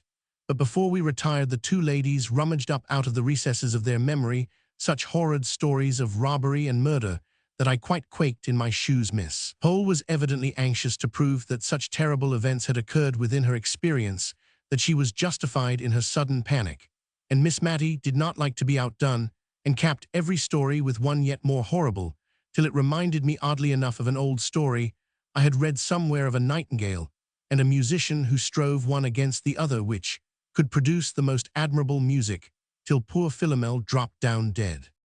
One of the stories that haunted me for a long time afterwards was of a girl who was left in charge of a great house in Cumberland on some particular fair day. When the other servants all went off to the gaieties, the family were away in London, and a peddler came by and asked to leave his large and heavy pack in the kitchen, saying he would call for it again at night. And the girl, a gamekeeper's daughter roaming about in search of amusement, chanced to hit upon a gun hanging up in the hall and took it down to look at the chasing, and it went off through the open kitchen door, hit the pack, and a slow dark thread of blood came oozing out. How Miss Pole enjoyed this part of the story, dwelling on each word as if she loved it. She rather hurried over the further account of the girl's bravery, and I have but a confused idea that somehow she baffled the robbers with Italian irons heated red-hot, and then restored to blackness by being dipped in grease. We parted for the night with an awe-stricken wonder as to what we should hear of in the morning, and on my part, with a vehement desire for the night to be over and gone. I was so afraid lest the robbers should have seen from some dark lurking place that Miss Pole had carried off her plate, and thus have a double motive for attacking our house. Asked him to take care of us. But until Lady Glenmire came to call next day, we heard of nothing unusual. The kitchen fire irons were in exactly the same position against the back door, as when Martha and I had skillfully piled them up like spillikins ready to fall with an awful clatter. If only a cat had touched the outside panels, I had wondered what we should all do if thus awakened and alarmed, and had proposed to Miss Mattie that we should cover up our faces under the bedclothes, so that there should be no danger of the robbers thinking that we could identify them. But Miss Mattie, who was trembling very much, scouted this idea, and said we owed it to society to apprehend them, and that she should certainly do her best to lay hold of them and lock them up in the garret till morning. When Lady Glenmire came, we almost felt jealous of her. Mrs. Jamison's house had really been attacked. At least there were men's footsteps to be seen on the flower borders underneath the kitchen windows, where nay men should be, and Carlo had barked all through the night, as if strangers were abroad. Mrs. Jamison had been awakened by Lady Glenmire, and they had rung the bell which communicated with Mr. Mulliner's room in the third story, and when his night-capped head had appeared over the banisters in answer to the summons, they had told him of their alarm and the reasons for it, whereupon he retreated into his bedroom and locked the door for fear of draughts, as he informed them in the morning, and opened the window, and called out valiantly to say, if the supposed robbers would come to him, he would fight them. But as Lady Glenmire observed, that was but poor comfort, since they would have to pass by Mrs. Jamison's room and her own before they could reach him, and must be of a very pugnacious disposition indeed, if they neglected the opportunities of robbery presented by the unguarded lower stories to go up to a garret, and there force a door in order to get at the champion of the house. Lady Glenmire, after waiting and listening for some time in the drawing-room, had proposed to Mrs. Jamison that they should go to bed, but that lady said she should not feel comfortable unless she sat up and watched, and accordingly she packed herself warmly up on the sofa, where she was found by the housemaid when she came into the room at 6 o'clock fast asleep. But Lady Glenmire went to bed and kept awake all night. When Miss Pole heard of this, she nodded her head in great satisfaction. She had been sure we should hear of something happening in Cranford that night, and we had heard it was clear enough they had first proposed to attack her house, but when they saw that she and Betty were on their guard and had carried off the plate, they had changed their tactics and gone to Mrs. Jamison's, and no one knew what might have happened if Carlo had not barked like a good dog as he was. Poor Carlo, his barking days were nearly over. Whether the gang who infested the neighborhood were afraid of him, or whether they were revengeful enough for the way in which he had baffled them on the night in question to poison him, or whether, as some among the more uneducated people thought, he died of apoplexy brought on by too much feeding and too little exercise. At any rate, it is certain that 2 days after this eventful night, Carlo was found dead, with his poor legs stretched out stiff, in the attitude of running, as if by such unusual exertion he could escape the sure pursuer, death. We were all sorry for Carlo, the old familiar friend who had snapped at us for so many years, and the mysterious mode of his death made us very uncomfortable. Could Signor Brunoni be at the bottom of this? He had apparently killed a canary, with only a word of command. His will seemed of deadly force. Who knew but what he might yet be lingering in the neighborhood, willing all sorts of awful things? We whispered these fancies among ourselves in the evenings, but in the mornings our courage came back with the daylight, and in a week's time we had got over the shock of Carlo's death. All but Mrs. Jamison, she poor thing felt it, as she had felt no event since her husband's death. Indeed, Miss Pole said that as the Honorable Mr. Jamison drank a good deal, and occasioned her much uneasiness, it was possible that Carlo's death might be the greater affliction, but there was always a tinge of cynicism in Miss Pole's remarks. However, one thing was clear and certain: it was necessary for Mrs. Jamison to have some change of scene, and Mr. Mulliner was very impressive on this point, shaking his head whenever we inquired after his mistress, and speaking of her loss of appetite and bad nights very ominously, and with justice too, for if she had two characteristics in her natural state of health, they were a facility of eating and sleeping. If she could neither eat nor sleep, she must be indeed out of spirits. and out of health. Lady Glenmire, who had evidently taken very kindly to Cranford, did not like the idea of Mrs. Jamison's going to Cheltenham, and more than once insinuated pretty plainly that it was Mr. Mulliner's doing, who had been much alarmed on the occasion of the house being attacked, and since had said more than once that he felt it a very responsible charge to have to defend so many women, be that as it might. Mrs. Jamison went to Cheltenham, escorted by Mr. Mulliner and Lady Glenmire remained in possession of the house, her ostensible office being to take care that the maidservants did not pick up followers. She made a very pleasant-looking dragon, and as soon as it was arranged for her stay in Cranford, she found out that Mrs. Jamison's visit to Cheltenham was just the best thing in the world. She had let her house in Edinburgh, and was for the time houseless, so the charge of her sister-in-law's comfortable abode was very convenient and acceptable. Miss Pole was very much inclined to install herself as a heroine because of the decided steps she had taken in flying from the 2 men and 1 woman whom she entitled that murderous gang. She described their appearance in glowing colors, and I noticed that every time she went over the story, some fresh trait of villainy was added to their appearance. One was tall, grew to be gigantic in height. Before we had done with him, he, of course, had black hair and Bienby. It hung in elf-locks over his forehead, and down his back. The other was short and broadened, a hump sprouted out on his shoulder. Before we heard the last of him, he had red hair which deepened into carroty, and she was almost sure he had a cast in the eye, a decided squint.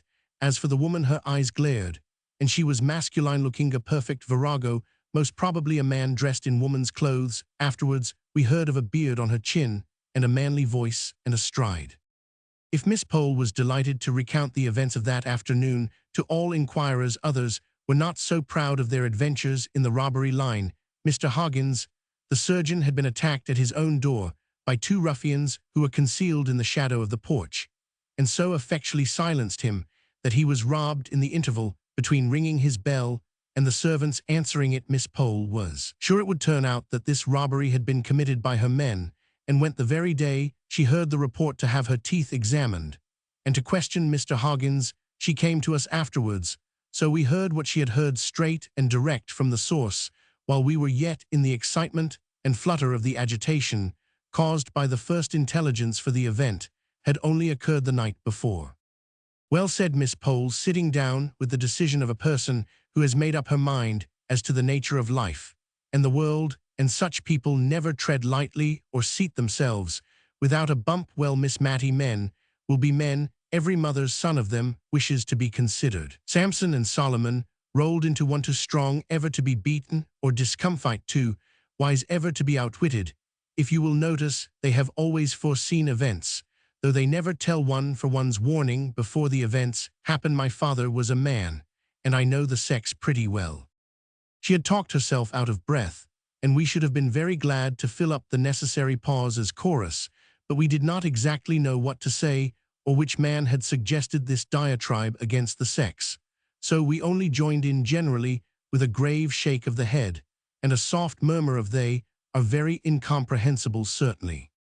Now only think," said she, "there I have undergone the risk of having one of my remaining teeth drawn, for one is terribly at the mercy of any surgeon-dentist, and I for one always speak them fair till I have got my mouth out of their clutches, and after all Mr. Hoggins is too much of a man to own that he was robbed last night."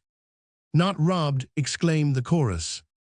"Don't tell me," Miss Pole exclaimed, angry that we could be for a moment imposed upon. "I believe he was robbed, just as Betty told me, and he is ashamed to own it. And to be sure, it was very silly of him to be robbed just at his own door. I dare say he feels that such a thing won't raise him in the eyes of Cranford society, and is anxious to conceal it, but he need not have tried to impose upon me by saying I must have heard an exaggerated account of some petty theft of a neck of mutton, which it seems was stolen out of the safe in his yard last week. He had the impertinence to add he believed that that was taken by the cat. I have no doubt, if I could get at the bottom of it, it was that Irishman dressed up in woman's clothes who came spying about my house with the story about the starving children." After we had duly condemned the want of candor which Mr. Hoggins had evinced, and abused men in general, taking him for the representative and type, we got round to the subject about which we had been talking when Miss Pole came in, namely how far, in the present disturbed state of the country, we could venture to accept an invitation which Miss Matty had just received from Mrs. Forrester to come, as usual, and keep the anniversary of her wedding day by drinking tea with her at 5 o'clock and playing a quiet pool afterwards. Mrs. Forrester had said that she asked us with some diffidence, because the roads were, she feared, very unsafe, but she suggested that perhaps one of us would not object to take the sedan, and that the others, by walking briskly, might keep up with the long trot of the chairman, and so we might all arrive safely at Over Place, a suburb of the town that is too large in expression, a small cluster of houses separated from Cranford by about 200 yards of a dark and lonely lane. There was no doubt but that a similar note was awaiting Miss Pole at home, so her call was a very fortunate affair, as it enabled us to consult together. We would all much rather have declined this invitation, but we felt that it would not be quite kind to Mrs. Forrester, who would otherwise be left to a solitary retrospect of her not very happy or fortunate life. Miss Matty and Miss Pole had been visitors on this occasion for many years, and now they gallantly determined to nail their colors to the mast and to go through Darkness Lane rather than fail in loyalty to their friend. But when the evening came, Miss Matty, for it was she who was voted into the chair, as she had a cold, before being shut down in the sedan like Jack-in-a-Box, implored the chairman, whatever might befall, not to run away and leave her fastened up there to be murdered. And even after they had promised, I saw her tighten her features into the stern determination of a martyr, and she gave me a melancholy and ominous shake of the head through the glass. However, we got there safely, only rather out of breath, for it was who could trot hardest through Darkness Lane, and I am afraid poor Miss Matty was sadly jolted. Mrs. Forrester had made extra preparations in acknowledgment of our exertion in coming to see her through such dangers. The usual forms of genteel ignorance as to what her servants might send up were all gone through, and harmony and preference seemed likely to be the order of the evening, but for an interesting conversation that began I don't know how, but which had relation of course to the robbers who infested the neighborhood of Cranford. Having braved the dangers of Darkness Lane, and thus having a little stock of reputation for courage to fall back upon, and also I dare say desirous of proving ourselves superior to men videlicet Mr. Hoggins in the article of candor, we began to relate our individual fears, and the private precautions we each of us took. I owned that my pet apprehension was Isis looking at me and watching me glittering out from some dull, flat wooden surface, and that if I dared to go up to my looking-glass when I was panic-stricken, I should certainly turn it round with its back towards me for fear of seeing eyes behind me looking out of the darkness. I saw Miss Matty nerving herself up for a confession, and at last out it came. She owned that ever since she had been a girl she had dreaded being caught by her last leg just as she was getting into bed by some one concealed under it. She said when she was younger and more active she used to take a flying leap from a distance and so bring both her legs up safely into bed at once, but that this had always annoyed Deborah, who piqued herself upon getting into bed gracefully, and she had given it up in consequence. But now the old terror would often come over her, especially since Miss Pole's house had been attacked.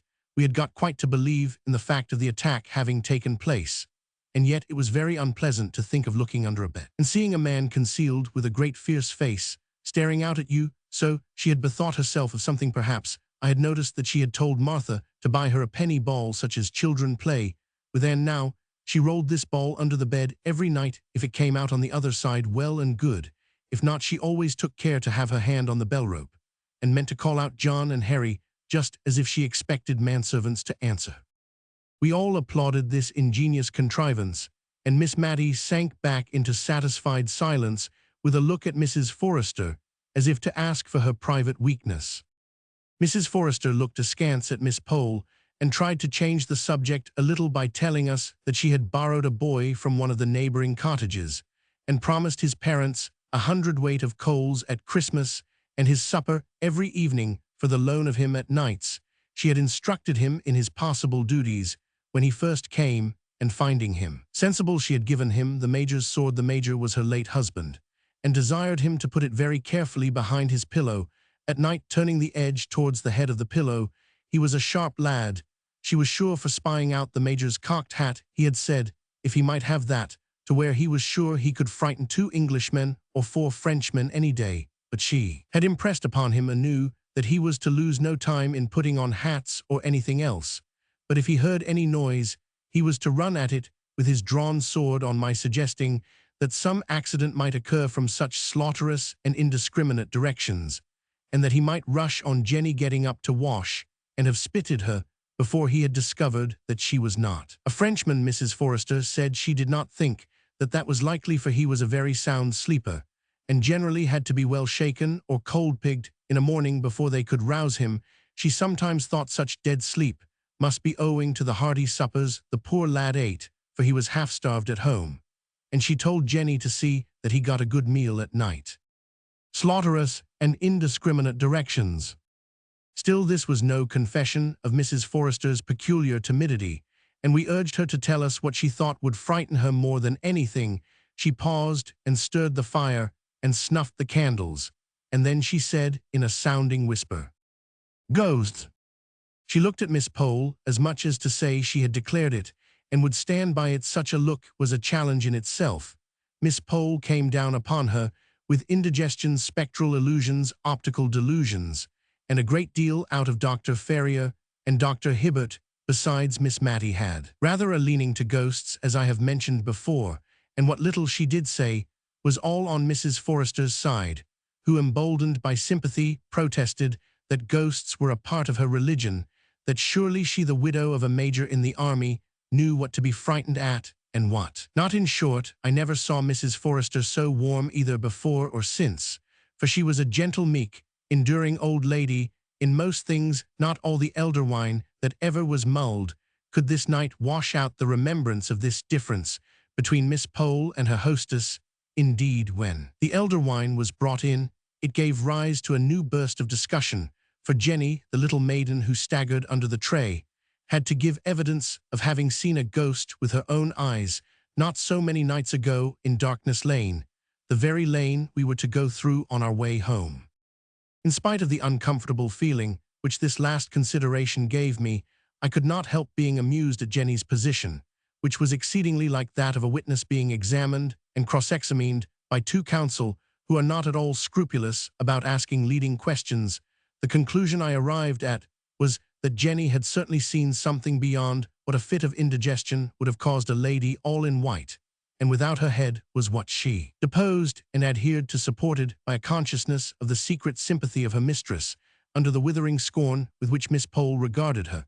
And not only she but many others had seen this headless lady who sat by the roadside wringing her hands, as in deep grief. Mrs. Forrester looked at us from time to time with an air of conscious triumph, but then she had not to pass through Darkness Lane before she could bury herself beneath her own familiar bedclothes.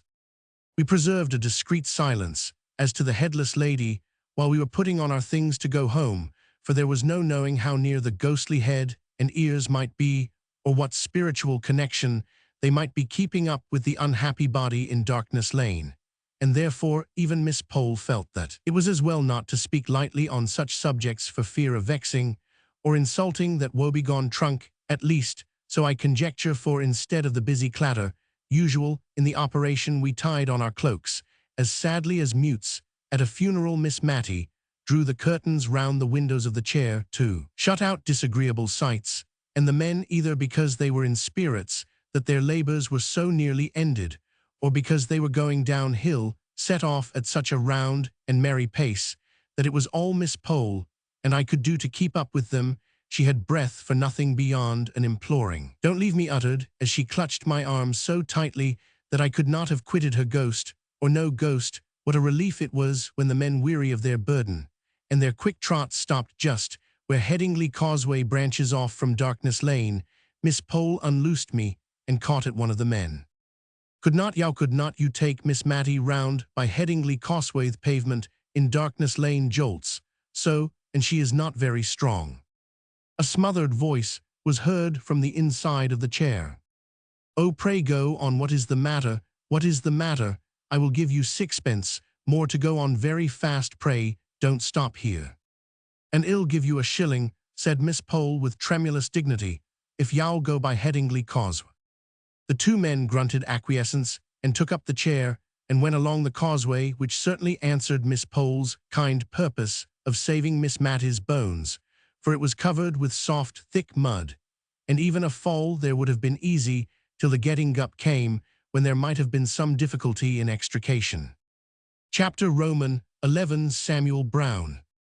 The next morning I met Lady Glenmire and Miss Pole setting out on a long walk to find some old woman who was famous in the neighborhood for her skill in knitting woolen stockings. Miss Pole said to me, with a smile half kindly and half contemptuous upon her countenance, "I have been just telling Lady Glenmire of our poor friend Mrs. Forrester, and her terror of ghosts. It comes from living so much alone and listening to the bugaboo stories of that Jenny of hers. She was so calm and so much above superstitious fears herself, that I was almost ashamed to say how glad I had been of her Headingley Causeway proposition the night before, and turned off the conversation to something else. In the afternoon, Miss Pole called on Miss Matty to tell her of the adventureth real adventure they had met with on their morning's walk. They had been perplexed about the exact path which they were to take across the fields in order to find the knitting old woman, and had stopped to inquire at a little wayside public-house, standing on the high road to London about 3 miles from Cranford. The good woman had asked them to sit down and rest themselves while she fetched her husband, who could direct them better than she could, and while they were sitting in the sanded parlour, a little girl came and they thought that she belonged to the landlady and began some trifling conversation with her. But on Mrs. Roberts' return, she told them that the little thing was the only child of a couple who was staying in the house. And then she began a long story out of which Lady Glenmire and Miss Pole could only gather 1 or 2 decided facts, which were that about 6 weeks ago, a light spring cart had broken down just before their door, in which there were 2 men, 1 woman. And this child, one of the men, was seriously hurt, no bones broken, only shaken, the landlady called it. But he had probably sustained some severe internal injury, for he had languished in their house ever since, attended by his wife. The mother of this little girl, Miss Pole, had asked what he was, what he looked like, and Mrs. Roberts had made answer that he was not like a gentleman, nor yet like a common person. If it had not been that he and his wife were such decent, quiet people, she could almost have thought he was a mountebank or something of that kind, for they had a great box in the cart full of, she did not know what, she had helped to unpack it and take out their linen and clothes, when the other man, his twin brother, she believed he had gone off with the horse and cart. Miss Pole had begun to have her suspicions at this point, and expressed her idea that it was rather strange that the box and cart and horse and all should have disappeared. But good Mrs. Roberts seemed to have become quite indignant at Miss Pole's implied suggestion. In fact, Miss Pole said she was as angry as if Miss Pole had told her that she herself was a swindler. As the best way of convincing the ladies, she bethought her of begging them to see the wife. And as Miss Pole said, there was no doubting the honest, worn, bronzed face of the woman, who, at the first tender word from Lady Glenmire, burst into tears, which she was too weak to check, until some word from the landlady made her swallow down her sobs in order that she might testify to the Christian kindness shown by Mr. and Mrs. Roberts. Miss Pole came round with a swing to as vehement a belief in the sorrowful tale as she had been skeptical before, and as a proof of this, her energy in the sufferer's behalf was nothing daunted when she found out that he and no other was our Signor Brunoni, to whom all Cranford had been attributing all manner of evil. This 6 weeks past, yes, his wife said his proper name was Samuel Brown. Sam, she called him, but to the last we preferred calling him the Signor, it sounded so much better. The end of their conversation with the Signora Brunoni was that it was agreed that he should be placed under medical advice, and for any expense incurred in procuring this, Lady Glenmire promised to hold herself responsible, and had accordingly gone to Mr. Hoggins to beg him to ride over to the Rising Sun that very afternoon and examine into the Signor's real state, and, as Miss Pole said, if it was desirable to remove him to Cranford to be more immediately under Mr. Hoggins, she would undertake to see for lodgings and arrange about the rent. Mrs. Roberts had been as kind as could be all throughout, but it was evident that their long residence there had been a slight inconvenience. Before Miss Pole left us, Miss Matty and I were as full of the morning's adventure as she was. We talked about it all the evening, turning it in every possible light, and we went to bed anxious for the morning, when we should surely hear from someone what Mr. Hoggins thought and recommended, for, as Miss Matty observed, though Mr. Hoggins did say Jack's up a fig for his heels, and called preference pref, she believed he was a very worthy man, and a very clever surgeon indeed. We were rather proud of our doctor at Cranford as a doctor. We often wished, when we heard of Queen Adelaide or the Duke of Wellington being ill, that they would send for Mr. Hoggins, but on consideration, we were rather glad they did not, for if we were ailing, what should we do if Mr. Hoggins had been appointed physician in ordinary to the royal family? As a surgeon we were proud of him, but as a manner, rather I should say, as a gentleman, we could only shake our heads over his name and himself, and wished that he had read Lord Chesterfield's letters in the days when his manners were susceptible of improvement. Nevertheless, we all regarded his dictum in the signor's case as infallible, and when he said that with care and attention he might rally, we had no more fear for him. But although we had no more fear, everybody did, as much as if there was great cause for anxiety, as indeed there was, until Mr. Hoggins took charge of him. Miss Pole looked out clean and comfortable, if homely lodgings. Miss Matty sent the sedan chair for him and Martha, and I aired it well before it left Cranford by holding a warming pan full of red-hot coals in it, and then shutting it up close smoke, and all until the time when he should get into it.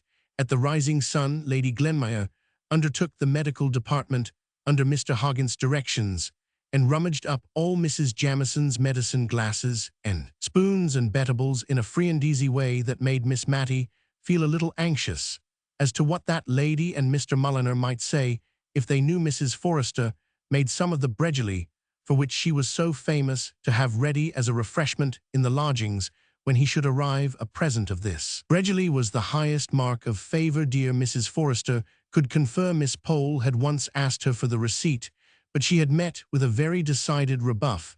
That lady told her that she could not part with it to anyone during her life, and that after her death it was bequeathed as her executors would find to Miss Matty what Miss Matty, or as Mrs. Forrester called her, remembering the clause in her will, and the dignity of the occasion, Miss Matilda Jenkins might choose to do with the receipt when it came into her possession, whether to make it public or to hand it down as an heirloom. She did not know, nor would she dictate, and a mould of this admirable, digestible, unique bregelly was sent by Mrs. Forrester to our poor sick conjurer, who says that the aristocracy are proud here, was a lady by birth, a Tyrrell, and descended from the great Sir Walter that shot King Rufus, and in whose veins ran the blood of him who murdered the little princes in the Tower, going every day to see what dainty dishes she could prepare for Samuel Brown, a mountebank.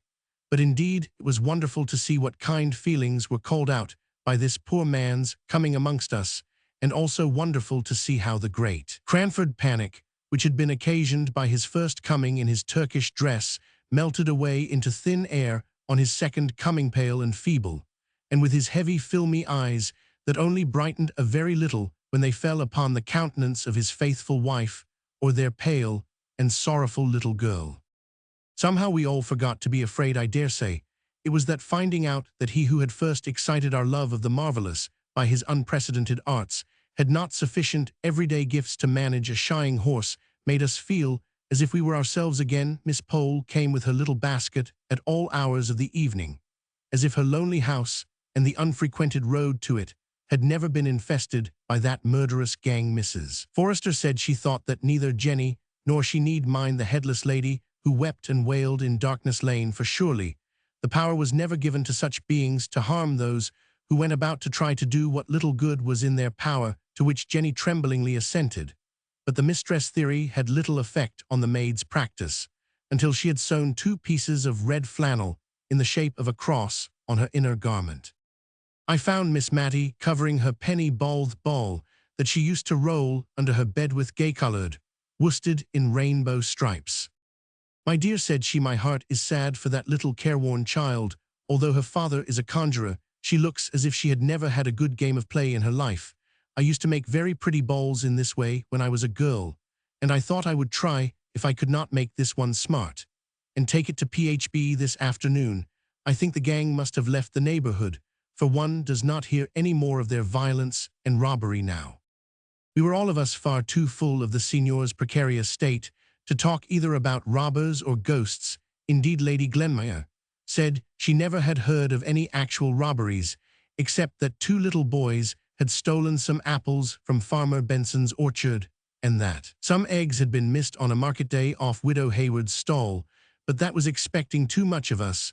We could not acknowledge that we had only had this small foundation. For all our panic, Miss Pole drew herself up at this remark of Lady Glenmire's, and said that she wished she could agree with her as to the very small reason we had had for alarm, but with the recollection of a man disguised as a woman who had endeavored to force himself into her house, while his confederates waited outside, with the knowledge gained from Lady Glenmire herself of the footprints seen on Mrs. Jamison's flower borders, with the fact before her of the audacious robbery committed on Mr. Hoggins at his own door. But here Lady Glenmire broke in with a very strong expression of doubt as to whether this last story was not an entire fabrication founded upon the theft of a cat. She grew so red while she was saying all this that I was not surprised at Miss Pole's manner of bridling up, and I am certain, if Lady Glenmire had not been her ladyship, we should have had a more emphatic contradiction than the well, to be sure, and similar fragmentary ejaculations, which were all that she ventured upon in my lady's presence. But when she was gone, Miss Pole began a long congratulation to Miss Matty that so far they had escaped marriage, which she noticed always made people credulous to the last degree. Indeed, she thought it argued great natural credulity in a woman if she could not keep herself from being married. And in what Lady Glenmire had said about Mr. Hoggins' robbery, we had a specimen of what people came to if they gave way to such a weakness. Evidently Lady Glenmire would swallow anything if she could believe the poor vampired-up story about a neck of mutton and a pussy with which he had tried to impose on Miss Pole, only she had always been on her guard against believing too much of what men said. We were thankful, as Miss Pole desired us to be, that we had never been married, but I think of the two we were even more thankful that the robbers had left Cranford. At least I judge so from a speech of Miss Matty's that evening, as we sat over the fire, in which she evidently looked upon a husband as a great protector against thieves, burglars, and ghosts, and said that she did not think that she should dare to be always warning young people against matrimony, as Miss Pole did continually. To be sure, marriage was a risk, as she saw now. She had had some experience, but she remembered the time when she had looked forward to being married as much as anyone. Not to any particular person, my dear, said she, hastily checking herself up, as if she were afraid of having admitted too much. Only the old story, you know, of ladies always saying, "When I marry," and gentlemen, "If I marry." It was a joke spoken in rather a sad tone, and I doubt if either of us smiled, but I could not see Miss Matty's face by the flickering firelight. In a little while she continued, "But after all, I have not told you the truth. It is so long ago, and no one ever knew how much I thought of it at the time, unless indeed my dear mother guessed. But I may say that there was a time when I did not think I should have been only Miss Matty Jenkins all my life, for even if I did meet with anyone who wished to marry me now, and as Miss Pole says, one is never too safe, I could not take him. I hope he would not take it too much to heart, but I could not take him or anyone but the person I once thought I should be married to, and he is dead and gone, and he never knew how it all came about that I said no, when I had thought many and many a time, well, it's no matter what I thought, God ordains it all. And I am very happy, my dear. No one has such kind friends," as I continued, she taking my hand and holding it in hers. If I had never known of Mr. Holbrook, I could have said something in this pause, but as I had, I could not think of anything that would come in naturally, and so we both kept silence for a little time. "My father once made us," she began, "keep a diary in 2 columns. On one side, we were to put down in the morning what we thought would be the course and events of the coming day, and at night we were to put down on the other side what really had happened. It would be, to some people, rather a sad way of telling their lives." A tear dropped upon my hand at these words. "I don't mean that mine has been sad, only so very different to what I expected. I remember one winter's evening sitting over our bedroom fire with Deborah. I remember it as if it were yesterday, and we were planning our future lives. Both of us were planning, though only she talked about it. She said she should like to marry an archdeacon and write his charges, and you know, my dear, she never was married, and for aught I know, she never spoke to an unmarried archdeacon in her life. I never was ambitious, nor could I have written charges, but I thought I could manage a house. My mother used to call me her right hand, and I was always so fond of little children. Shyest babies would stretch out their little arms to come to me. When I was a girl, I was half my leisure time nursing in the neighboring cottages. But I don't know how it was when I grew sad and grave, which I did a year or two after this timeth little things drew back from me, and I am afraid I lost the knack, though I am just as fond of children as ever, and have a strange yearning at my heart whenever I see a mother with her baby in her arms, nay, my dear. And by a sudden blaze, which sprang up from a fall of the unstirred coals, I saw that her eyes were full of tears, gazing intently on some vision of what might have been. Do you know, I dream sometimes that I have a little child always, the samey little girl of about 2 years old. She never grows older, though I have dreamt about her for many years. I don't think I ever dream of any words or sound she makes. She is very noiseless and still. But she comes to me when she is very sorry or very glad, and I have wakened with the clasp of her dear little arms round my neck only last night perhaps, because I had gone to sleep thinking of this ball, for Bemmy little darling came in my dream and put up her mouth to be kissed, just as I have seen real babies do too, real mothers before going to bed. But all this is nonsense, dear, only don't be frightened by Miss Pole from being married. I can fancy it may be a very happy state, and a little credulity helps one on through life very smoothly, better than always doubting and seeing difficulties and disagreeables in everything. Would stretch out their little arms. If I had been inclined to be daunted from matrimony, it would not have been Miss Pole to do it. It would have been the lot of poor Signor Brunoni and his wife. And yet again, it was an encouragement to see how through all their cares and sorrows they thought of each other and not of themselves, and how keen were their joys if they only passed through each other or through the little Phbe. The Signora told me one day a good deal about their lives up to this period. It began by my asking her whether Miss Pole's story of the twin brothers were true. It sounded so wonderful a likeness that I should have had my doubts if Miss Pole had not been unmarried, but the Signora, or as we found out she preferred to be called Mrs. Brown, said it was quite true that her brother-in-law was by many taken for her husband, which was of great assistance to them in their profession, though she continued, how people can mistake Thomas for the real Signor Brunoni, I can't conceive. But he says they do, so I suppose I must believe him not, but what he is a very good man, I am sure. I don't know how we should have paid our bill at the Rising Sun, but for the money he sends. But people must know very little about art if they can take him for my husband. Why, miss, in the ball trick where my husband spreads his fingers wide and throws out his little finger with quite an air and a grace, Thomas just clumps up his hand like a fist, and might have ever so many balls hidden in it. Besides, he has never been in India, and knows nothing of the proper sit of a turban. Have you been in India? Said I, rather astonished. Oh yes, many a year. Mom Sam was a sergeant in the 31st, and when the regiment was ordered to India, I drew a lot to go, and I was more thankful than I can tell, for it seemed as if it would only be a slow death to me to part from my husband. But indeed, Mom, if I had known all, I don't know whether I would not rather have died there, and then than gone through what I have done since. To be sure, I've been able to comfort Sam and to be with him, but Mom, I've lost 6 children, said she, looking up at me with those strange eyes that I've never noticed, but in mothers of dead children, with a kind of wild look in them, as if seeking for what they never more might find. Yes, 6 children died off like little buds, nipped untimely in that cruel India.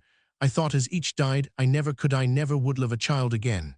And when the next came, it had not only its own love, but the deeper love that came from the thoughts of its little dead brothers and sisters. And when Phbe was coming, I said to my husband, Sam, when the child is born, and I am strong, I shall leave you. It will cut my heart cruel. But if this baby dies too, I shall go mad. The madness is in me now. But if you let me go down to Calcutta carrying my baby step by step, it will maybe work itself off, and I will save, and I will hoard, and I will I will die to get a passage home to England, where our baby may live. God bless him. He said I might go, and he saved up his pay, and I saved every pice I could get for washing or any way. And when Phbe came, and I grew strong again, I set off. It was very lonely through the thick forests, dark again, with their heavy trees along by the river's side. But I had been brought up near the Avon in Warwickshire, so that flowing noise sounded like home from station to station, from Indian village to village. I went along, carrying my child. I had seen one of the officers' ladies with a little picture, mommed by a Catholic foreigner, Mamaf, the Virgin, and the little Saviour Mom she had him on her arm, and her form was softly curled round him, and their cheeks touched well.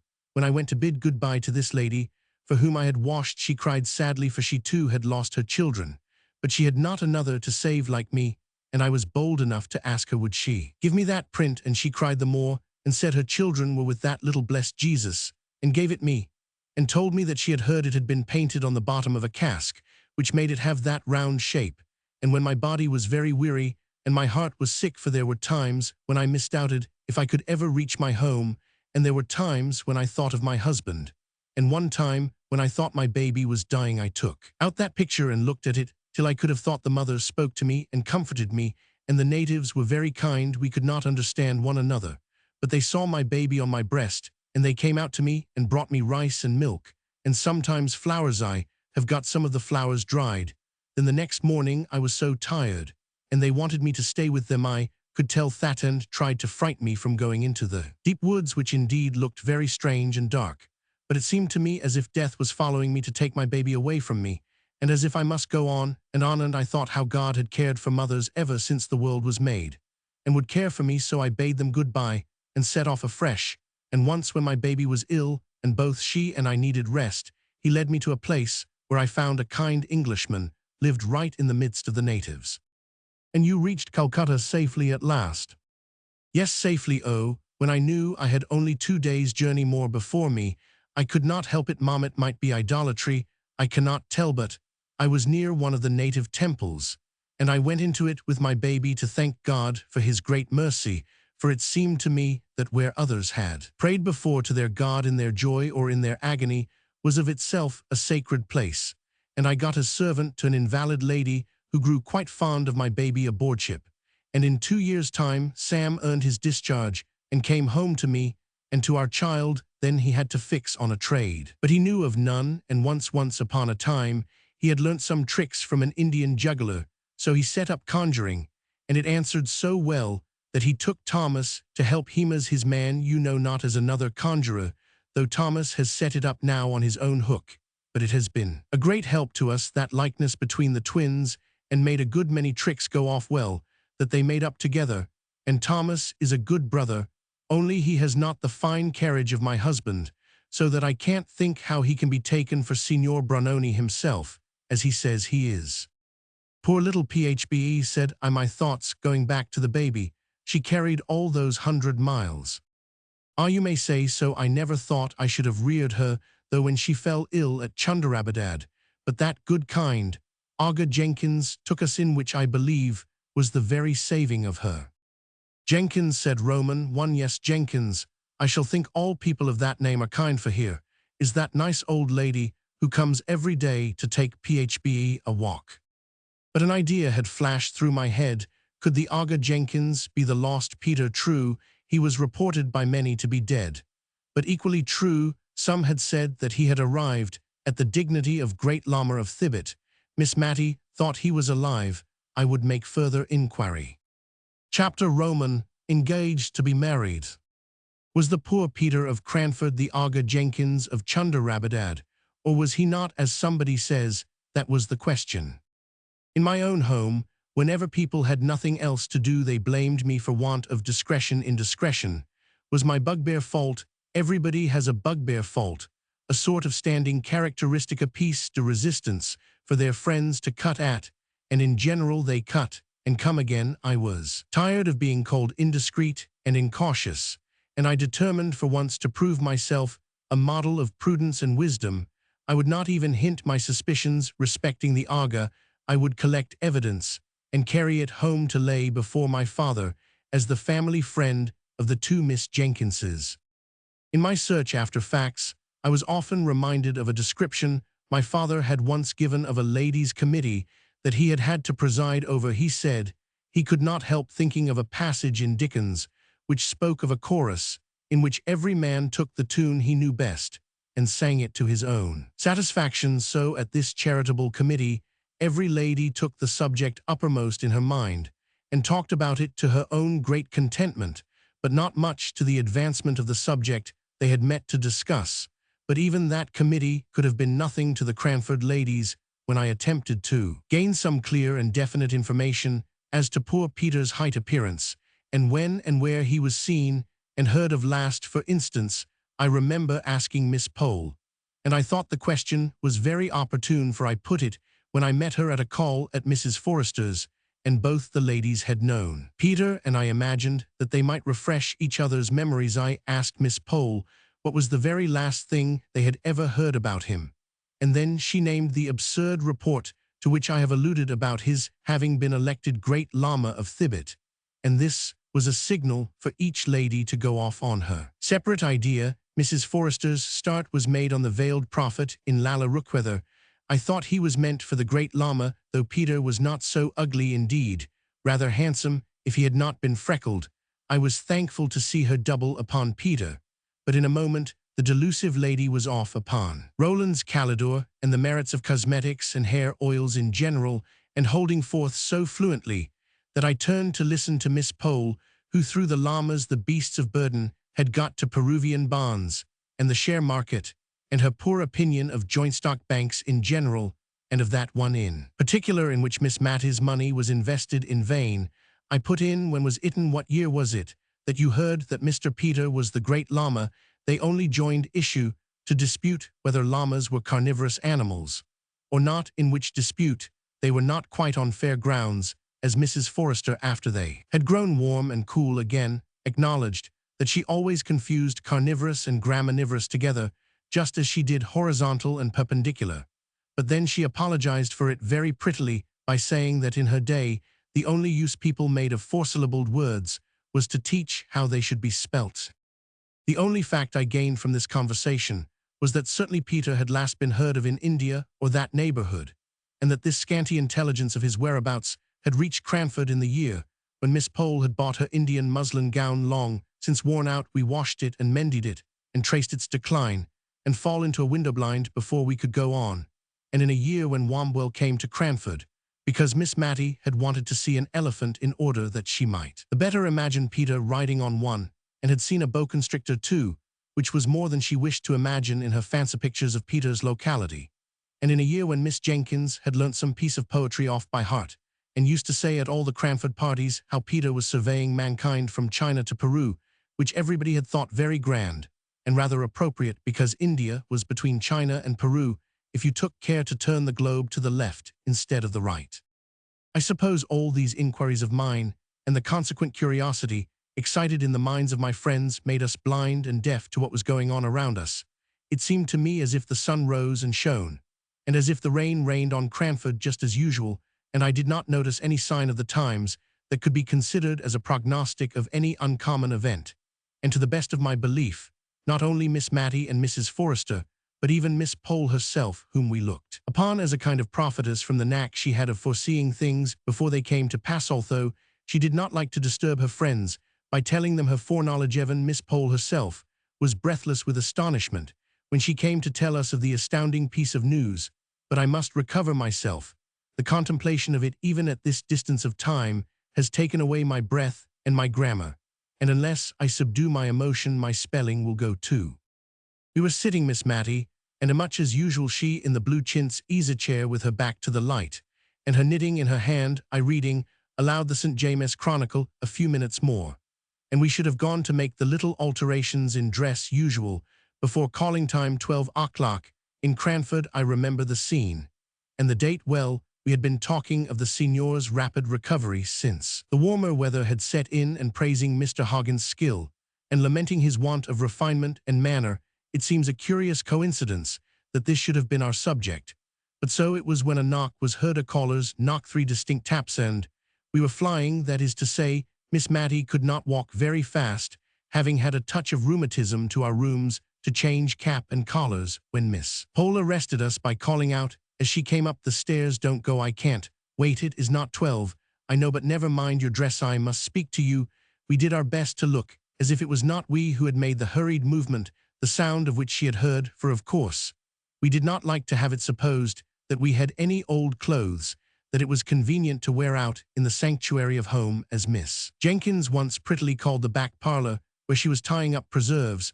So we threw our gentility with double force into our manners, and very genteel we were for 2 minutes, while Miss Pole recovered breath and excited our curiosity strongly by lifting up her hands in amazement and bringing them down in silence, as if what she had to say was too big for words and could only be expressed by pantomime.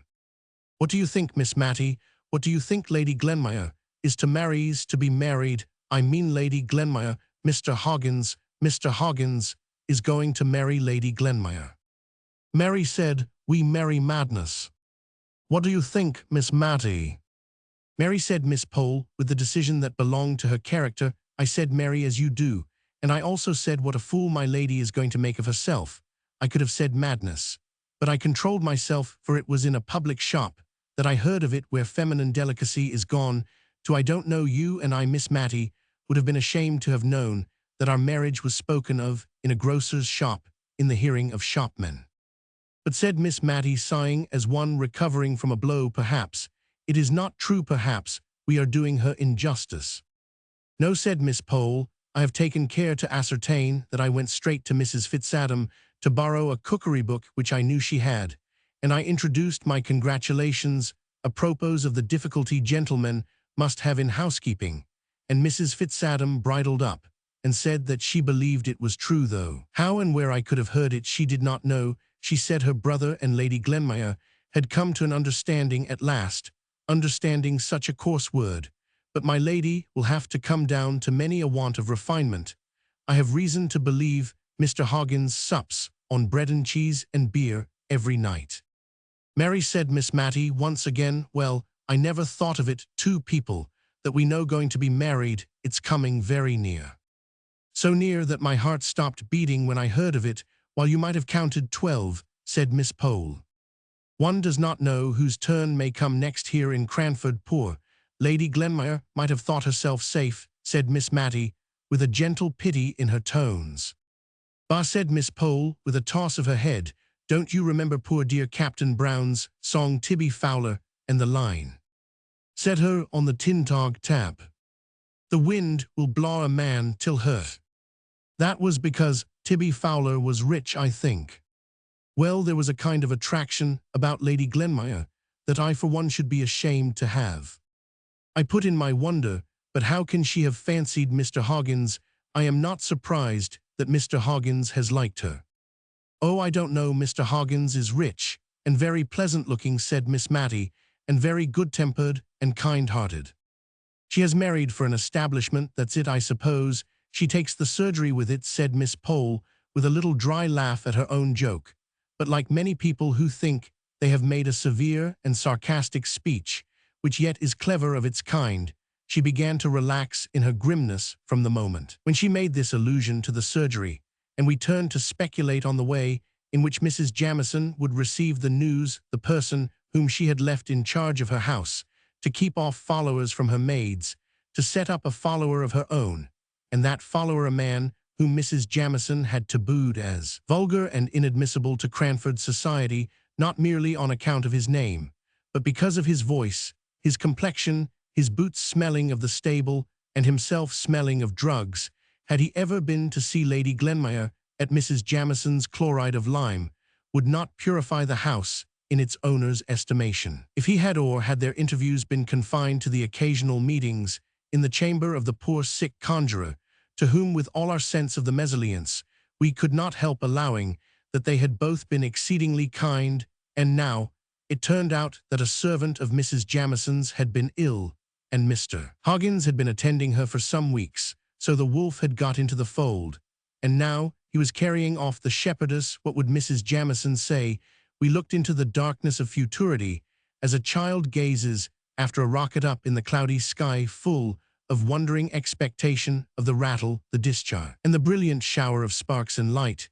Then we brought ourselves down to earth, and the present time, by questioning each other, being all equally ignorant, and all equally without the slightest data to build any conclusions upon as to when it would take place, where, how much a year Mr. Hoggins had, whether she would drop her title, and how Martha and the other correct servants in Cranford would ever be brought to announce a married couple as Lady Glenmire and Mr. Hoggins. But would they be visited? Would Mrs. Jamison let us, or must we choose between the Honourable Mrs. Jamison and the degraded Lady Glenmire. We all liked Lady Glenmire the best. She was bright and kind, and sociable and agreeable, and Mrs. Jamison was dull and inert, and pompous and tiresome. But we had acknowledged the sway of the latter so long that it seemed like a kind of disloyalty now even to meditate disobedience to the prohibition we anticipated. Mrs. Forrester surprised us in our darned caps and patched collars, and we forgot all about them in our eagerness to see how she would bear the information which we honorably left to Miss Pole to impart, although if we had been inclined to take unfair advantage, we might have rushed in ourselves, for she had a most out-of-place fit of coughing for 5 minutes after Mrs. Forrester entered the room. I shall never forget the imploring expression of her eyes as she looked at us over her pocket handkerchief. They said, as plain as words could speak, "Don't let nature deprive me of the treasure which is mine, although for a time I can make no use of it," and we did not. Mrs. Forrester's surprise was equal to ours, and her sense of injury rather greater, because she had to feel for her order and saw more fully than we could do how such conduct brought stains on the aristocracy. When she and Miss Pole left us, we endeavored to subside into calmness, but Miss Mattie was really upset by the intelligence she had heard. She reckoned it up, and it was more than 15 years since she had heard of any of her acquaintance going to be married, with the one exception of Miss Jessie Brown, and as she said, it gave her quite a shock and made her feel as if she could not think what would happen next. I don't know whether it is a fancy of mine or a real fact, but I have noticed that just after the announcement of an engagement in any set, the unmarried ladies in that set flutter out in an unusual gaiety and newness of dress, as much as to say in a tacit and unconscious manner, "We also are spinsters." Miss Mattie and Miss Pole talked and thought more about bonnets, gowns, caps, and shawls during the fortnight that succeeded this call than I had known them do for years before, but it might be the spring weather, for it was a warm and pleasant March, and merinos and beavers and woolen materials of all sorts were but ungracious receptacles of the bright sun's glancing rays. It had not been Lady Glenmire's dress that had won Mr. Hoggins' heart, for she went about on her errands of kindness more shabby than ever, although in the hurried glimpses I caught of her at church or elsewhere, she appeared rather to shun meeting any of her friends. Her face seemed to have almost something of the flush of youth in it.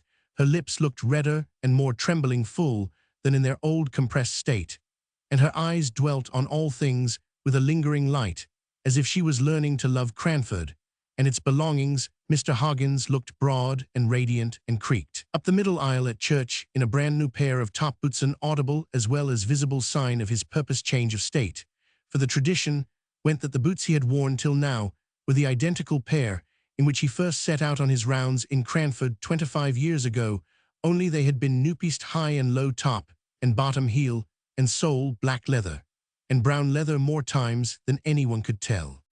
None of the ladies in Cranford chose to sanction the marriage by congratulating either of the parties. We wished to ignore the whole affair until our liege lady Mrs. Jamison returned.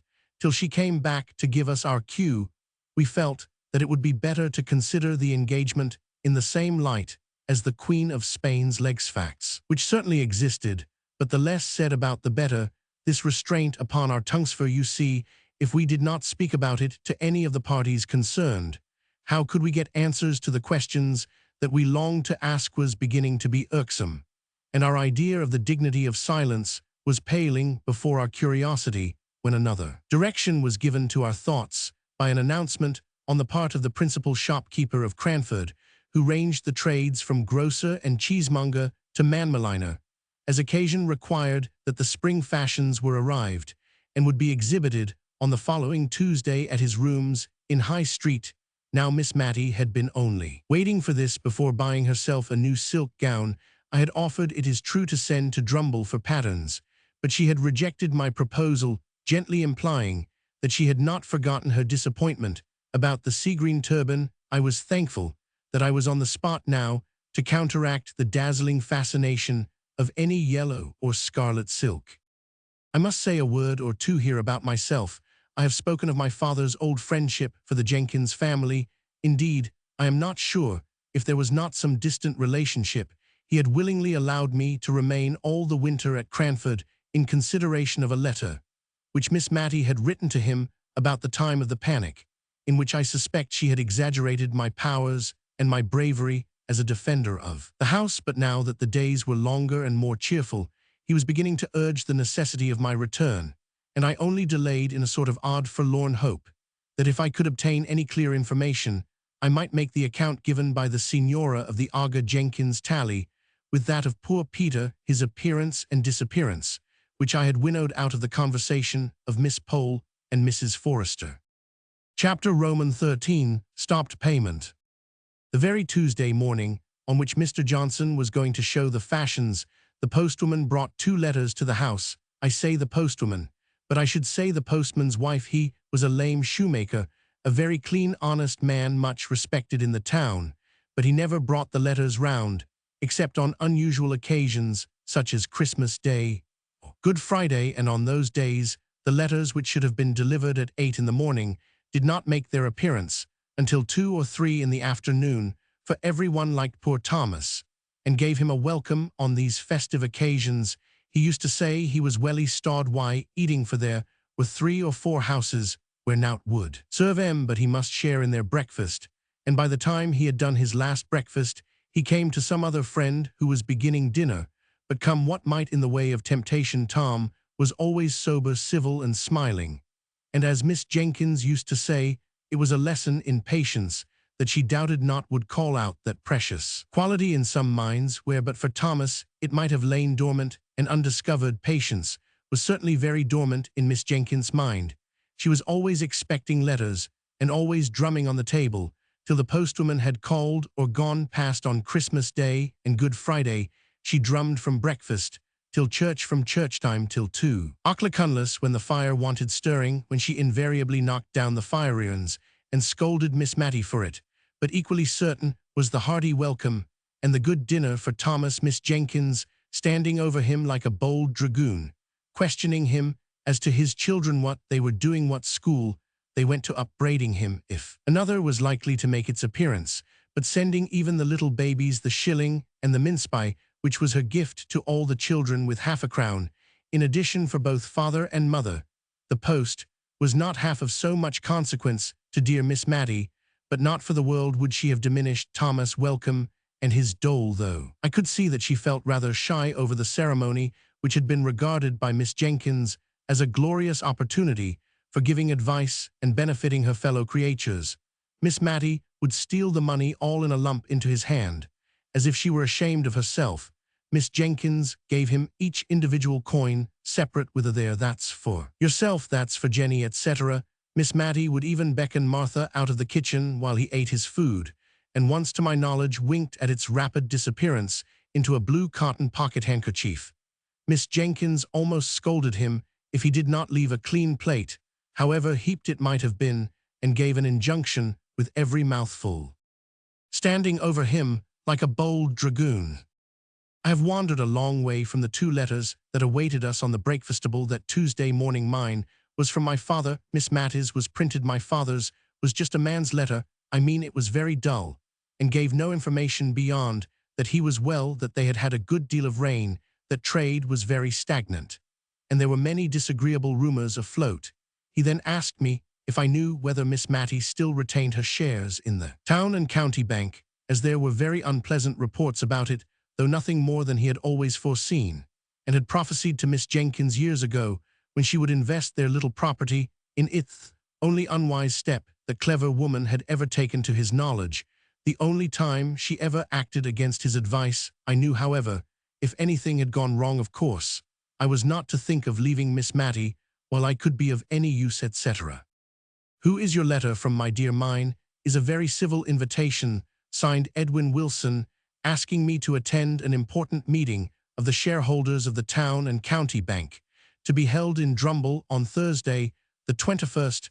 I am sure it is very attentive of them to remember me. I did not like to hear of this important meeting, for though I did not know much about business, I feared it confirmed what my father said. However, I thought ill news always came fast enough, so I resolved to say nothing about my alarm, and merely told her that my father was well, and sent his kind regards to her. She kept turning over and admiring her letter. At last she spoke. I remember their sending one to Deborah just like this, but that I did not wonder at, for everybody knew she was so clear-headed. I am afraid I could not help them much indeed. If they came to accounts, I should be quite in the way, for I never could do sums in my head. Deborah, I know, rather wished to go, and went so far as to order a new bonnet for the occasion. But when the time came, she had a bad cold, so they sent her a very polite account of what they had done, chosen a director. I think it was. Do you think they want me to help them to choose a director? I am sure I should choose your father at once.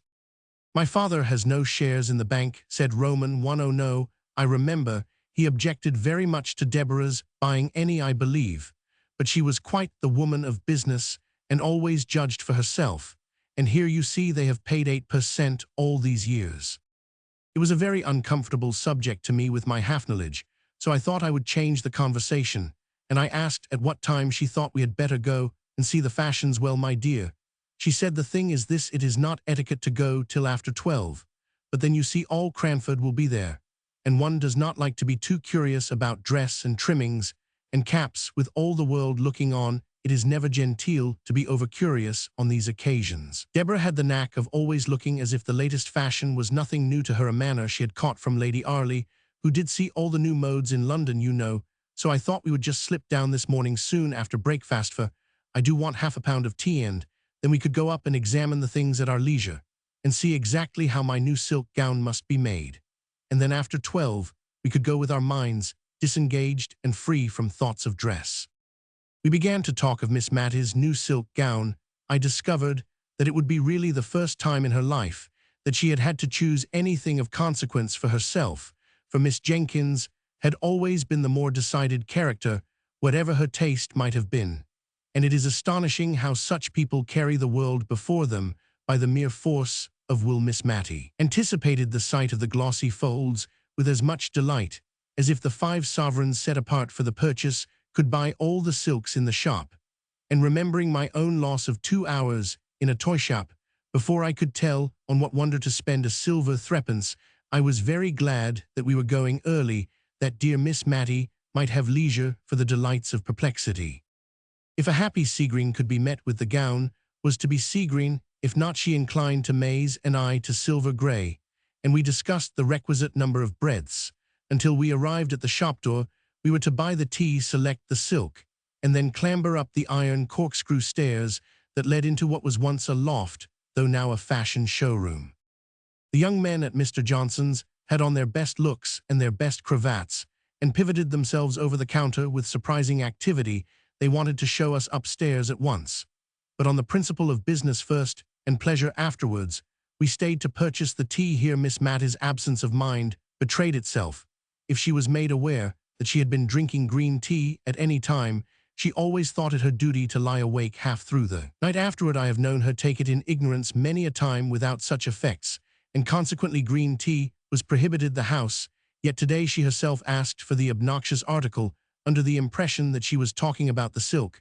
However, the mistake was soon rectified, and then the silks were unrolled. In good truth, by this time, the shop was pretty well filled, for it was Cranford market day, and many of the farmers and country people from the neighborhood round came in, sleeking down their hair and glancing shyly about from under their eyelids, as anxious to take back some notion of the unusual gaiety to the mistress or the lasses at home, and yet feeling that they were out of place among the smart shopmen and gay shawls and summer prints. One honest-looking man, however, made his way up to the counter at which we stood, and boldly asked to look at a shawl or two. The other country folk confined themselves to the grocery side, but our neighbor was evidently too full of some kind intention towards mistress, wife, or daughter to be shy, and it soon became a question with me whether he or Miss Mattie would keep their shopmen. The longest time he thought each shawl more beautiful than the last, and as for Miss Mattie, she smiled and sighed over each fresh bale that was brought out. One color set off another, and the heap together would, as she said, make even the rainbow look poor. I'm afraid, said she, hesitating, whichever I choose, I shall wish I had taken another look at this lovely crimson.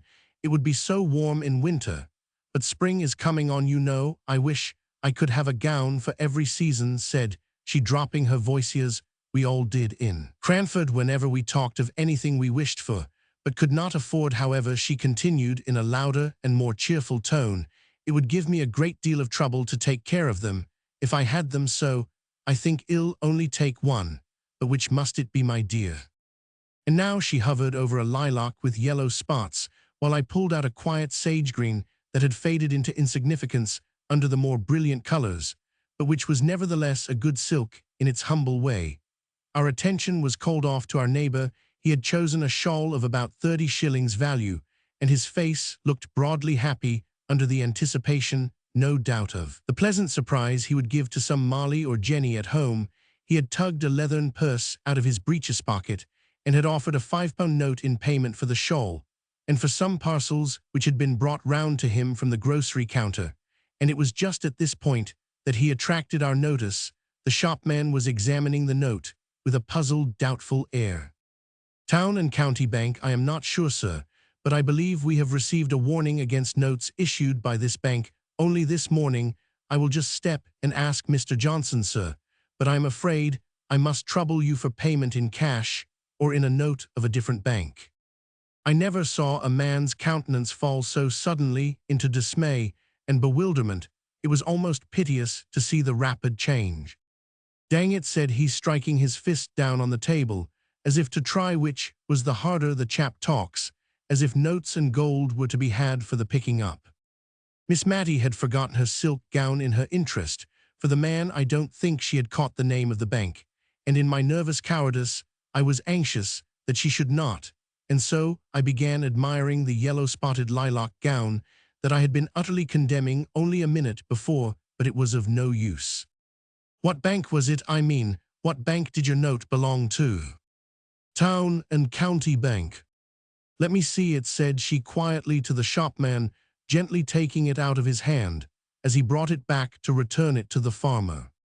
Mr. Johnson was very sorry, but from information he had received, the notes issued by that bank were little better than waste paper. "I don't understand it," said Miss Matty to me in a low voice. "That is our bank, is it not? Town and County Bank."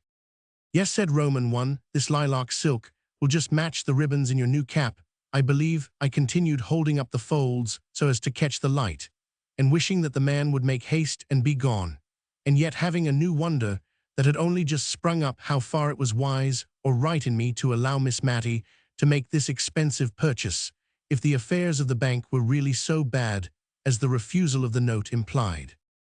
But Miss Matty put on the soft, dignified manner peculiar to her, rarely used, and yet which became her so well, and laying her hand gently on mine, she said, "Never mind the silks for a few minutes, dear.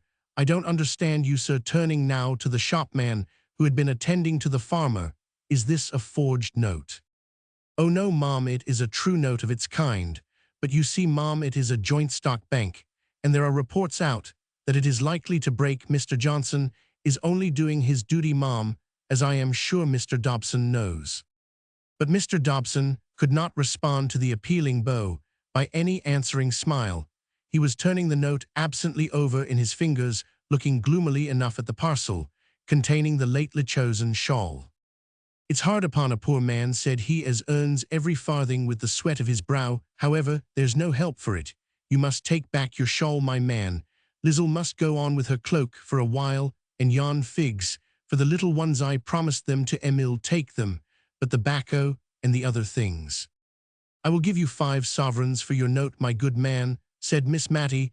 "I think there is some great mistake about it, for I am one of the shareholders, and I am sure they would have told me if things had not been going on right." The shopman whispered a word or two across the table to Miss Matty. She looked at him with a dubious air. "Perhaps so," said she, "but I don't pretend to understand business.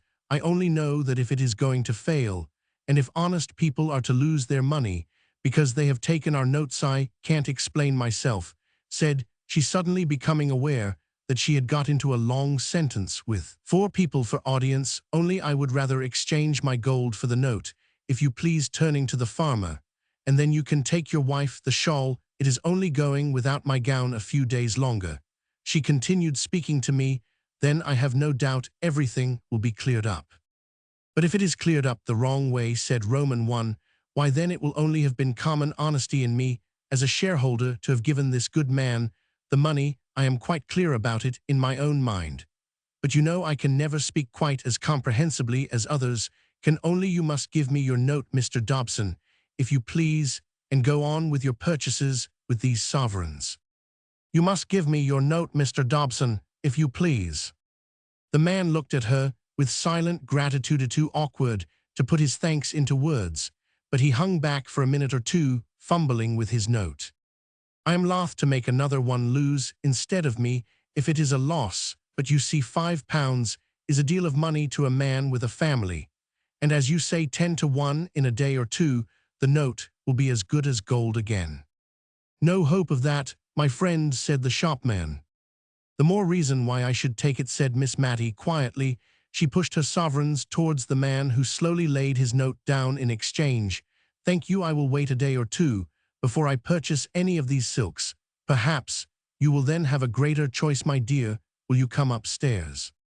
We inspected the fashions with as minute and curious an interest as if the gown to be made after them had been bought. I could not see that the little event in the shop below had in the least damped Miss Matty's curiosity as to the make of sleeves or the sit of skirts. She once or twice exchanged congratulations with me on our private and leisurely view of the bonnets and shawls, but I was all the time not so sure that our examination was so utterly private, for I caught glimpses of a figure dodging behind the cloaks and mantles, and by a dexterous move I came face to face with Miss Pole, also in morning costume, the principal feature of which was her being without teeth, and wearing a veil to conceal the deficiency, come on the same errand as ourselves.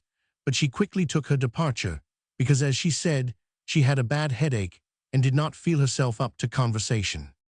As we came down through the shop, the civil Mr. Johnson was awaiting us.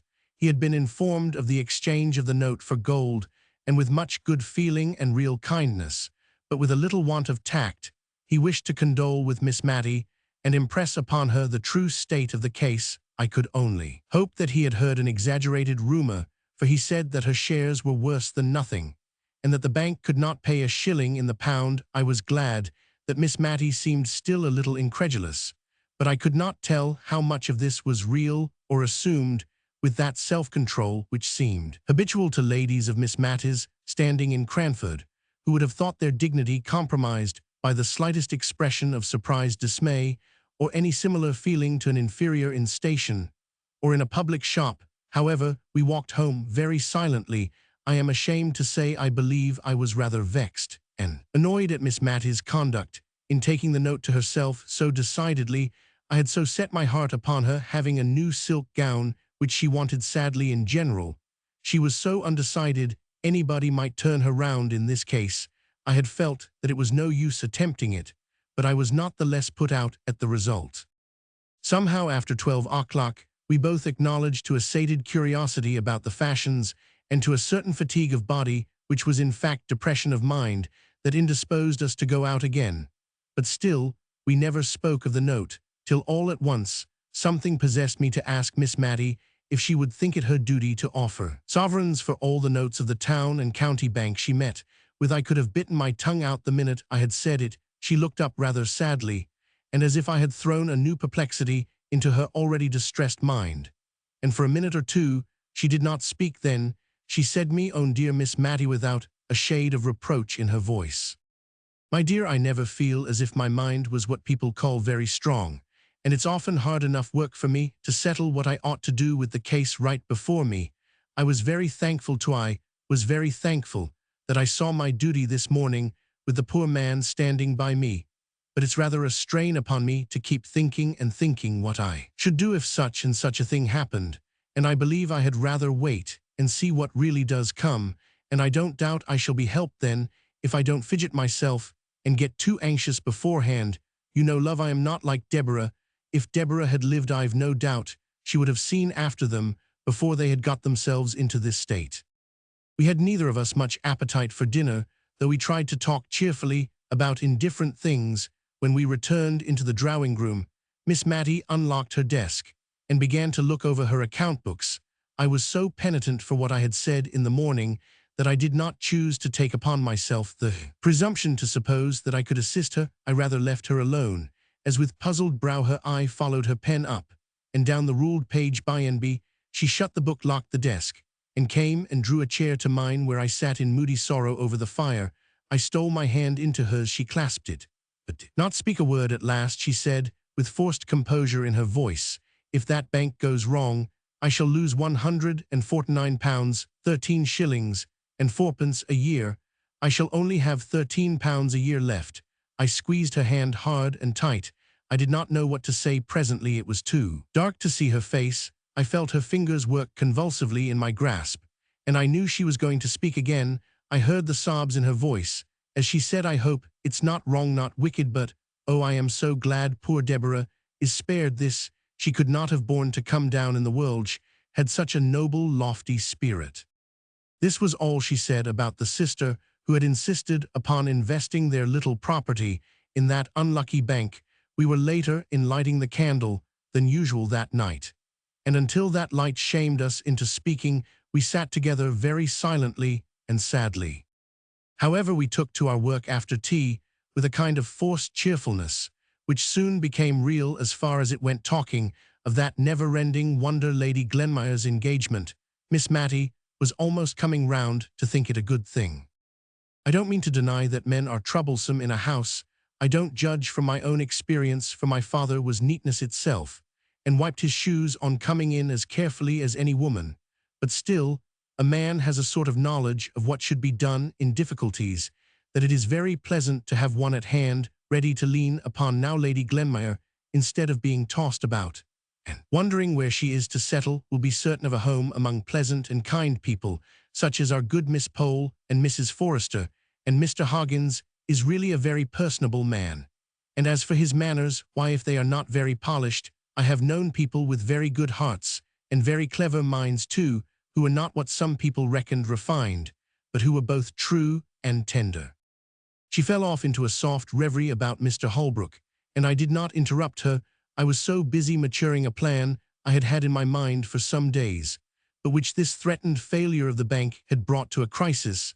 That night, after Miss Matty went to bed, I treacherously lighted the candle again and sat down in the drawing-room to compose a letter to the Augur Jenkins, a letter which should affect him if he were Peter, and yet seem a mere statement of dry facts if he were a stranger. The church clock pealed out 2 before I had done. The next morning news came, both official and otherwise, that the town and county bank had stopped payment. Miss Matty was ruined. She tried to speak quietly to me, but when she came to the actual fact that she would have but about 5 shillings a week to live upon, she could not restrain a few tears. "I'm not crying for myself, dear," said she, wiping them away. "I believe I am crying for the very silly thought of how my mother would grieve if she could know. She always cared for us so much more than for herself, but many a poor person has less, and I'm not very extravagant, and thank God, when the neck of mutton and Martha's wages and the rent are paid, I have not a farthing owing. Poor Martha, I think, shall be sorry to leave me." Miss Matty smiled at me through her tears, and she would fain have had me see only the smile, not the tears. Chapter Roman 14, Friends in Need. It was an example to me, and I fancy it might be to many others, to see how immediately Miss Matty set about the retrenchment which she knew to be right under her altered circumstances. While she went down to speak to Martha and break the intelligence to her, I stole out with my letter to the Augur Jenkins and went to the signor's lodgings to obtain the exact address. I bound the signora to secrecy, and indeed her military manners had a degree of shortness and reserve in them which made her always say as little as possible, except when under the pressure of strong excitement. Moreover, which made my secret doubly sure, the signor was now so far recovered as to be looking forward to travelling and conjuring again in the space of a few days, when he, his wife, and little Phbe would leave Cranford. Indeed, I found him looking over a great black and red placard in which the Signor Brunner's accomplishments were set forth, and to which only the name of the town where he would next display them was wanting. He and his wife were so much absorbed in deciding where the red letters would come in with most effect, it might have been the rubric for that matter, that it was some time before I could get my question asked privately, and not before I had given several decisions, the wisdom of which I questioned afterwards with equal sincerity. As soon as the Signor threw in his doubts and reasons on the important subject, at last, I got the address spelt by sound, and very queer. It looked I dropped it in the post on my way home. And then for a minute I stood looking at the wooden pane with a gaping slit, which divided me from the letter. But a moment ago in my hand it was gone from me, like life never to be recalled.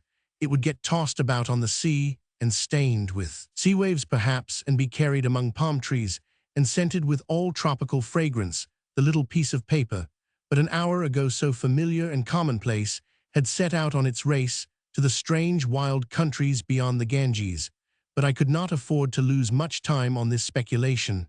I hastened home that Miss Matty might not miss me. Martha opened the door to me, her face swollen with crying. As soon as she saw me, she burst out afresh, and taking hold of my arm, she pulled me in, and banged the door to in order to ask me if indeed it was all true that Miss Matty had been saying. "You'll never leave her, no, I won't, I telled her so, and said I could not think how she could find in her heart to give me warning. I could not have had the face to do it. If it'd been her, I might ha' been just as good for nothing as Mrs. Fitzadam's Rosie, who struck for wages, after living 7 years and a half in one place. I said I was not one to go and serve mammon at that rate, that I knew when I'd got a good missus, if she didn't know when she'd got a good servant." But Martha said I cutting in while she wiped her eyes. "Don't but Martha me," she replied to my deprecatory tone. "Listen to reason." "You'll not listen to reason," she said now, in full possession of her voice, which had been rather choked with sobbing. "Reason always means what someone else has got to say now. I think what I've got to say is good enough reason. But reason or not, I'll say it and I'll stick to it. I've money in the savings bank, and I've a good stock of clothes, and I'm not going to leave Miss Matty, no, not if she gives me warning every hour in the day." She put her arms akimbo as much as to say she defied me, and indeed I could hardly tell how to begin to remonstrate with her, so much did I feel that Miss Matty, in her increasing infirmity, needed the attendance of this kind and faithful woman. "Well," said I at last, "I am thankful you begin with well if you'd have begun with, but as you did afore, I'd not ha' listened to you now, you may go on. I know you would be a great loss to Miss Matty, Martha." I telled her so, a loss she'd never cease to be sorry for, broke in Martha triumphantly. "Still she will have so little, so very little to live upon, that I don't see just now how she could find you food. She will even be pressed for her own. I tell you this, Martha, because I feel you are like a friend to dear Miss Matty, but you know she might not like to have it spoken about." Apparently this was even a blacker view of the subject than Miss Matty had presented to her, for Martha just sat down on the first chair that came to hand and cried out loud. We had been standing in the kitchen. At last she put her apron down, and looking me earnestly in the face asked, was that the reason Miss Matty wouldn't order a pudding today? She said she had no great fancy for sweet things, and you and she would just have a mutton chop, but it'll be up to her, never you tell, but it'll make her a pudding and a pudding shell like too, and I'll pay for it myself, so mind you see she eats it. Many a one has been comforted in their sorrow by seeing a good dish come upon the table. I was rather glad that Martha's energy had taken the immediate and practical direction of pudding making, for it staved off the quarrelsome discussion as to whether she should or should not leave Miss Matty's service. She began to tie on a clean apron and otherwise prepare herself for going to the shop for the butter, eggs, and what else she might require. She would not use a scrap of the articles already in the house for her cookery, but went to an old teapot in which her private store of money was deposited, and took out what she wanted. I found Miss Matty very quiet and not a little sad, but by and by she tried to smile for my sake.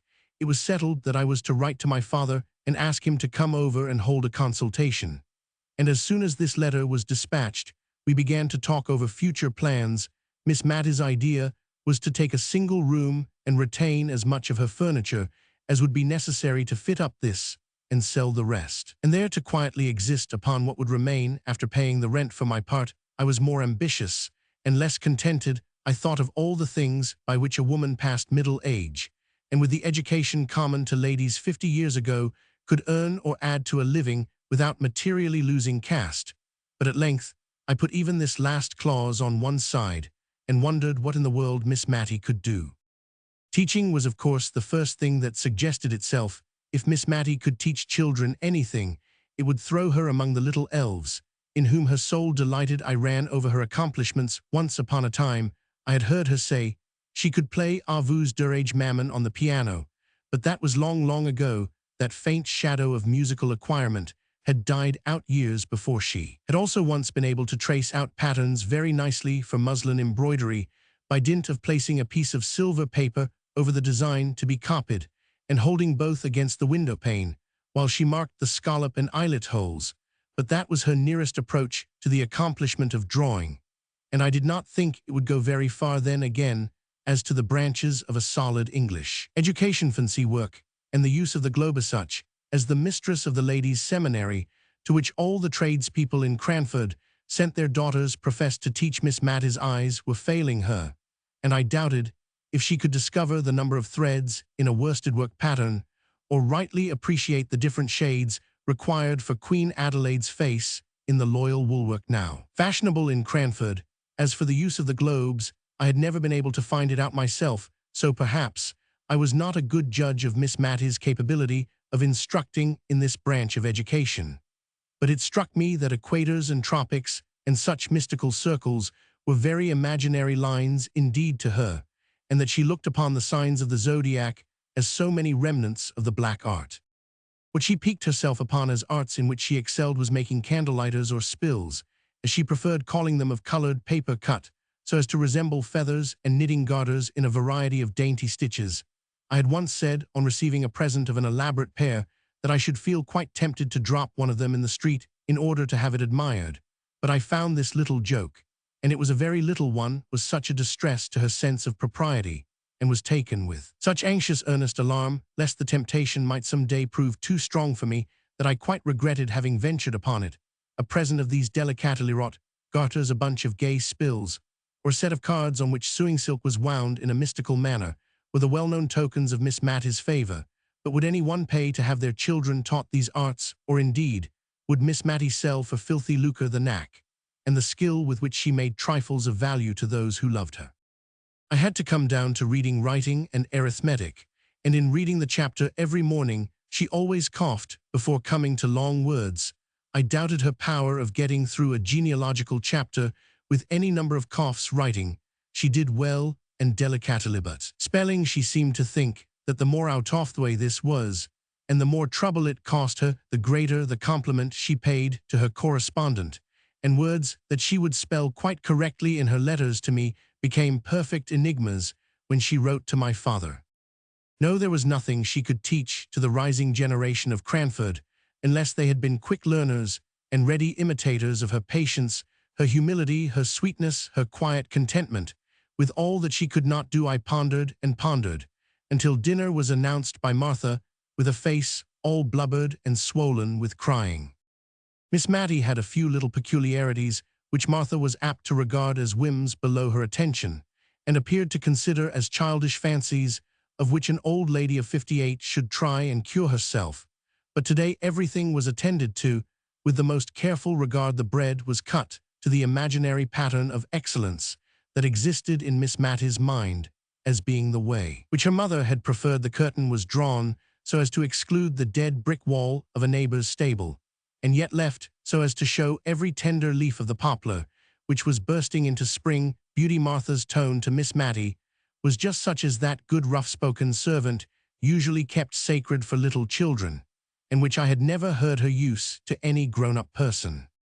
I had forgotten to tell Miss Mattie about the pudding, and I was afraid she might not do justice to it, for she had evidently very little appetite this day, so I seized the opportunity of letting her into the secret, while Martha took away the meat. Miss Mattie's eyes filled with tears, and she could not speak either to express surprise or delight when Martha returned, bearing it aloft, made in the most wonderful representation of a lion couchant that ever was molded. Martha's face gleamed with triumph as she set it down before Miss Mattie with an exultant "There, Miss." Mattie wanted to speak her thanks, but could not, so she took Martha's hand and shook it warmly, which set Martha off crying, and I myself could hardly keep up the necessary composure.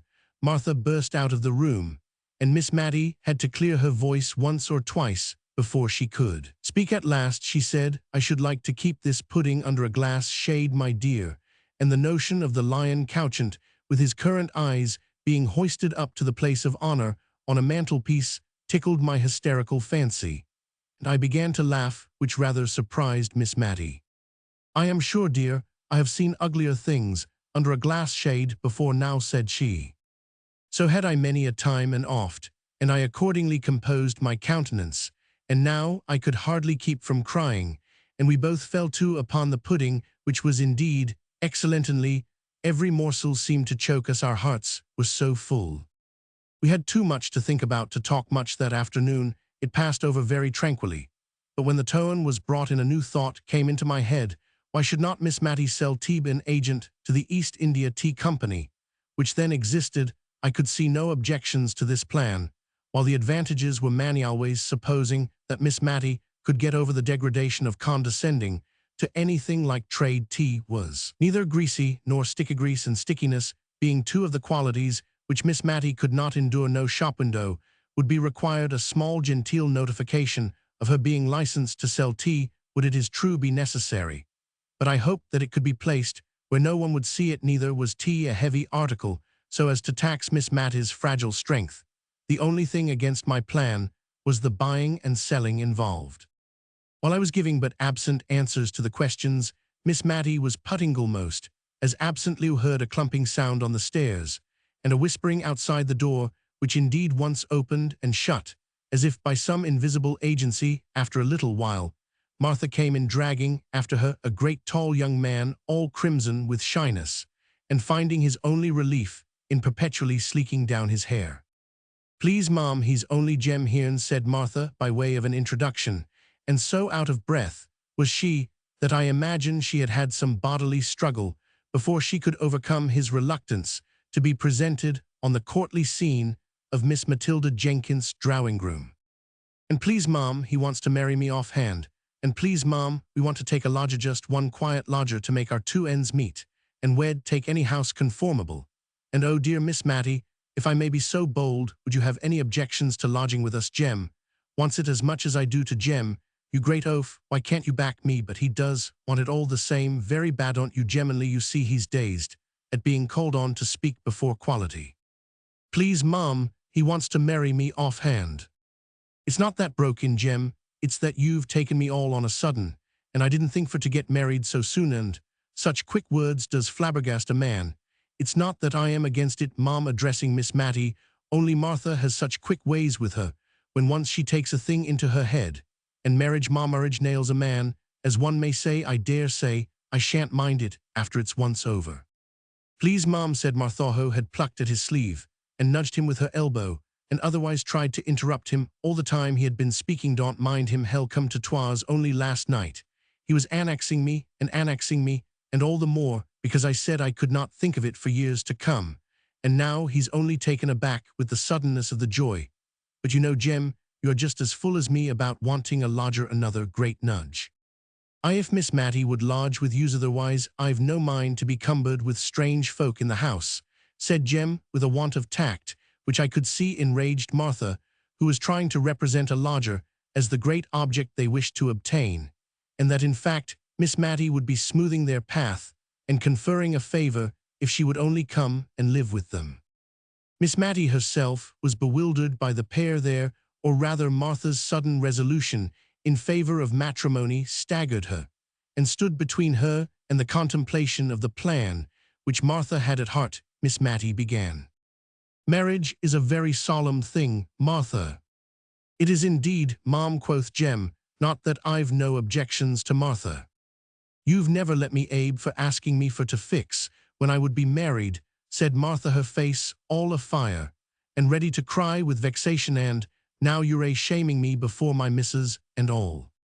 "Nay now, Martha, don't only a man likes to have breathing time," said Jem, trying to possess himself of her hand, but in vain. Then, seeing that she was more seriously hurt than he had imagined, he seemed to try to rally his scattered faculties, and with more straightforward dignity than 10 minutes before I should have thought it possible for him to assume, he turned to Miss Matty and said, "I hope, ma'am, you know that I am bound to respect everyone who has been kind to Martha. I always looked on her as to be my wife some time, and she has often and often spoken of you as the kindest lady that ever was, and though the plain truth is, I would not like to be troubled with lodgers of the common run.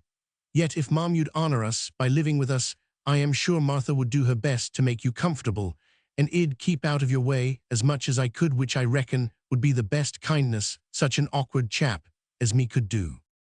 Miss Matty had been very busy with taking off her spectacles, wiping them, and replacing them, but all she could say was, "Don't let any thought of me hurry you into marriage, pray don't. Marriage is such a very solemn thing." "But Miss Matilda will think of your plan," Martha said. I struck with the advantages that it offered, and unwilling to lose the opportunity of considering about it. "And I am sure neither she nor I can ever forget your kindness, nor yours either, Jem." "Why, yes, Mom, I'm sure I mean kindly, though I am a bit fluttered by being pushed straight ahead into matrimony, as it were, and mayn't express myself conformable. But I am sure I am willing enough, and give me time to get accustomed. So, Martha, wench, what's the use of crying so, and slapping me if I come near?" This last was sotto voce, and had the effect of making Martha bounce out of the room to be followed and soothed by her lover, whereupon Miss Matty sat down and cried very heartily, and accounted for it by saying that the thought of Martha being married so soon gave her quite a shock, and that she should never forgive herself if she thought she was hurrying the poor creature. I think my pity was more for Jem of the two, but both Miss Matty and I appreciated to the full the kindness of the honest couple, although we said little about this, and a good deal about the chances and dangers of matrimony. The next morning, very early, I received a note from Miss Pole so mysteriously wrapped up, and with so many seals on it to secure secrecy, that I had to tear the paper before I could unfold it. And when I came to the writing, I could hardly understand the meaning, it was so involved and oracular. I made out, however, that I was to go to Miss Pole's at 11 o'clock, the number 11 being written in full length as well as in numerals, and a Roman 1000 twice, dashed under, as if I were very likely to come at 11 at night, when all Cranford was usually abed, and asleep by 10. There was no signature, except Miss Pole's initials reversed P.E., but as Martha had given me the note with Miss Pole's kind regards, it needed no wizard to find out who sent it. And if the writer's name was to be kept secret, it was very well that I was alone when Martha delivered it. I went as requested to Miss Pole's. The door was opened to me by her little maid, Lizzie, in Sunday trim, as if some grand event was impending over this workday, and the drawing-room upstairs was arranged in accordance with this idea. The table was set out with the best green cardcloth and writing materials upon it. On the little chiffonier was a tray with a newly-tinted bottle of cowslip wine and some Ladysfinger biscuits. Miss Pole herself was in solemn array, as if to receive visitors. Although it was only 11 o'clock, Mrs. Forrester was there crying quietly and sadly, and my arrival seemed only to call forth fresh tears. Before we had finished our greetings, performed with lugubrious mystery of demeanor, there was another rat-a-tat, and Mrs. Fitzadam appeared crimson with walking and excitement. It seemed as if this was all the company expected, for now Miss Pole made several demonstrations of being about to open the business of the meeting by stirring the fire, opening and shutting the door, and coughing and blowing her nose. Then she arranged us all round the table, taking care to place me opposite to her, and last of all, she inquired of me if the sad report was true, as she feared it was, that Miss Matty had lost all her fortune. Of course I had but one answer to make, and I never saw more unaffected sorrow depicted on any countenances than I did there on the three before me. "I wish Mrs. Jamison was here," said Mrs. Forrester at last, but to judge from Mrs. Fitzadam's face, she could not second the wish. "But without Mrs. Jamison," said Miss Pole, with just a sound of offended merit in her voice, "we, the ladies of Cranford, in my drawing-room assembled, can resolve upon something. I imagine we are none of us what may be called rich, though we all possess a genteel competency sufficient for tastes that are elegant and refined, and would not if they could be vulgarly ostentatious." Here I observed Miss Pole refer to a small card concealed in her hand, on which I imagined she had put down a few notes. "Miss Smith," she continued, addressing me, familiarly known as Mary to all the company assembled, "but this was a state occasion. I have conversed in private. I made it my business to do so yesterday afternoon with these ladies on the misfortune which has happened to our friend, and one and all of us have agreed that while we have a superfluity It is not only a duty, but a pleasure. A true pleasure. Mary, her voice was rather choked just here, and she had to wipe her spectacles before she could go on to give what we can to assist her Miss Matilda Jenkins, only in consideration of the feelings of delicate independence existing in the mind of every refined female. I was sure she had got back to the card. No, we wish to contribute our mites in a secret and concealed manner, so as not to hurt the feelings I have referred to, and our object in requesting you to meet us this morning is that, believing you are the daughter that your father is in fact her confidential advisor in all pecuniary matters, we imagined that by consulting with him you might devise some mode in which our contribution could be made to appear the legal due which Miss Matilda Jenkins ought to receive from probably your father, knowing her investments can fill up the blank. Miss Pole concluded her address and looked round for approval and agreement. I have expressed your meaning, ladies, have I not? And, while Miss Smith considers what reply to make, allow me to offer you some little refreshment. I had no great reply to make. I had more thankfulness at my heart for their kind thoughts than I cared to put into words, and so I only mumbled out something to the effect that I would name what Miss Pole had said to my father, and that if anything could be arranged for Miss Mattie, and here I broke down utterly and had to be refreshed with a glass of cowslip wine before I could check the crying which had been repressed for the last 2 or 3 days. The worst was all the ladies cried in concert. Even Miss Pole cried, who had said 100 times that to betray emotion before anyone was a sign of weakness and want of self-control. She recovered herself into a slight degree of impatient anger directed against me as having set them all off, and moreover, I think she was vexed that I could not make a speech back in return for hers, and if I had known beforehand what was to be said, and had a card on which to express the probable feelings that would rise in my heart, I would have tried to gratify her, as it was Mrs. Forrester was the person to speak when we had recovered our composure.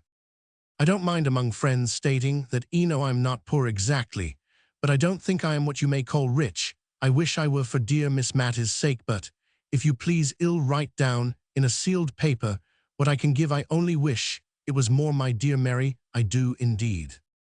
Now I saw why paper, pens, and ink were provided. Every lady wrote down the sum she could give annually, signed the paper, and sealed it mysteriously. If their proposal was acceded to, my father was to be allowed to open the papers under pledge of secrecy. If not, they were to be returned to their writers.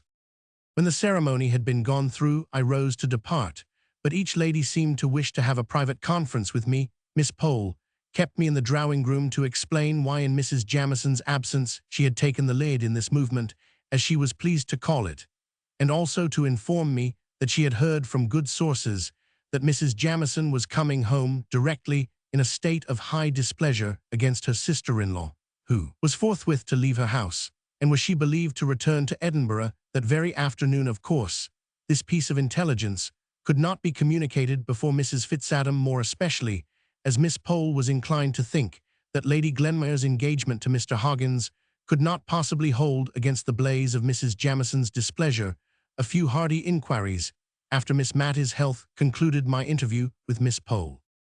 On coming downstairs, I found Mrs. Forrester waiting for me at the entrance to the dining parlor. She drew me in, and when the door was shut, she tried 2 or 3 times to begin on some subject which was so unapproachable apparently that I began to despair of our ever getting to a clear understanding. At last out it came, the poor old lady trembling all the time as if it were a great crime which she was exposing to daylight, in telling me how very, very little she had to live upon a confession which she was brought to make from a dread lest we should think that the small contribution named in her paper bore any proportion to her love and regard for Miss Mattie, and yet that sum which she so eagerly relinquished was in truth more than a 20th part of what she had to live upon and keep house and a little serving maid, all as became one born a Tyrrell.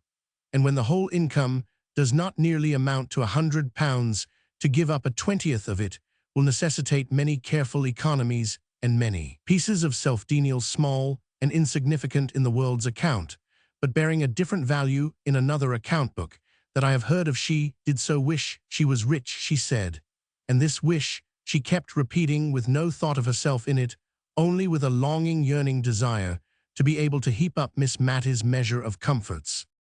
It was some time before I could console her enough to leave her, and then on quitting the house, I was waylaid by Mrs. Fitzadam, who had also her confidence to make of pretty nearly the opposite description. She had not liked to put down all that she could afford, and was ready to give. She told me she thought she never could look Miss Matty in the face again, if she presumed to be giving her so much as she should like to do. Miss Matty, continued she, that I thought was such a fine young lady, when I was nothing but a country girl coming to market with eggs and butter, and such like things for my father, though well todo, would always make me go on as my mother had done before me, and I had to come into Cranford every Saturday and see after sales and prices, and what not. And one day I remember I met Miss Matty in the lane that leads to Cumehurst. She was walking on the footpath, which you know is raised a good way above the road, and a gentleman rode beside her, and was talking to her, and she was looking down at some primroses she had gathered and pulling them all to pieces, and I do believe she was crying. But after she had passed, she turned round and ran after me to ask so kindly about my poor mother who lay on her deathbed. And when I cried, she took hold of my hand to comfort me, the gentleman waiting for her all the time, and her poor heart very full of something, I am sure. And I thought it such an honor to be spoken to in that pretty way by the rector's daughter who visited at Arley Hall. I have loved her ever since, though perhaps I'd no right to do it. But if you can think of any way in which I might be allowed to give a little more without anyone knowing it, I should be so much obliged to you, my dear, and my brother would be delighted to doctor her for nothing medicines leeches. And all I know that he and her ladyship, my dear, I little thought in the days I was telling you of that I should ever come to be sister-in-law to a ladyship, would do anything for her, we all would. I told her I was quite sure of it, and promised all sorts of things in my anxiety to get home to Miss Matty, who might well be wondering what had become of me absent from her 2 hours without being able to account for it.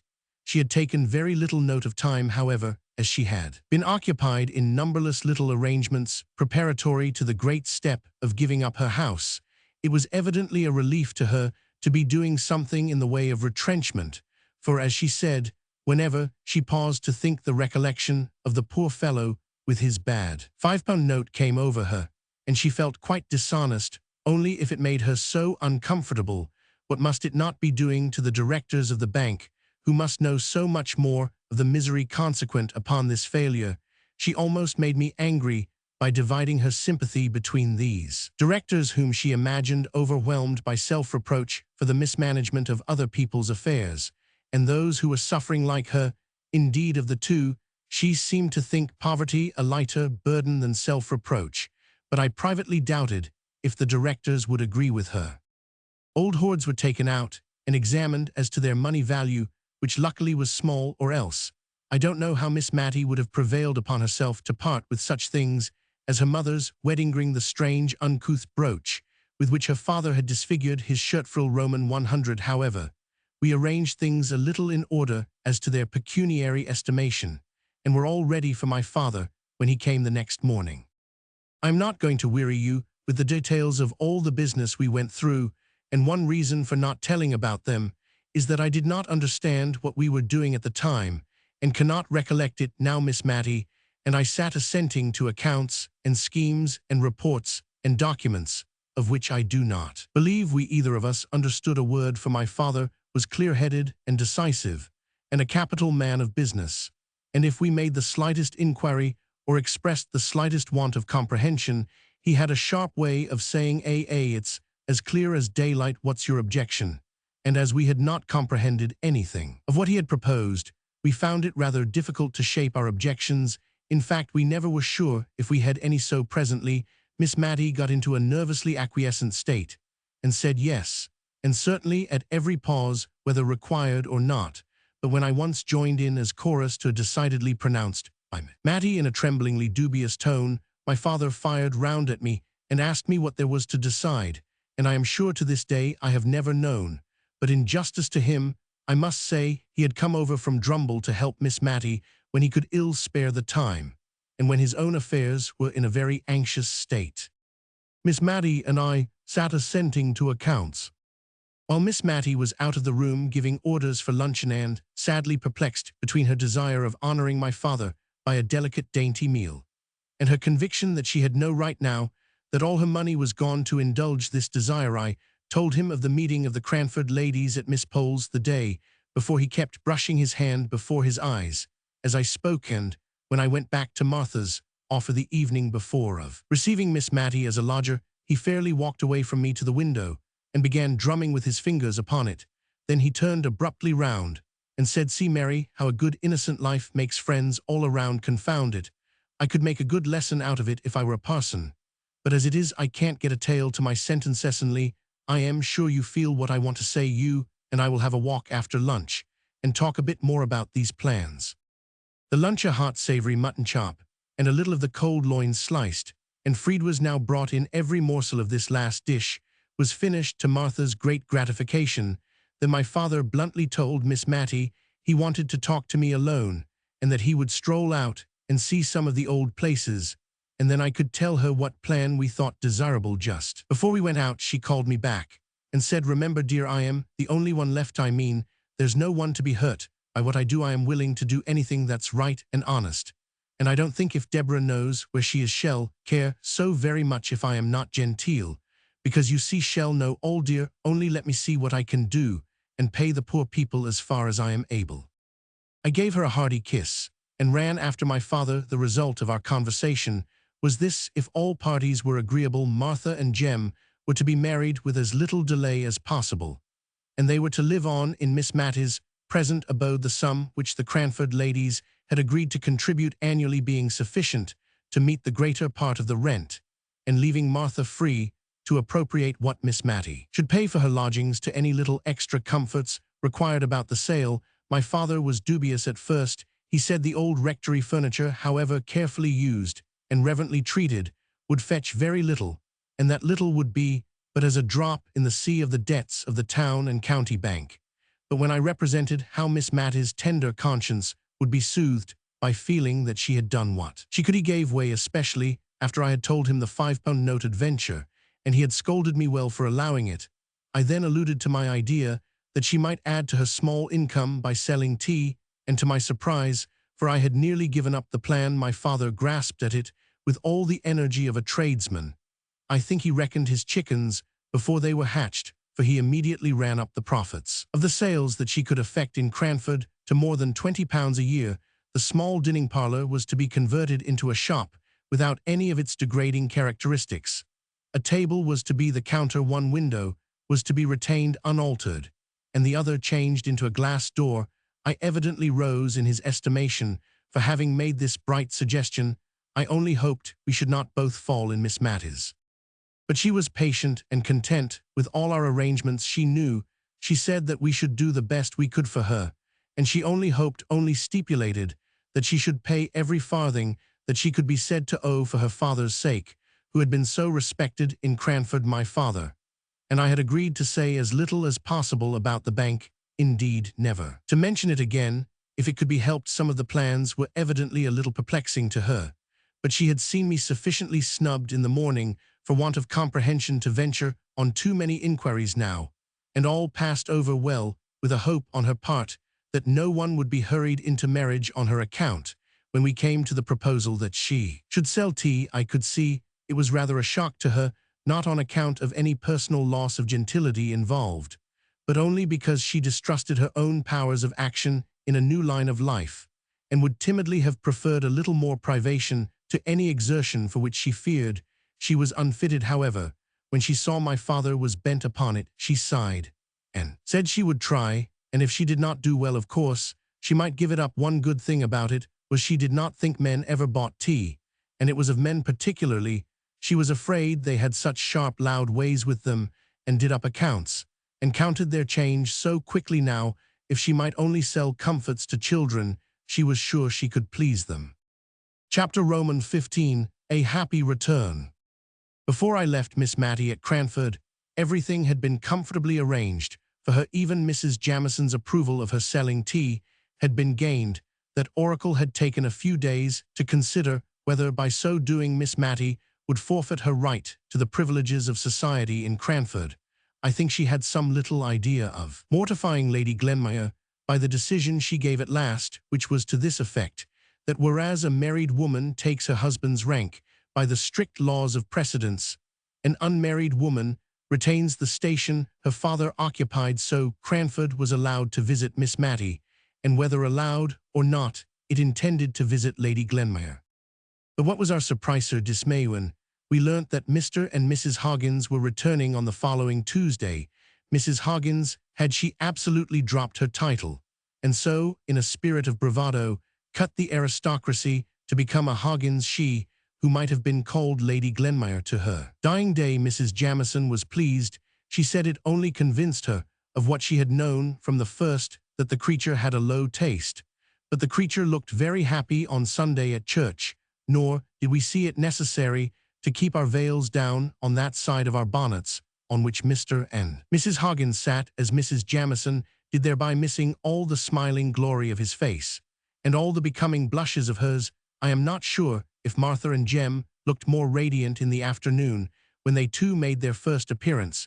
Mrs. Jamieson soothed the turbulence of her soul by having the blinds of her windows drawn down, as if for a funeral, on the day when Mr. and Mrs. Hoggins received callers, and it was with some difficulty that she was prevailed upon to continue the St. James Chronicle, so indignant was she with its having inserted the announcement of the marriage. Smiling glory and becoming blushes. Miss Matty's sale went off famously. She retained the furniture of her sitting-room and bedroom, the former of which she was to occupy till Martha could meet with a lodger who might wish to take it. And into this sitting-room and bedroom she had to cram all sorts of things which were, the auctioneer assured her, bought in for her at the sale by an unknown friend. I always suspected Mrs. Fitzadam of this, but she must have had an accessory who knew what articles were particularly regarded by Miss Matty, on account of their associations with her early days. The rest of the house looked rather bare, to be sure, all except one tiny bedroom, of which my father allowed me to purchase the furniture for my occasional use, in case of Miss Matty's illness. I had expended my own small store in buying all manner of comforts and lozenges, in order to tempt the little people, whom Miss Matty loved so much, to come about her tea in bright green canisters and comforts in tumblers. Miss Matty and I felt quite proud as we looked round us on the evening before the shop was to be opened. Martha had scoured the boarded floor to a white cleanness, and it was adorned with a brilliant piece of oilcloth, on which customers were to stand before the table counter. The wholesome smell of plaster and whitewash pervaded the apartment. A very small Matilda Jenkins, licensed to sell tea, was hidden under the lintel of the new door, and 2 boxes of tea, with cabalistic inscriptions all over them, stood ready to disgorge their contents into the canisters.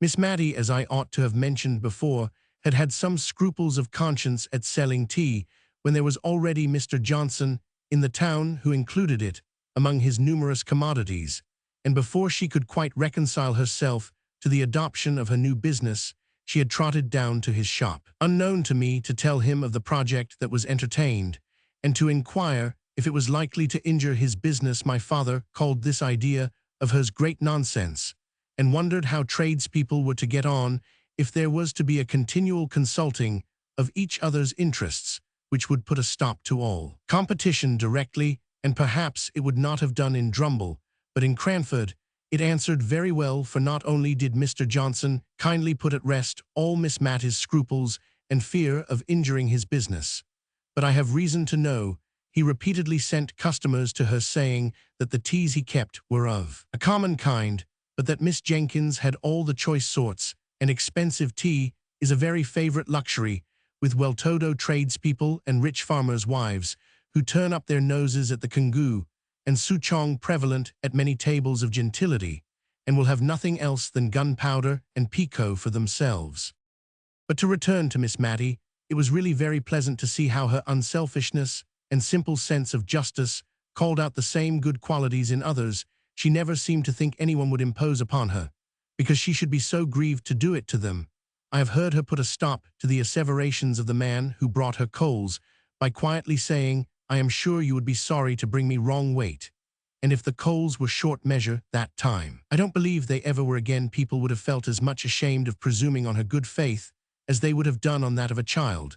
But my father says such simplicity might be very well in Cranford, but would never do in the world, and I fancy the world must be very bad for, with all my father's suspicion of everyone with whom he has dealings.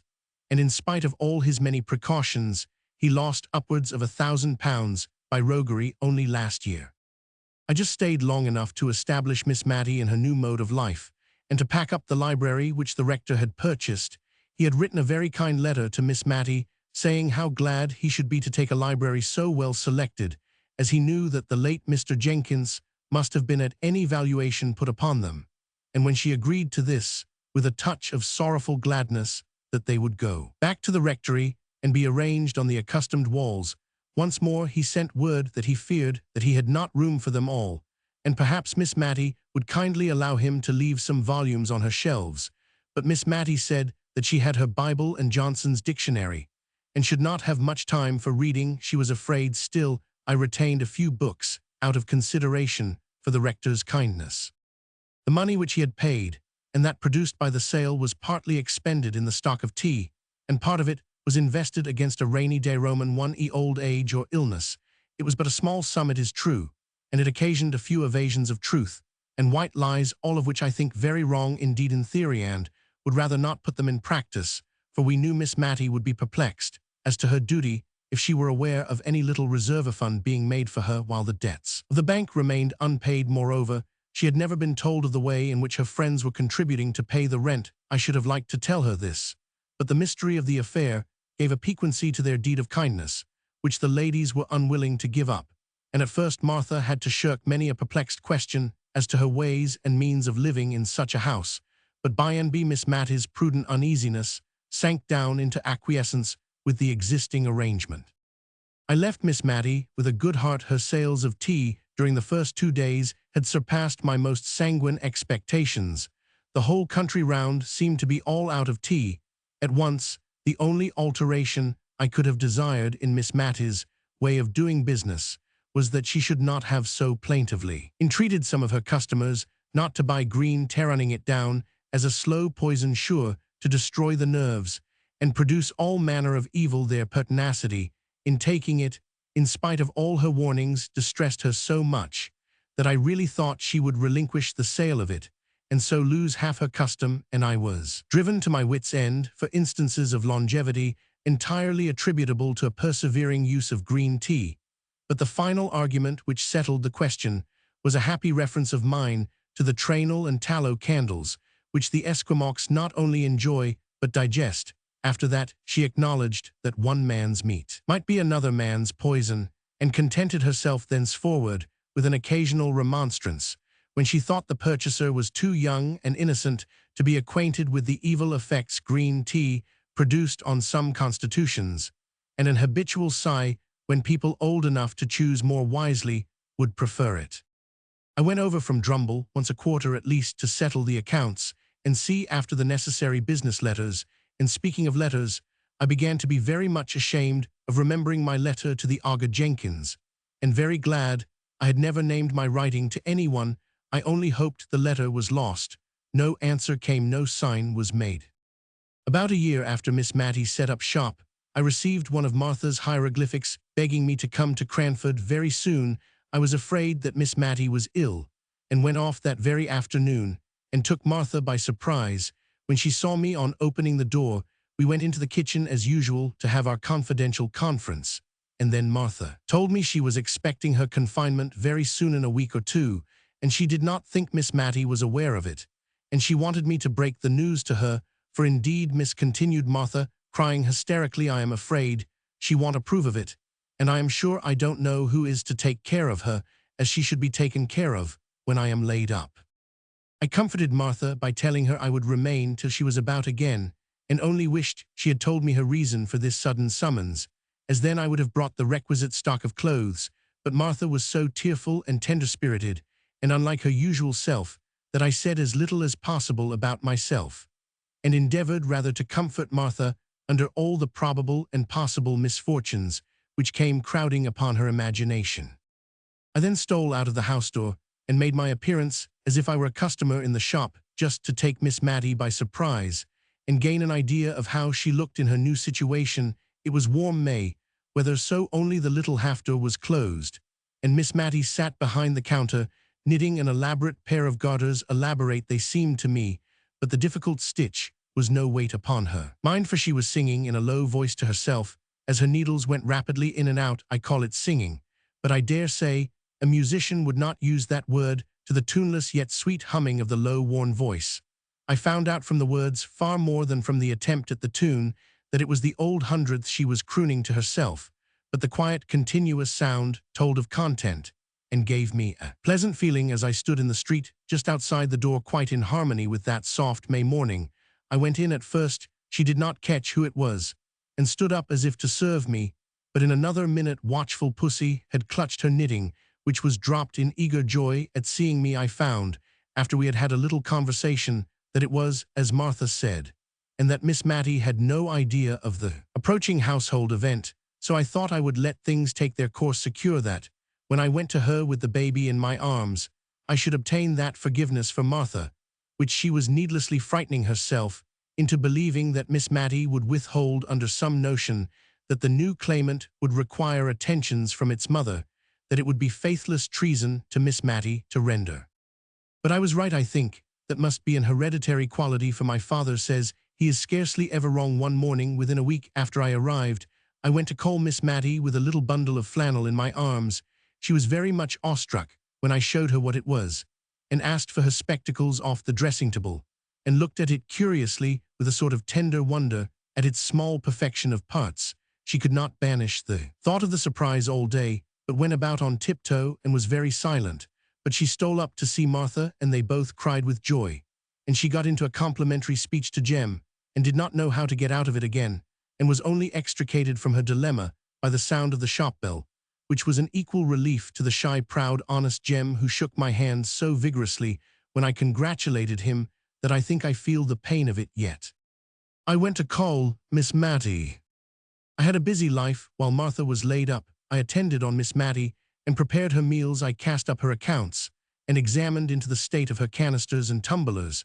I helped her too occasionally in the shop, and it gave me no small amusement and sometimes a little uneasiness to watch her ways there. If a little child came in to ask for an ounce of almond comfits, and 4 of the large kind which Miss Matty sold weighed that much, she always added one more by way of make-weight, as she called it, although the scale was handsomely turned before, and when I remonstrated against this, her reply was, the little things like it so much, there was no use in telling her that the 5th comfort weighed 1/4 of an ounce, and made every sale into a loss to her pocket. So I remembered the green tea, and winged my shaft with a feather out of her own plumage. I told her how unwholesome almond comfits were, and how ill excess in them might make the little children. This argument produced some effect, for henceforward, instead of the 5th comfort, she always told them to hold out their tiny palms, into which she shook either peppermint or ginger lozenges, as a preventive to the dangers that might arise from the previous sale. Altogether, the lozenge trade conducted on these principles did not promise to be remunerative, but I was happy to find she had made more than £20 during the last year by her sales of tea, and moreover, that now she was accustomed to it, she did not dislike the employment, which brought her into kindly intercourse with many of the people round about. If she gave them good weight, they in their turn brought many a little country present to the old rector's daughter, a cream cheese, a few new-laid eggs, a little fresh ripe fruit, a bunch of flowers. The counter was quite loaded with these offerings sometimes, as she told me. As for Cranford in general, it was going on much as usual. The Jamison and Hoggins feud still raged, if a feud it could be called, when only one side cared much about it. Mr. and Mrs. Hoggins were very happy together, and like most very happy people, quite ready to be friendly. Indeed, Mrs. Hoggins was really desirous to be restored to Mrs. Jamison's good graces because of the former intimacy, but Mrs. Jamison considered their very happiness an insult to the Glenmire family, to which she had still the honor to belong, and she doggedly refused and rejected every advance. Mr. Mulliner, like a faithful clansman, espoused his mistress' side with ardor. If he saw either Mr. or Mrs. Hoggins, he would cross the street and appear absorbed in the contemplation of life in general, and his own path in particular, until he had passed them by. Miss Pole used to amuse herself with wondering what in the world Mrs. Jamison would do if either she or Mr. Mulliner or any other member of her household was taken ill. She could hardly have the face to call in Mr. Hoggins, After the way she had behaved to them, Miss Pole grew quite impatient for some indisposition or accident to befall Mrs. Jamieson or her dependents, in order that Cranford might see how she would act under the perplexing circumstances.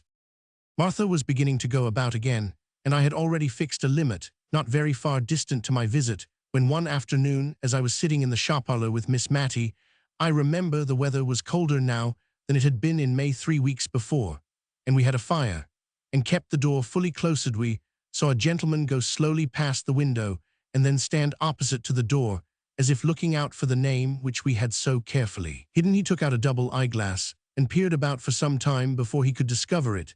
Then he came in, and all on a sudden it flashed across me that it was the augur himself, for his clothes had an out-of-the-way foreign cut about them, and his face was deep brown, as if tanned and retanned by the sun. His complexion contrasted oddly with his plentiful snow-white hair. His eyes were dark and piercing, and he had an odd way of contracting them and puckering up his cheeks into innumerable wrinkles when he looked earnestly at objects. He did so to Miss Matty when he first came in. His glance had first caught and lingered a little upon me, but then turned with the peculiar searching look I have described to Miss Matty. She was a little fluttered and nervous, but no more so than she always was when any man came into her shop. She thought that he would probably have a note, or a sovereign at least, for which she would have to give change, which was an operation she very much disliked to perform. But the present customer stood opposite to her, without asking for anything, only looking fixedly at her, as he drummed upon the table with his fingers, just for all the world as Miss Jenkins used to do. Miss Matty was on the point of asking him what he wanted, as she told me afterwards, when he turned sharp to me. "Is your name Mary Smith?" "Yes," said Roman. All my doubts as to his identity were set at rest, and I only wondered what he would say or do next, and how Miss Matty would stand the joyful shock of what he had to reveal. Apparently, he was at a loss how to announce himself, for he looked round at last in search of something to buy so as to gain time, and as it happened his eye caught on the almond comfits, and he boldly asked for a pound of those things. I doubt if Miss Matty had a whole pound in the shop, and besides the unusual magnitude of the order, she was distressed with the idea of the indigestion they would produce taken in such unlimited quantities. She looked up to remonstrate. Something of tender relaxation in his face struck home to her heart. She said, "It iso, sir, can you be Peter?" and trembled from head to foot. In a moment he was round the table, and had her in his arms, sobbing the tearless cries of old age. I brought her a glass of wine, for indeed her colour had changed so as to alarm me, and Mr. Peter too. He kept saying, "I have been too sudden for you, Matty. I have my little girl." I proposed that she should go at once up into the drawing-room and lie down on the sofa there. She looked wistfully at her brother, whose hand she had held tight even when nearly fainting, but on his assuring her that he would not leave her, she allowed him to carry her upstairs. I thought that the best I could do was to run and put the kettle on the fire for early tea, and then to attend to the shop, leaving the brother and sister to exchange some of the many thousand things they must have to say. I had also to break the news to Martha, who received it with a burst of tears, which nearly infected me. She kept recovering herself to ask if I was sure it was indeed Miss Matty's brother, for I had mentioned that he had grey hair, and she had always heard that he was a very handsome young man. Something of the same kind perplexed Miss Matty at tea-time, when she was installed in the great easy-chair opposite to Mr. Jenkins. In order to gaze her fill, she could hardly drink for looking at him, and as for eating, that was out of the question. "I suppose hot climates age people," very quickly said she, almost to herself. "When you left Cranford, you had not a grey hair in your head." "But how many years ago is that?" said Mr. Peter, smiling. "Ah, true, yes, I suppose you and I are getting old, but still, I did not think we were so very old. But white hair is very becoming to you, Peter," she continued, a little afraid lest she had hurt him by revealing how his appearance had impressed her. "I suppose I forgot dates too, Matty, for what do you think I have brought for you from India? I have an Indian muslin gown and a pearl necklace for you somewhere in my chest at Portsmouth." He smiled as if amused at the idea of the incongruity of his presence with the appearance of his sister, but this did not strike her all at once. While the elegance of the articles Roman 999, I could see that for a moment her imagination dwelt complacently on the idea of herself thus attired, and instinctively She put her hand up to her throat, that little delicate throat, which, as Miss Pole had told me, had been one of her youthful charms, but the hand met the touch of folds of soft muslin in which she was always swathed up to her chin, and the sensation recalled a sense of the unsuitableness of a pearl necklace to her age. She said, "I'm afraid I'm too old, but it was very kind of you to think of it. They are just what I should have liked years ago when I was young." So I thought, my little Mattie, I remembered your tastes. They were so like my dear mother's. At the mention of that name, the brother and sister clasped each other's hands yet more fondly, and although they were perfectly silent, I fancied they might have something to say if they were unchecked by my presence, and I got up to arrange my room for Mr. Peter's occupation that night, intending myself to share Miss Mattie's bed. But at my movement, he started up. "I must go and settle about a room at the George. My carpet-bag is there too." "No," said Miss Mattie in great distress. "You must not go, please, dear Peter. Pray, Mario, you must not go." She was so much agitated that we both promised everything she wished. Peter sat down again and gave her his hand, which for better security she held in both of hers, and I left the room to accomplish my arrangements. Long into the night, far into the morning, did Miss Mattie and I talk. She had much to tell me of her brother's life and adventures, which he had communicated to her as they had sat alone. She said all was thoroughly clear to her, but I never quite understood the whole story, and when in after days I lost my awe of Mr. Peter enough to question him myself, he laughed at my curiosity and told me stories that sounded so very much like Baron Munchausen's that I was sure he was making fun of me. What I heard from Miss Mattie was that he had been a volunteer at the siege of Rangoon, had been taken prisoner by the Burmese, and somehow obtained favor and eventual freedom from knowing how to bleed the chief of the small tribe in some case of dangerous illness, that on his release from years of captivity he had had his letters returned from England with the ominous word "dead" marked upon them, and believing himself to be the last of his race, he had settled down as an indigo planter, and had proposed to spend the remainder of his life in the country to whose inhabitants and modes of life he had become habituated when my letter had reached him, and with the odd vehemence which characterized him in age as it had done in youth, he had sold his land and all his possessions to the first purchaser, and come home to the poor old sister, who was more glad and rich than any princess. When she looked at him, she talked me to sleep at last, and then I was awakened by a slight sound at the door, for which she begged my pardon as she crept penitently into bed. But it seems that when I could no longer confirm her belief that the long-last was really hereunder the same roof, she had begun to fear lest it was only a waking dream of hers, that there never had been a Peter sitting by her all that blessed evening, but that the real Peter lay dead far away beneath some wild sea wave or under some strange eastern tree, and so strong had this nervous feeling of hers become that she was fain to get up and go and convince herself that he was really there by listening through the door to his even regular breathing. I don't like to call it snoring, but I heard it myself through two closed doors, and by and by it soothed Miss Mattie to sleep. I don't believe Mr. Peter came home from India as rich as a nabob. He even considered himself poor, but neither he nor Miss Mattie cared much about that. At any rate, he had enough to live upon very genteelly at Cranford, he and Miss Mattie together, and a day or two after his arrival the shop was closed, while troops of little urchins gleefully awaited the shower of comforts and lozenges that came from time to time down upon their faces as they stood up gazing at Miss Mattie's drawing-room windows. Occasionally Miss Mattie would say to them, half hidden behind the curtains, "My dear children, don't make yourselves ill," but a strong arm pulled her back, and a more rattling shower than ever succeeded a part of the tea was sent in presents to the Cranford ladies, and some of it was distributed among the old people who remembered Mr. Peter. In the days of his frolicsome youth, the Indian muslin gown was reserved for darling Flora Gordon. Miss Jessie Brown's daughter. The Gordons had been on the continent for the last few years, but were now expected to return very soon, and Miss Mattie, in her sisterly pride, anticipated great delight.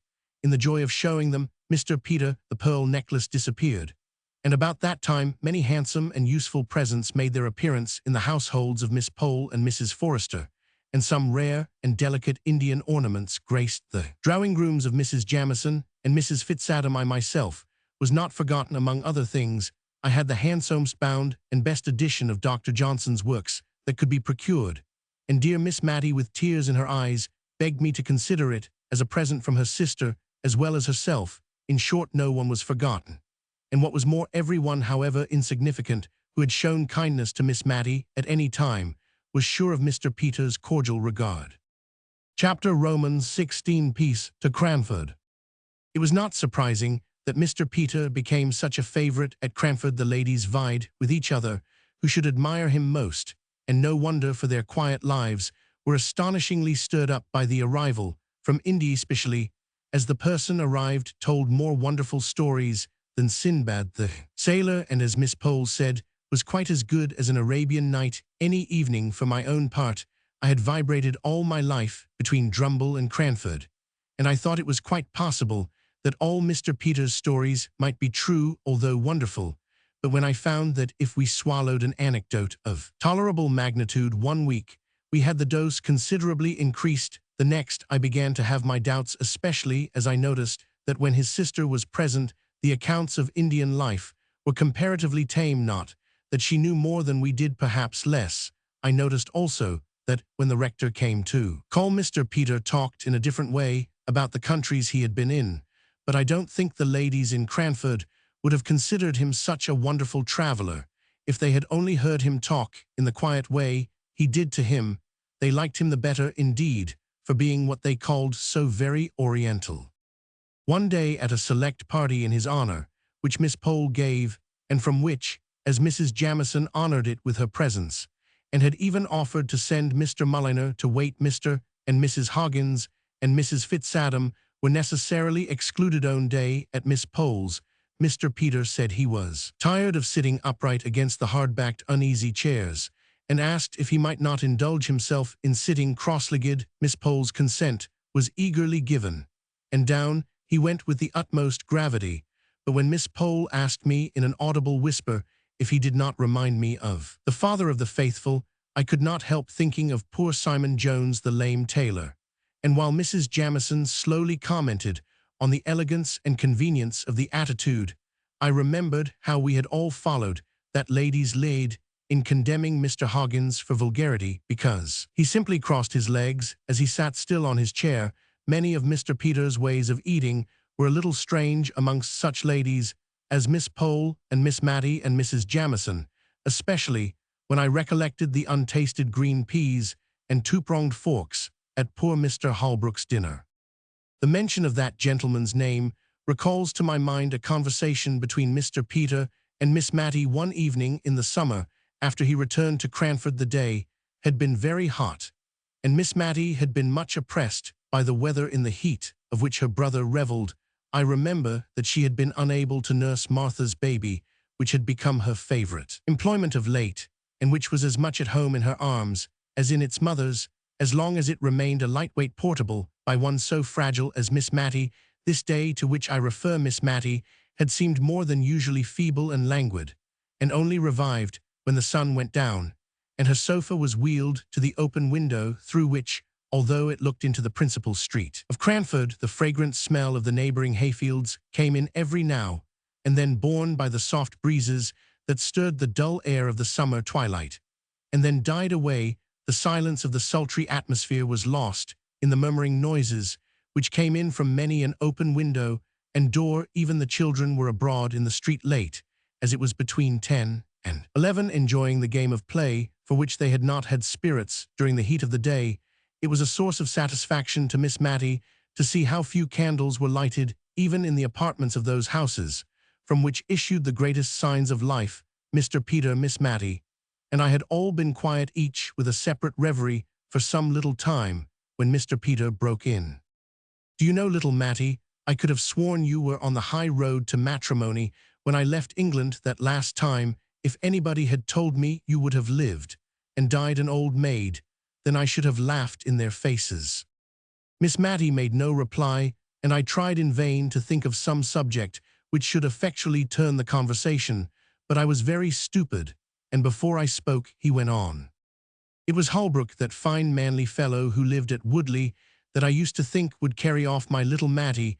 You would not think it now, I dare say, Mary, but this sister of mine was once a very pretty girl, at least I thought so, and so I've a notion did poor Holbrook. What business had he to die before I came home to thank him for all his kindness to a good-for-nothing cub, as I was? It was that made me first think he cared for you, for in all our fishing expeditions, it was Matty we talked about. Poor Deborah, what a lecture she read me on having asked him home to lunch one day when she had seen the Arley carriage in the town, and thought that my lady might call. Well, that's long years ago, more than half a lifetime.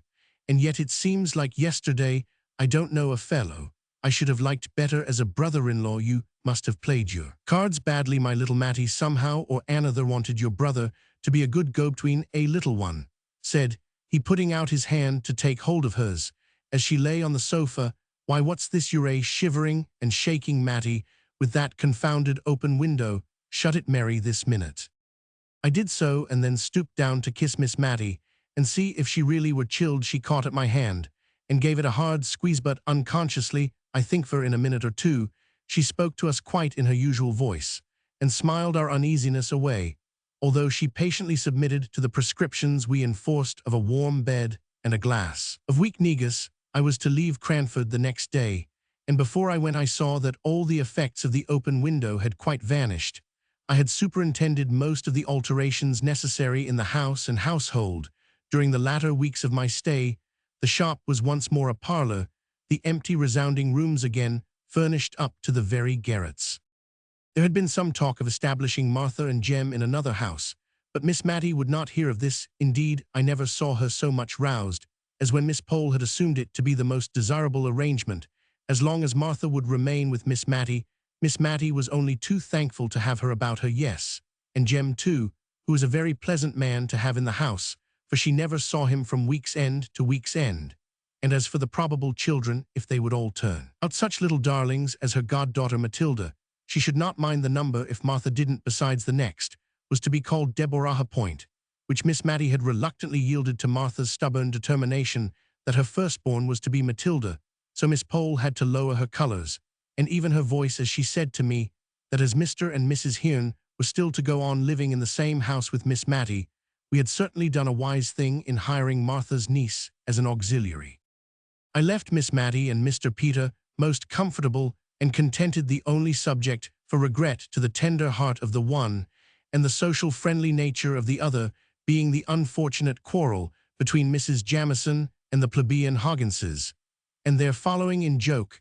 I prophesied one day that this would only last until Mrs. Jamison or Mr. Mulliner were ill, in which case they would only be too glad to be friends with Mr. Hoggins. But Miss Matty did not like my looking forward to anything like illness in so light a manner, and before the year was out all had come round in a far more satisfactory way. I received 2 Cranford letters on one auspicious October morning.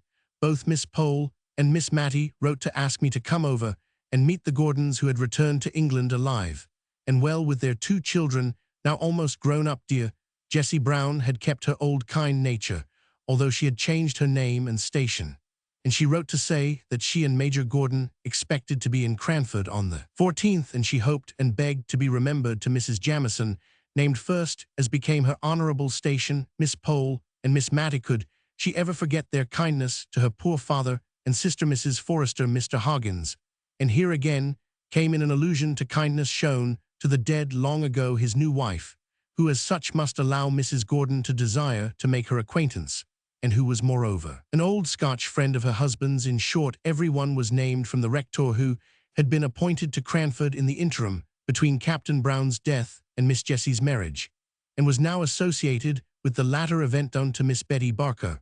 All were asked to the luncheon, all except Mrs. Fitzadam, who had come to live in Cranford since Miss Jessie Brown's days, and whom I found rather moping. On account of the omission, people wondered at Miss Betty Barker's being included in the honorable list. But then, as Miss Pole said, we must remember the disregard of the genteel proprieties of life, in which the poor captain had educated his girls, and for his sake we swallowed our pride. Indeed, Mrs. Jamison rather took it as a compliment, as putting Miss Betty, formerly her maid, on a level with those Hogginses. But when I arrived in Cranford, nothing was as yet ascertained of Mrs. Jamison's own intentions. Would the honorable lady go or would she not? Mr. Peter declared that she should, and she would. Miss Pole shook her head and desponded, but Mr. Peter was a man of resources in the first place. He persuaded Miss Mattie to write to Mrs. Gordon and to tell her of Mrs. Fitzadam's existence, and to beg that one so kind and cordial and generous might be included in the pleasant invitation. An answer came back by return of post, with a pretty little note for Mrs. Fitzadam, and a request that Miss Mattie would deliver it herself, and explain the previous omission. Mrs. Fitzadam was as pleased as could be, and thanked Miss Mattie over and over again.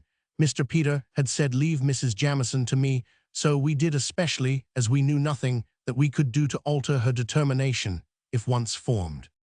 I did not know, nor did Miss Mattie, how things were going on, until Miss Pole asked me just the day before Mrs. Gordon came if I thought there was anything between Mr. Peter and Mrs. Jamison, in the matrimonial line, for that Mrs. Jamison was really going to the lunch at the George.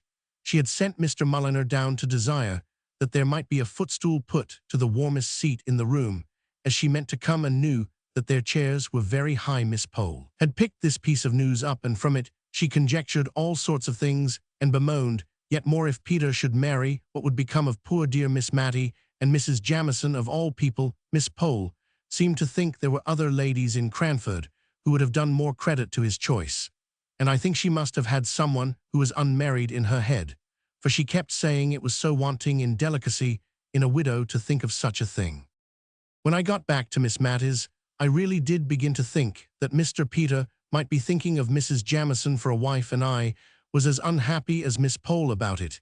He had the proof sheet of a great placard in his hand, Signor Brunoni, magician, too, the King of Delhi, the Raja of Oudh, and the great Lama of Thibet, Roman 100, was going to perform in Cranford for one night only the very next night, and Miss Mattie, exultant, showed me a letter from the Gordons promising to remain over this gaiety, which Miss Mattie said was entirely Peter's doing. He had written to ask the Signor to come, and was to be at all the expenses of the affair. Tickets were to be sent gratis to as many as the room would hold. In short, Miss Mattie was charmed with the plan, and said that tomorrow Cranford would remind her of the Preston Guild, to which she had been in her youth, a luncheon at the George with the dear Gordons, and the Signor in the assembly room in the evening. But I looked only at the fatal words, "under the patronage of the Honourable Mrs. Jamison." She then was chosen to preside over this entertainment of Mr. Peter's. She was perhaps going to displace my dear Miss Mattie in his heart, and make her life lonely once more. I could not look forward to the morrow with any pleasure, and every innocent anticipation of Miss Mattie's only served to add to my annoyance. So angry and irritated, and exaggerating every little incident which could add to my irritation, I went on till we were all assembled in the great parlour at the George Major, and Mrs. Gordon and pretty Flora and Mr. Ludovic were all as bright and handsome and friendly as could be, but I could hardly attend to them for watching Mr. Peter, and I saw that Miss Pole was equally busy. I had never seen Mrs. Jamison so roused and animated before. Her face looked full of interest in what Mr. Peter was saying. I drew near to listen. My relief was great when I caught that his words were not words of love, but that for all his grave face, he was at his old tricks. He was telling her of his travels in India and describing the wonderful height of the Himalaya mountains. One touch after another added to their size, and each exceeded the former in absurdity, but Mrs. Jamison really enjoyed all in perfect good faith, I suppose. She required strong stimulants to excite her to come out of her apathy. Mr. Peter wound up his account by saying that, of course, at that altitude, there were none of the animals to be found that existed in the lower regions. The game of everything was different. Firing one day at some flying creature, he was very much dismayed when it fell to find that he had shot a cherubim. Mr. Peter caught my eye at this moment, and gave me such a funny twinkle that I felt sure he had no thoughts of Mrs. Jamison as a wife. From that time, she looked uncomfortably amazed. But Mr. Peter shooting a cherubim, don't you think I am afraid that was sacrilege? Mr. Peter composed his countenance in a moment, and appeared shocked at the idea which, as he said truly enough, was now presented to him for the first time. But then Mrs. Jamison must remember that he had been living for a long time among savage soul, of whom were heathen. Some of them he was afraid were downright dissenters. Then seeing Miss Mattie draw near, he hastily changed the conversation, and after a little while turning to me, he said, "Don't be shocked, prim little Mary, at all my wonderful stories. I consider Mrs. Jamison fair game, and besides I am bent on propitiating her, and the first step towards it is keeping her well awake. I bribed her here by asking her to let me have her name as patroness for my poor conjurer this evening. And I don't want to give her time enough to get up her rancor against the Hogginses who are just coming in. I want everybody to be friends, for it harasses Mattie so much to hear of these quarrels. I shall go at it again by and by, so you need not look shocked. I intend to enter the assembly room tonight with Mrs. Jamison on one side, and my lady Mrs. Hoggins on the other. You see, if I don't." Somehow or another he did, and fairly got them into conversation together. Major and Mrs. Gordon helped at the good work with their perfect ignorance of any existing coolness between any of the inhabitants of Cranford.